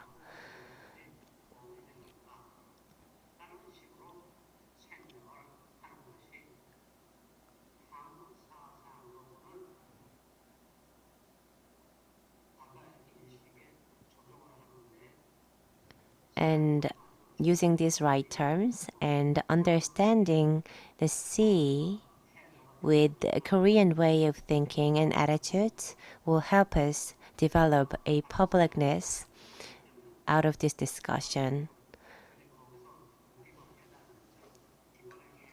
With my 30 years of study into publicness, I learned that the process of learning new concept is not easy. So I cheer all of you. Thank you for listening. 대청 Mr. Kim Tae-chung, we appreciate your comments. This wraps up the session 2. I would appreciate the 4 speakers, Mr. Chung and other speakers, and among others, the attendees joining us both online and offline. Thank you for your efforts.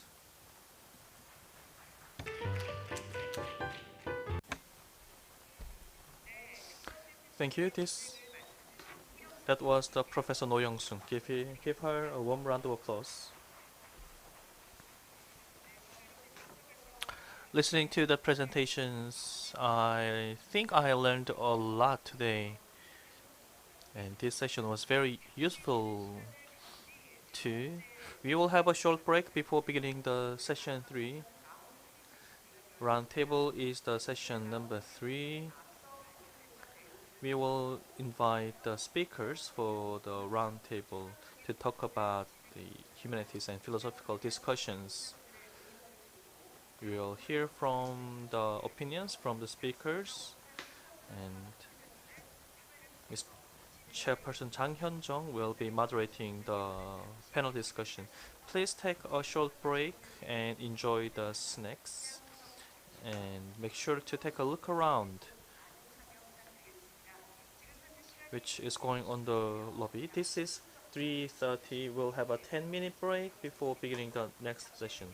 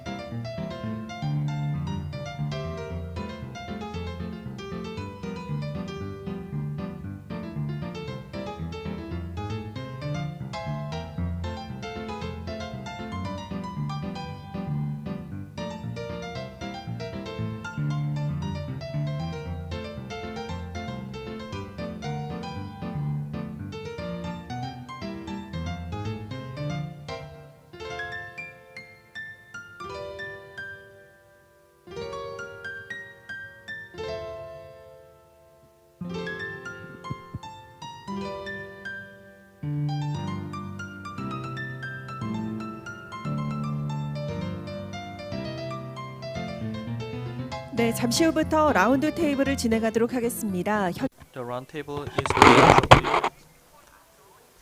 I kindly ask you to enter the hall and take seats. And I would also appreciate if you turn your mobile phones either to vibration mode or turned off.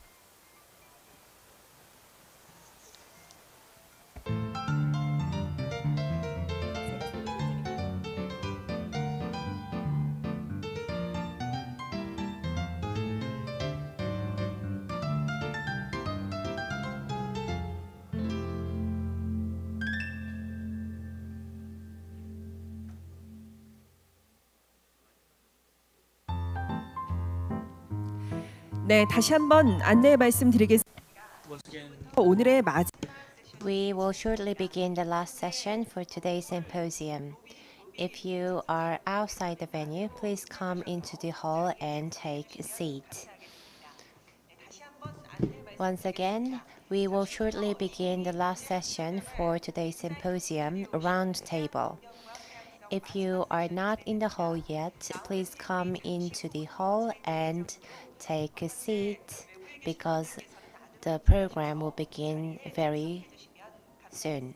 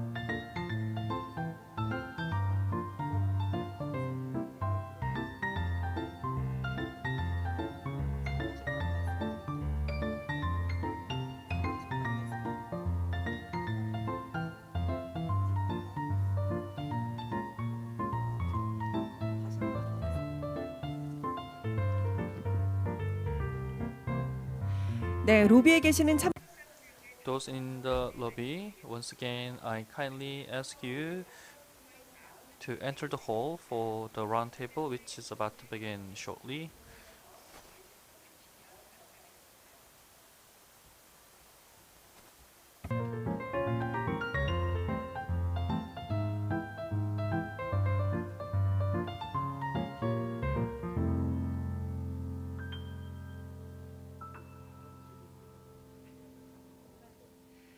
네, 그럼 지금부터 Ladies and gentlemen, the round table for the Insight into the Ocean conference is beginning now. But first, I'd like to introduce you to the moderators and panelists for this roundtable. First, Chairperson Jang Hyun-jung from Busan Publication Industry Association. Thank you. And other panelists. Let's welcome them with a big round of applause once their names are called. Chief Director Kim Tae-man. Thank you. Professor Kang Bong-yong. Professor Jung Kyu-sang. Thank you for joining us. And we also have other attendees joining us online. Director Kim Tae-chang. Let's give him a hand wave. And Professor Chu Kyung-chol. Thank you for joining us. Thank you.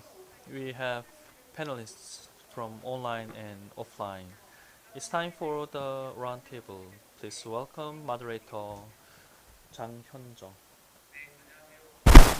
시간 반 정도 So we have about 90 minutes for discussion. So I'm going to take a comfortable position here. So this symposium began early in the morning. And as we all know, our society is engulfed by hatred, conflict, and of course, as you know, the pandemic and the war. We are surely living in the era of crisis.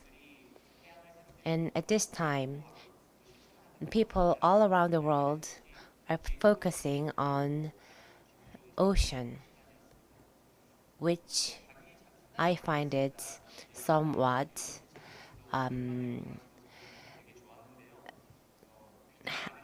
grateful because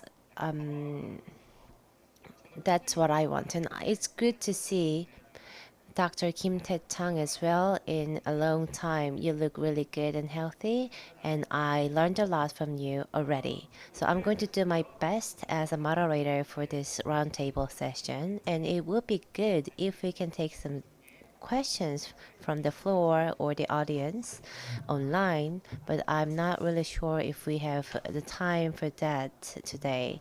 But we're going to we're going to give some minutes for our panelists first. So I'm going to have Mr. Kim Tae-man first. Director Kim, you talked about the hegemony in the imperialism and industrialism, and it affect the view on oceans are lopsided, and you studied in China, and you shared with us your very unique points of view. So is there anything that you like to add? Yes, we began this forum from 9:30 in the morning, and we have two sessions and keynote speech and the closing remarks.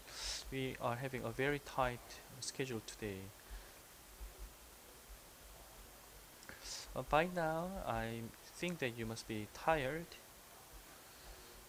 but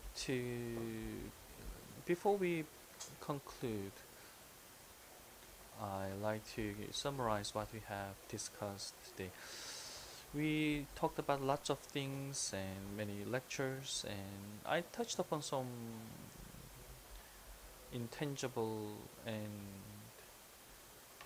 things. I studied Chinese literature, so I am familiar with China. Yes. So many anecdotes have their origins in China. Sometimes I think this: if someone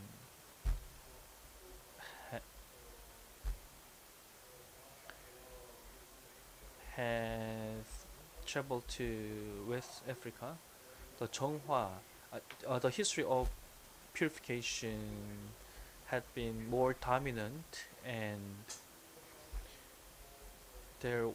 if there had been follow-up research and history, then what the world would look like today. The Spain and Portugal, the European countries led the age of great voyage. But what if China opened the era of the great navigation? When I began my presentation, I said that the ocean exploration had been dominated with the imperialism. So, to have new reflection on the human history, I think there should be new reflection on human history. The Western advance into the oceans led to the birth of imperialism.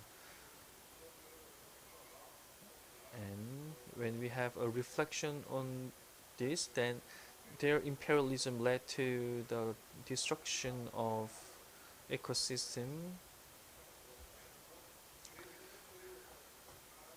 So the reflection, or to overcome those existing concepts, the Oriental way of thinking is important. So basically, Mr. Kim pointed out the Chinese way of thinking is based on continental, except for the purification. They are dotted with physical thinking, the Chinese way of thinking. Not so. Instead of that, the alternative concepts of oceans, we have to think what we can come up with alternative concepts of the ocean. That's how I opened my presentations. I'd like to ask one question, but let me ask this question. The Oriental way of thinking, but in China, the One Way, One Belt Road initiative and China's perception on ocean, this is still based on the Western imperialism or industrialism, like because China is the mainland, is connected to the continent. What's your take on this? Yes, that is a good point. As Professor Chu said in his presentation, he used the term continental forces and maritime forces. Recently, one of the views seen on the Ukraine war, the Eurasian continental forces have been blocked in advancing to the continent. That's one observation. As you are concerned, what will happen if the maritime forces and continental forces clash in land? Will China, then there are many scenarios that China may overcome and advance to the continent. But as pointed out before, China has been pushing ahead with the One Belt, One Road initiative for more than a decade. Its focus is on advancement into the continent, because if they build an ocean Silk Road, then they must be thinking that they can dominate the global trade by establishing the new Silk Road. So what if, I understand that the concerns about what if that China has developed the view for the continental perspectives. So we focused on humanities, philosophy, and history, but director, I think that thank you for your point of view. Professor Kang, the peninsular sense, that was impressive. Like we are different from the continent and peninsula, we are living in the peninsula, so that's why we are different. It's kind of a sense of inferiority, and some say that we are part of the continent. Some claim that we are the part of the continent. So I found your presentation quite interesting. But as of today, is there any academic research on this front? I don't think I'm familiar with this. I think we are still confined to the peninsular sense. Thank you. When we divide countries by space, like maritime state or continental state, the peninsular state sounds a little strange to me too. But Japan was a powerful country that invaded Joseon and ruled Joseon, and they had to come up with the grounds to rule Joseon. Back then, Joseon had a lot of difficulties. If Joseon was a powerful state, it wouldn't have been invaded. But Joseon had a lot of difficulties, and so people in the peninsula thought that they should be polite to the continental state and also polite to the maritime state, which was Japan. I think that was the intention, to come up with the ground. But there are many histories, not just Joseon's history. We had history of Korea and United Silla and Goguryeo. Up until the Goryeo age, our ancestors used oceans very well, and a free state. The culture of Korea and Joseon is totally different. Korea's culture is linear and control centered. To listen to what your parents say, and to a wife should listen to her husband. I believe that's sometimes stem from the environment where people stayed away from the oceans. So we thought that that is the fate for people living in peninsula. So Joseon is still at the ancient age, and Japan thought that we can help you to develop, and we will protect you from Chinese invasion. That was the underlying concept of the peninsular sense. And in overcome the imperialism, we said that we are not a peninsular state. And in the 1980s, the theory of peninsula doesn't make any sense. People thought that that perception doesn't make any sense. Fate and life of a people cannot be defined by the geography, such as peninsula. There were the criticism over the sense of peninsula itself. Then a peninsula state, from the civilization history, they have oceanity, and they also have the relationship with the continent that the island state may not have. It's likely that they served as a link. And after looking at the history through the perspective oceans, I thought it would be reasonable to think this way. Up until the Goryeo era, it made sense. But in the era of Joseon, why did Joseon abandon oceans and try to turn to a continental land state?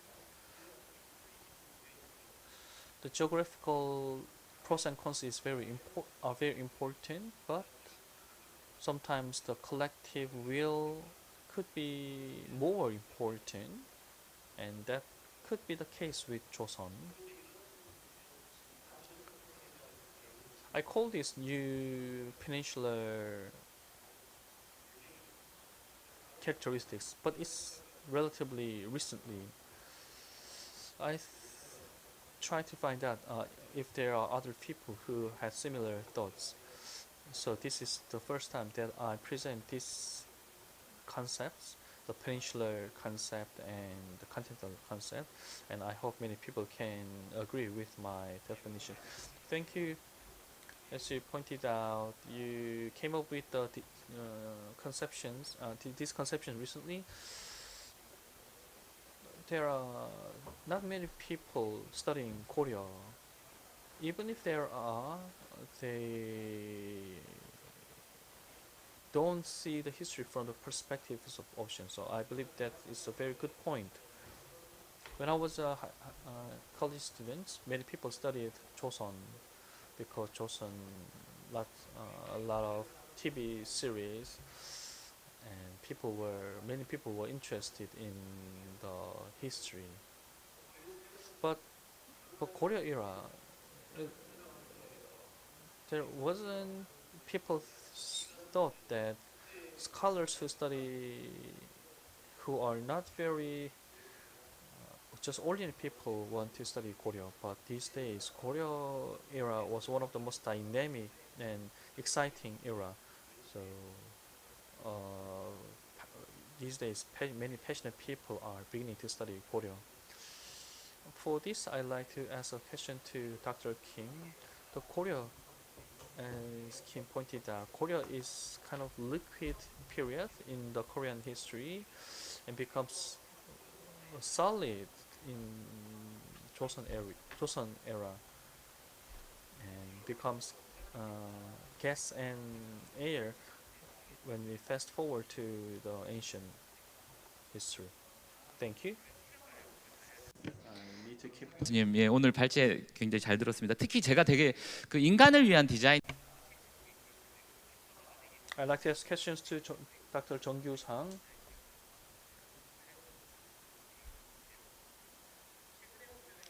Recently, in the dialogues of SEPTED or design, the culture city and creative city, there are many concepts these days, and the concepts are our concepts about design is changing very much, but it's hard to see those dialogues, those conversations when it comes to oceans. What are the latest trends, or what's your personal interest in this area? The design in marine space is hard to access because we see oceans from coast, and I think that the vice versa should change too. We develop land focused on urban area, but these days the fishing village, fishing communities and coastal village, they are seeing the population decreasing. So it's natural that the local governments and the central governments are not paying lots of attention. The New Deal 300, this is a fishing community to revitalize about 300 fishing communities across the nation. But after all these years, this project didn't change the communities fundamentally. It contributed to economic revitalization or capability building or tourism industry, but younger people are leaving to cities. These days, many younger people are returning to fishing communities, and the 300 fishing communities, they have quite similar programs rather than focusing on highlighting the local specialties or local strength. That was some sad point, and as Mr. Kim pointed out, the public common things.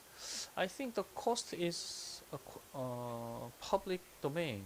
It cannot be changed by an individual's determination. The local government, that depends on local government, so it can be used by everyone. So I believe the design should be approached from that perspective. Do we have any guests, the decision makers from the Ministry of Oceans? I was also impressed from your PPT. The design in the early days was focused on some decoration, but these days design has become a very important part in our life, in our lifestyles. So for those who are making decisions, I think they should have different concepts about design. Design isn't something that you can pursue when you have free time, but you should see design as something that can change things fundamentally. Yes, we jokingly say that you must consult a pharmacist for drugs and treatment for color, but we don't have respect for professionals, and people don't want to listen to what experts say. Korea has developed so fast over the past 5 decades, so we missed a lot of things in that process. These days, we are living in a very competitive society, so people are obsessed that they should do better than others. These days, design is an essential part. Citizens are more professional than the public servants. But these days, design should be creative to become the part of our everyday life. The design is it's not putting up the makeup. If you're wearing wonderful, colorful makeup, then it may be good to look at, but it won't last. So design should be like that. It should look naturally in the environment. Yes, we have many different experts from different industry. I believe this is a good chance to mingle with others, network with others. As Mr. Kim pointed out, we need to continue research to expand the public goods.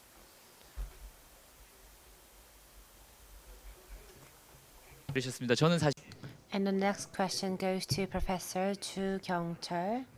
You have published a very popular book as well. I'm actually a big fan of your book.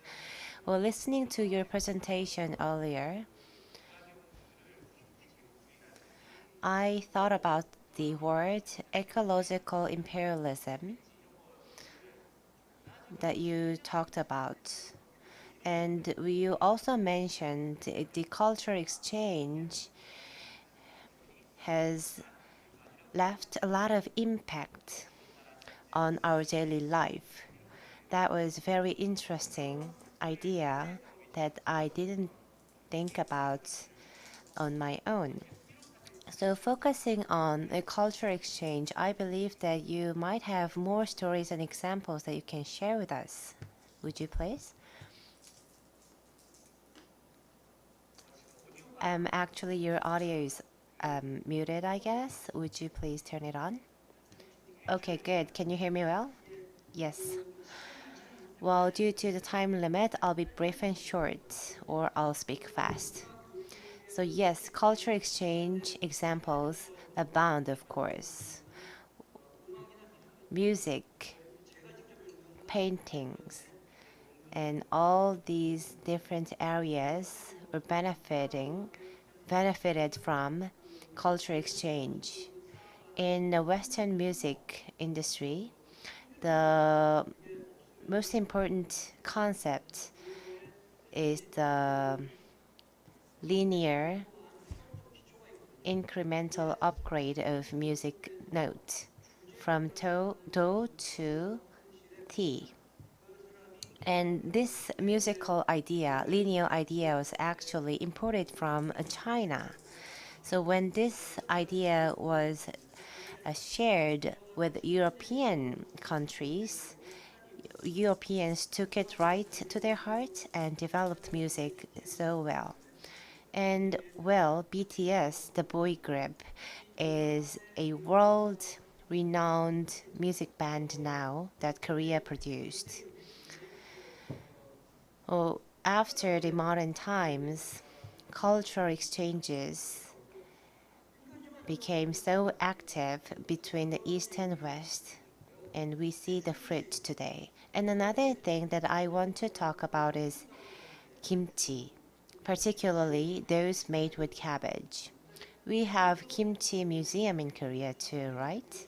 And these cabbage-based kimchis first were introduced in the 19th century because that was the time when we imported these cabbages from China, Manchuria. And the traveling route of this cabbage was very complex. It went to Turkey and went to all other areas before coming to Korea. So many of you might think that kimchi is our original food, but without culture exchange or trade, we wouldn't have had this kimchi in our society. So cultures are not something that remain in silo. Well, peppers were introduced to Japan in the past, but before then, Japanese people didn't have any spicy food. So yes, Japan is an island, and it is surrounded by waters.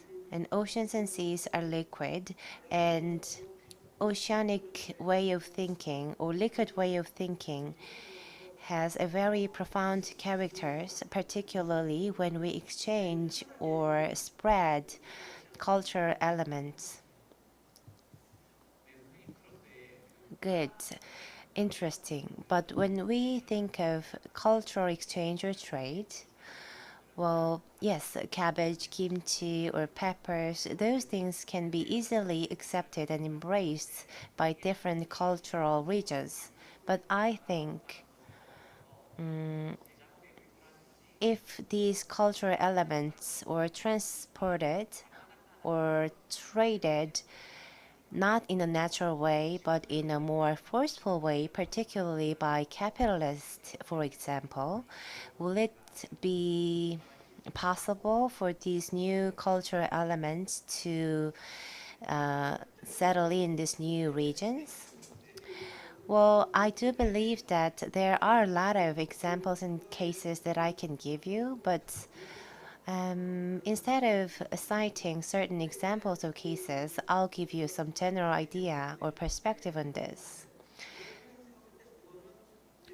Globalization is a very important historical event, but with that, capital flows and currencies development and exchange followed. And we focused on these issues a lot when we talk about globalization because we thought that these elements were the things that brought about changes in our societies. But think about this. With globalization and global exchange and trade, do you think all societies and nations will become the same? That may not be the true because we have local cultures and differences. Some cultures might be imported, for example, but the local community and the residents selectively embrace the aspects of the cultures. So they do not accept imported cultures as they are. So that's how things happened in the past, and that will be how things will happen in the future as well. Thank you. That was a very clear answer. We are living in a fixed infrastructure, but still we are actively, rather than passively, embracing these new cultures and differences. And I think that Dr. Kim Tae-chang might also have a say on this topic as well. When I was listening to your general review earlier, well, I totally agreed with your idea that we have to expand our common shared idea or consensus because that is a way to build a consensus for all and a way for us to expect some benefits from these shared insights and ideas. So based on your long career and studies, can you share us some tips, particularly when it comes to building a consensus? Well, I've spent 30 years for this, so I'm not sure if I can give you the tips in just few minutes. But well, earlier, Professor Jung Kyu-sang talked about design, and I thought that design is a very important concept for all of us. For example, if you look at the Korean national flag, you see this circle in the middle and the blue and red colors. But that's the problem. Because we use these two different opposite colors in the flag, dividing the two, we allowed people to create division in our society, the North and the South. the left and the right, the Gyeongsang province and Jeolla province, for example. So some people say that instead of using this circle with two different colors, we have to create a circle with three different colors swirling together. So if we can replace this circle in our flag, these three colors will reflect sky, land, and sea. Then it can also help us pursue harmony and unity as well. So that is why design is very important for all of us. So in a way to redefine our historical perspective, I would like to suggest that we replace the circle in our flag with three different colors. Well, actually, this is a topic that I had a very long and in-depth discussions with many other scholars at home and abroad. For example, in Japan, the flag has a red, single color red circle. That is better, at least, because it suggests singularity or uniform. So how to design a national flag can have a lot of significance in our unconsciousness. And the second thing that I want to talk about is whether the ocean is an open sea or a closed sea.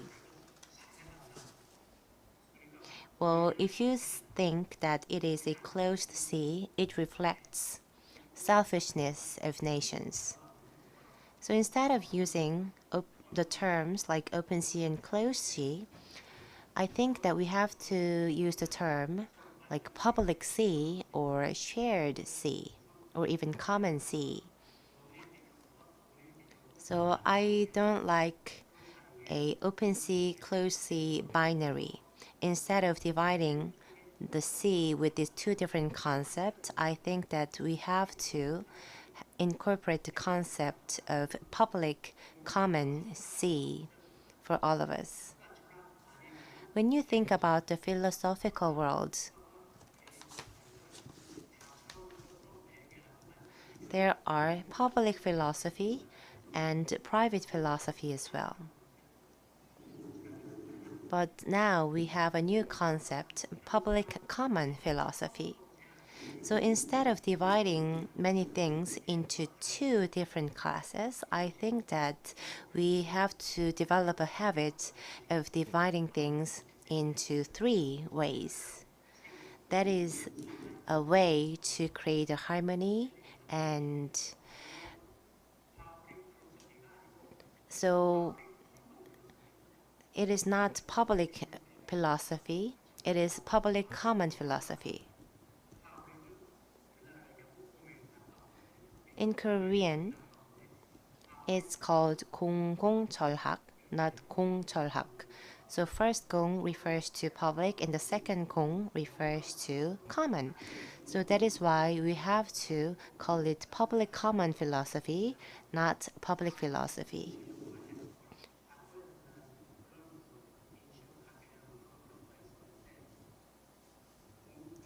So naming a new concept is a very important job too, right? So I believe in the concept of public common because that is idea to embrace and respect different ideas and opinions of all different groups of people. And we have to pursue that. And as scholars and professionals, we have to pursue that and lead this change.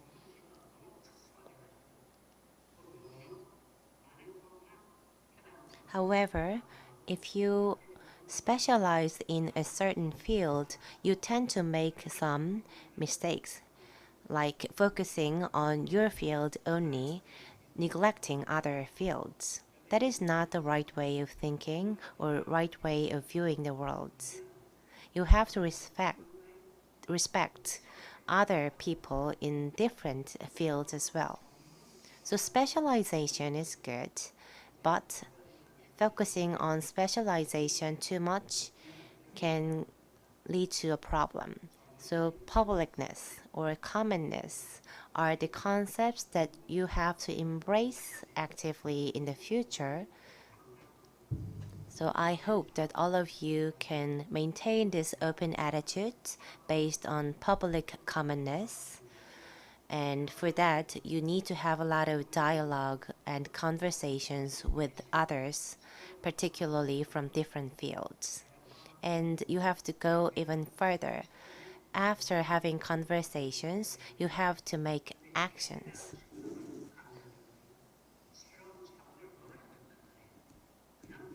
So conversation, action, and renewing things. These three elements are keywords for the public common philosophy. So for example, when we have a conference like this, instead of just talking about your thing to the audience or simply speaking to the people, you have to communicate with others in two ways. So you speak to them and you listen to them. And of course, this takes a lot of time and effort. But that's the way to create public commonness. And here today we are focusing on oceanity, but going for oceanity is not the end. Going on oceanity should also embrace the concept of continental way of thinking, and in the end, it also needs to go further to embrace the universal way of thinking as well. So focusing on one thing too much is not the right way of thinking. You have to always consider other conflicting ideas and concepts. And lastly, I would like to argue that we all need to study more on Korean philosophy.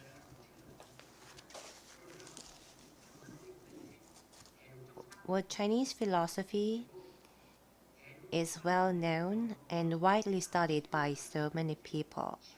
But still, as I told you earlier, Chinese philosophies are more like a continental way of thinking. So instead of focusing on Chinese or Russian, for example, Russian philosophies that are largely continental, we have to shift our focus on other philosophies.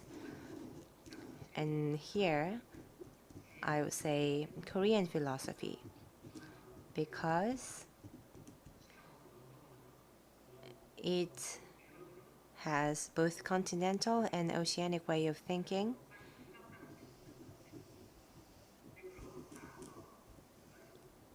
Because Korea is a peninsula nation, then as a peninsula nation or state, well, sorry, doctor, we don't have a lot of time. Okay. So if you think about Koreans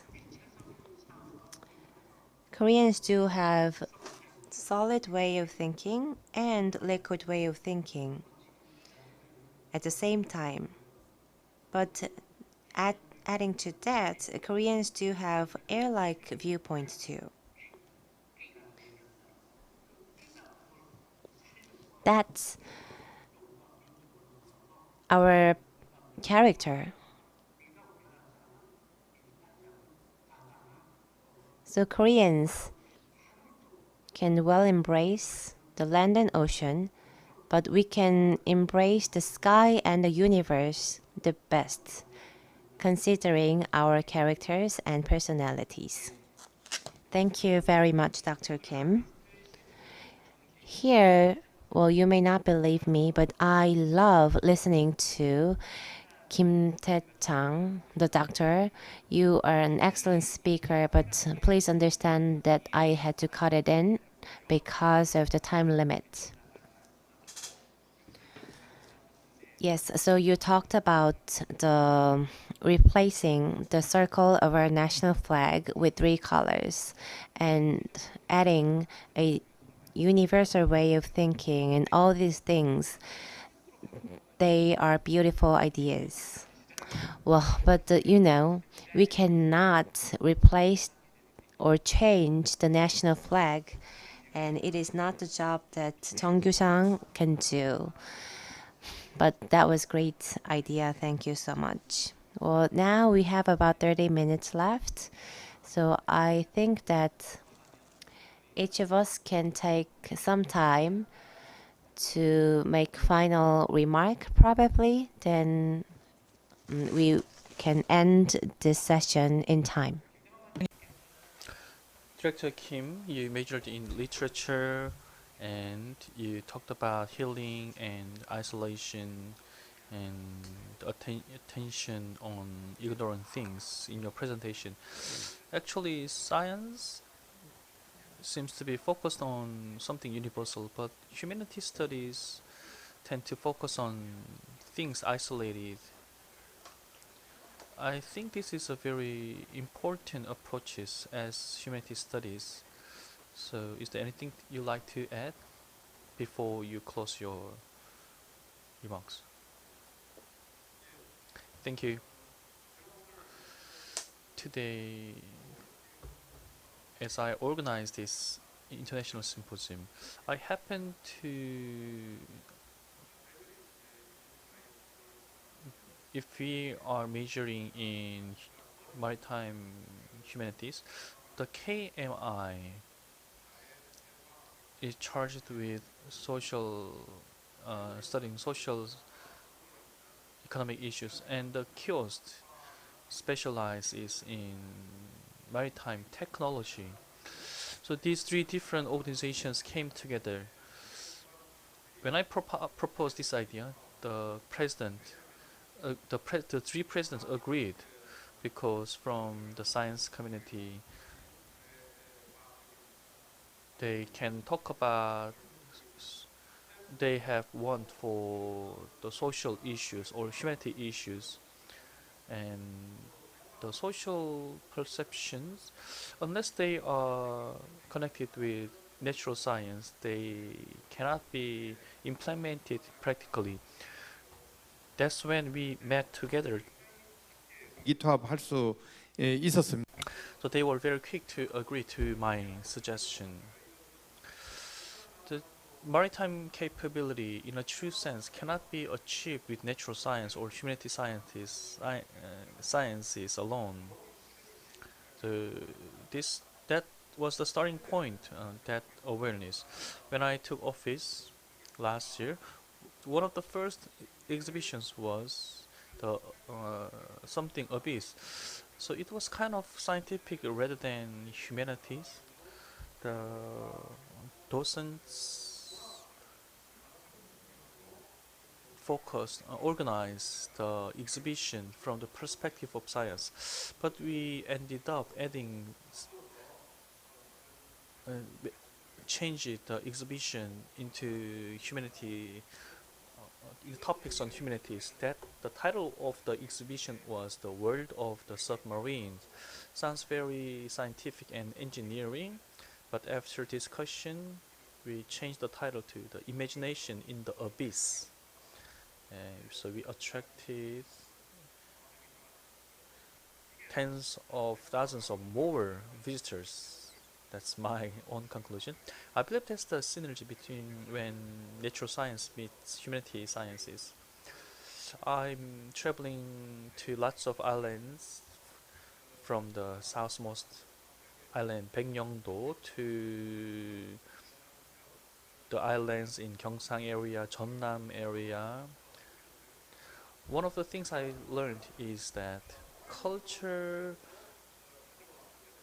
we maintain culture over a very long period of time, but the culture in the islands have been isolated or excluded or marginalized or forgotten.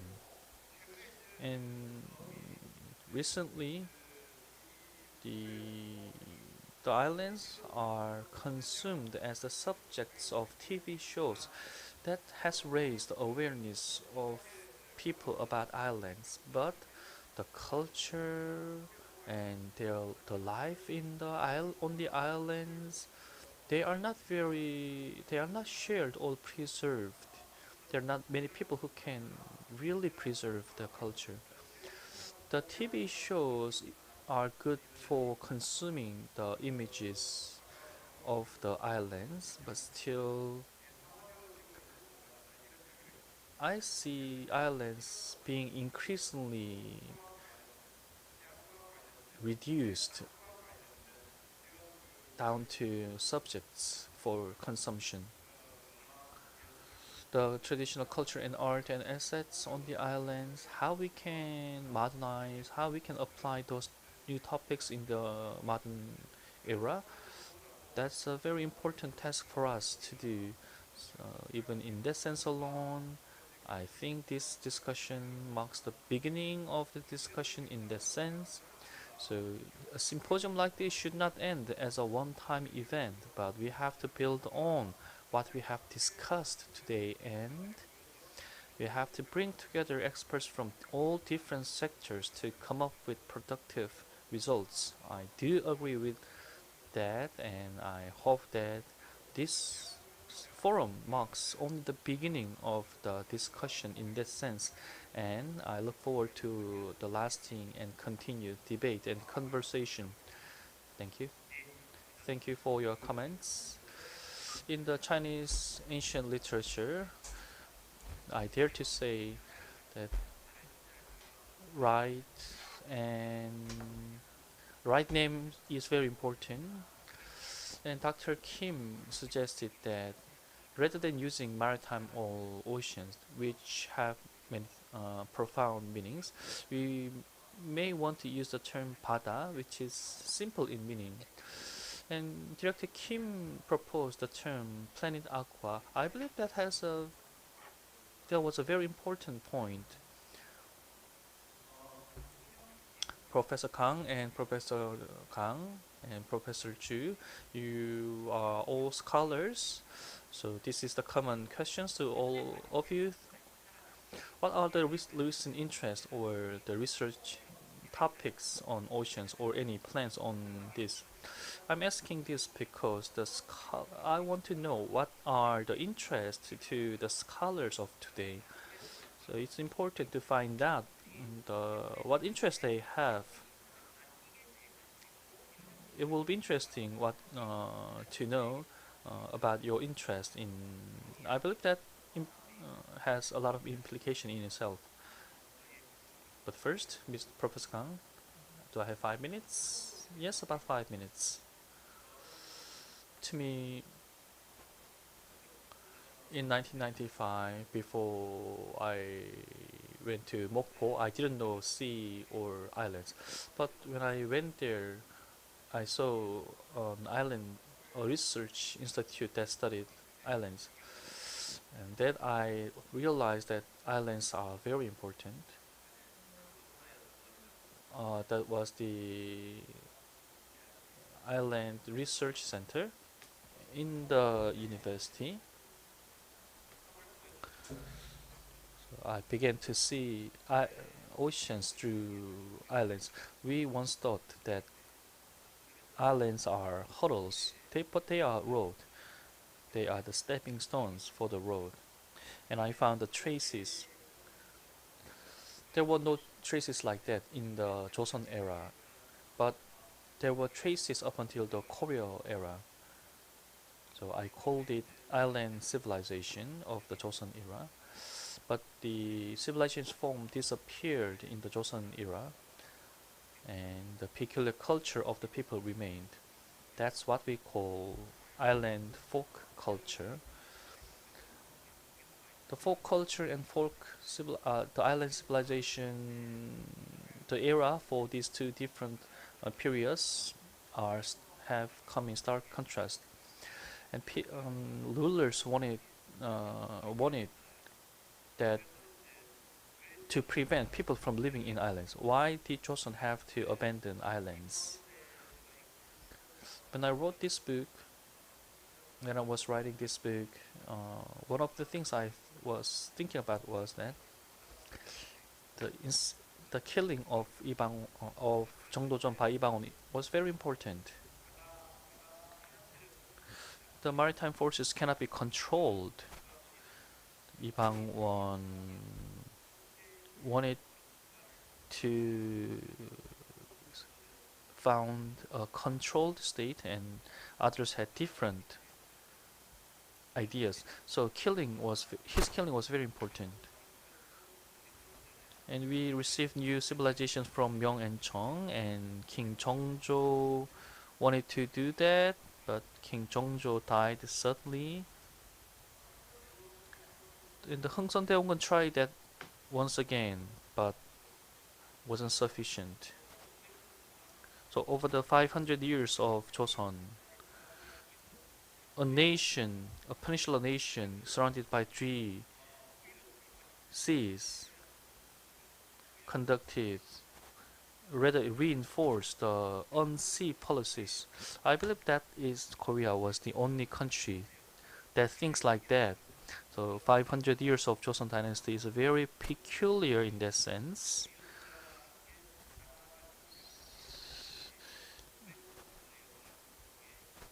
That's why we have some relatively weak history about the oceans. So what happened? Why is it the history of Joseon, the history of ocean in Joseon and before that? If you understand that, then we can come up with accurate prescription, because for exact prescription we need to have correct diagnosis. So to conclude the topics that we covered today,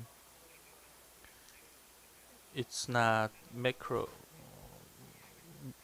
microscopic debate, but we approached this topic from macroscopic view, and we also covered science, society, and humanities, the multidisciplinary dialogues, big and small,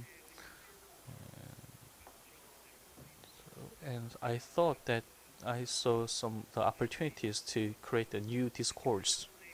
And Mr. Kim pointed out the public common discourse, the zeitgeist, and the public common dialogue will be created with this forum. Thank you.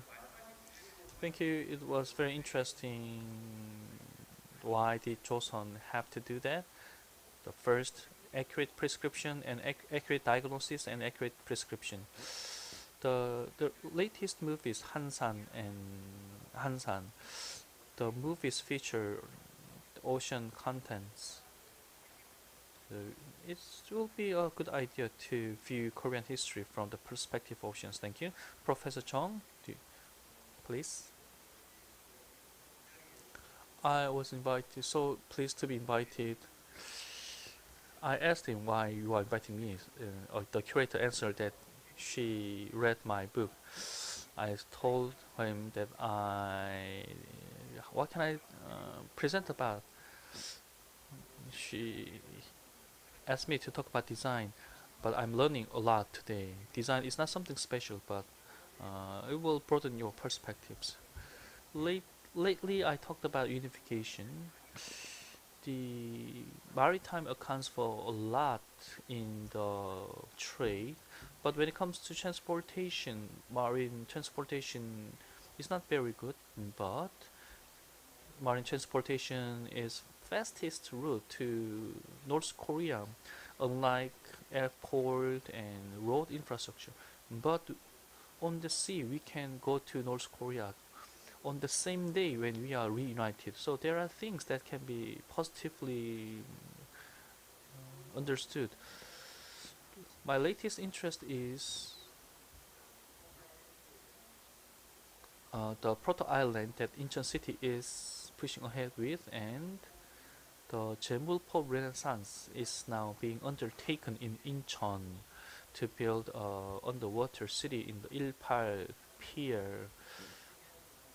I'm not saying that Busan has to do things like that, but each city may have undertake similar projects. As a designer, we can think, we sometimes we can see things from opposite point of view. To conclude, in the past, when we lived near water, we suffered from natural disaster. But these days, apartments are more expensive when they are closer to water. The term waterfront means it's facing the water. But I prefer to use the term water along, not waterfront, not confronting the water, but getting along together with water. So today I learned that there could be many different ideas about oceans. Thank you. The term water along sounds very interesting, and your presentation was also interesting, talking about the culture and science. The North Port in Busan, the North Port is a good point of project in that sense. 한 가지로 좀 And Professor Chu, please share with us your idea on this and make a closing remark. Well, okay. Well, actually, I have one thing that I would like to introduce to you. I studied Western history, but I am also a member of Asian history study at Seoul National University. And probably my understanding of Western history can somehow help understanding the Eastern history. So with these people, I'm trying to understand the Asian history from a different perspective. And the new concept or term that we've developed is Maritime Asia. So there are two different types, Continental Asia and Maritime Asia. So these two different teams study Asian history and culture from different perspectives. So yes, Maritime Asia is a very interesting concept. And actually all nations and cities or regions are in some way continental and in another way maritime. And as we said earlier, China is a great land, but I'm not really sure whether we can call China really a one land or one nation, because the southern part of China has a very strong quality of oceanity, while the northern China has really inland inland qualities. And actually, the Admiral Zhong He of China was a very unique person from China because he pursued maritime navigation. So to enter the water, Zhong He went to the southern part of China, and I think that the Yuan dynasty is so different as well. You may think that Yuan dynasty is so much focused on land and soil, but Song dynasty focused on water and seas too. But Zhong He in the early Ming dynasty pursued navigation across the sea. It's because all the cultural elements and traditions have accumulated before the Ming dynasty. And if you look at Japan, Java, that is a region that is like Mediterranean of Europe in Japan. And I recently learned that the Java area, the ocean there the water there is bigger than the Mediterranean actually. I was so surprised. And in Korea, a lot of scholars are trying to understand the history based on chemistry or many other objects. So for example, if you look at the beads of the early Korean society, you can see that these beads were imported from China. And for those beads to travel to Korea and ultimately Japan, it must have traveled for a long distance through road and also water. Well, this is still a hypothesis, but well, there are a lot of things that tell us that there have been a lot of exchange through water in the past, particularly in the Asian region. So we can focus on the history of maritime Asia if we apply this notion. So if you apply different notion and perspective, you can see the same thing differently. And that is the way to expand your mind and knowledge. So always, please try to approach differently and apply different perspectives. When you see one thing, then you must be able to expand your mind, and you might find better ways to connect with others from different fields. Well, I really hope that I am there with all of you in person to have a better conversation in depth. But I'm still happy to see all of you on monitor, and thank you for inviting me. Yes, so applying maritime perspective, that is a new thing that we all need to embrace, particularly if you apply that perspective in Asia. To Asia and Korea and Japan, I believe that we can see and discover so many new things from our past and history.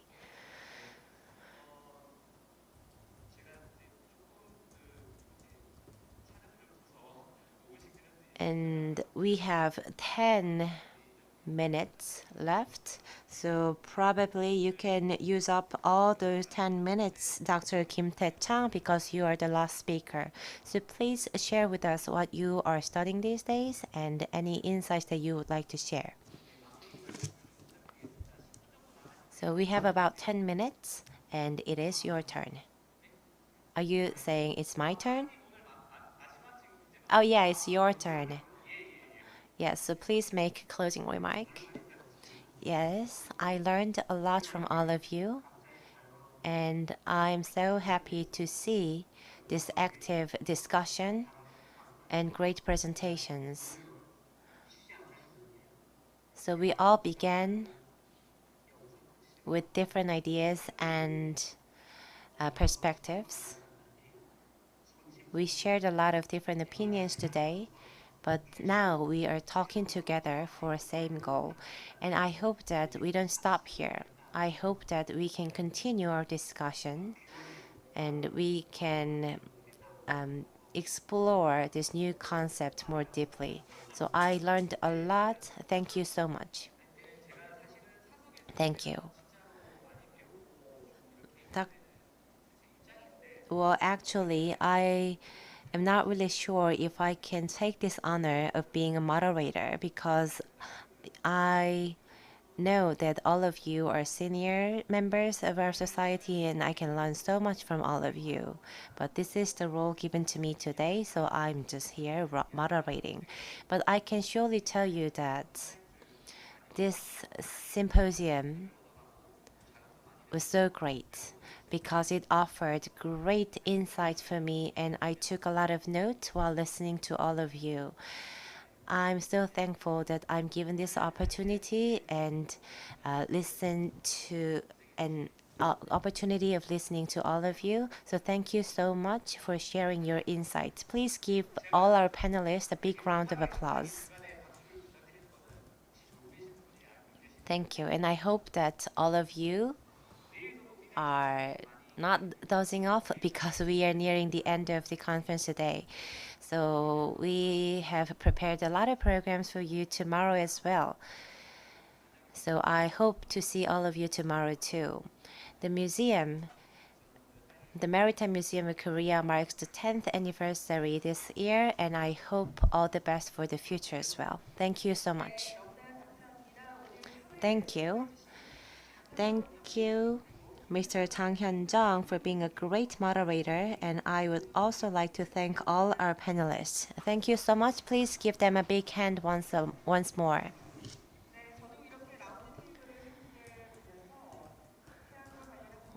Listening to a great talk and discussion between our panelists, I also learned a lot. And as our moderator said, we have a lot of programs prepared for you tomorrow. Marine civilization in the eyes of natural scientists and social scientists are two major topics. So I'll see all of you tomorrow. And once again, thank you so much for attending today's symposium. And one last thing. On and offline audiences can take part in our satisfaction survey. If you can find the QR code in the banner in the venue, or if you can click the URL link on our YouTube channel, you can take part in this survey. Please fill in the questionnaire and get a free online gifticon. And after this session, you might be able to find a van that will deliver all of you to the dinner place. If you are going to the dinner place, please use the van, or you can also use your own car if you'd like to. So this will be the end of the official program for today's symposium. Thank you so much for being with us till the very end. I was Park Eun-kyung, and thank you.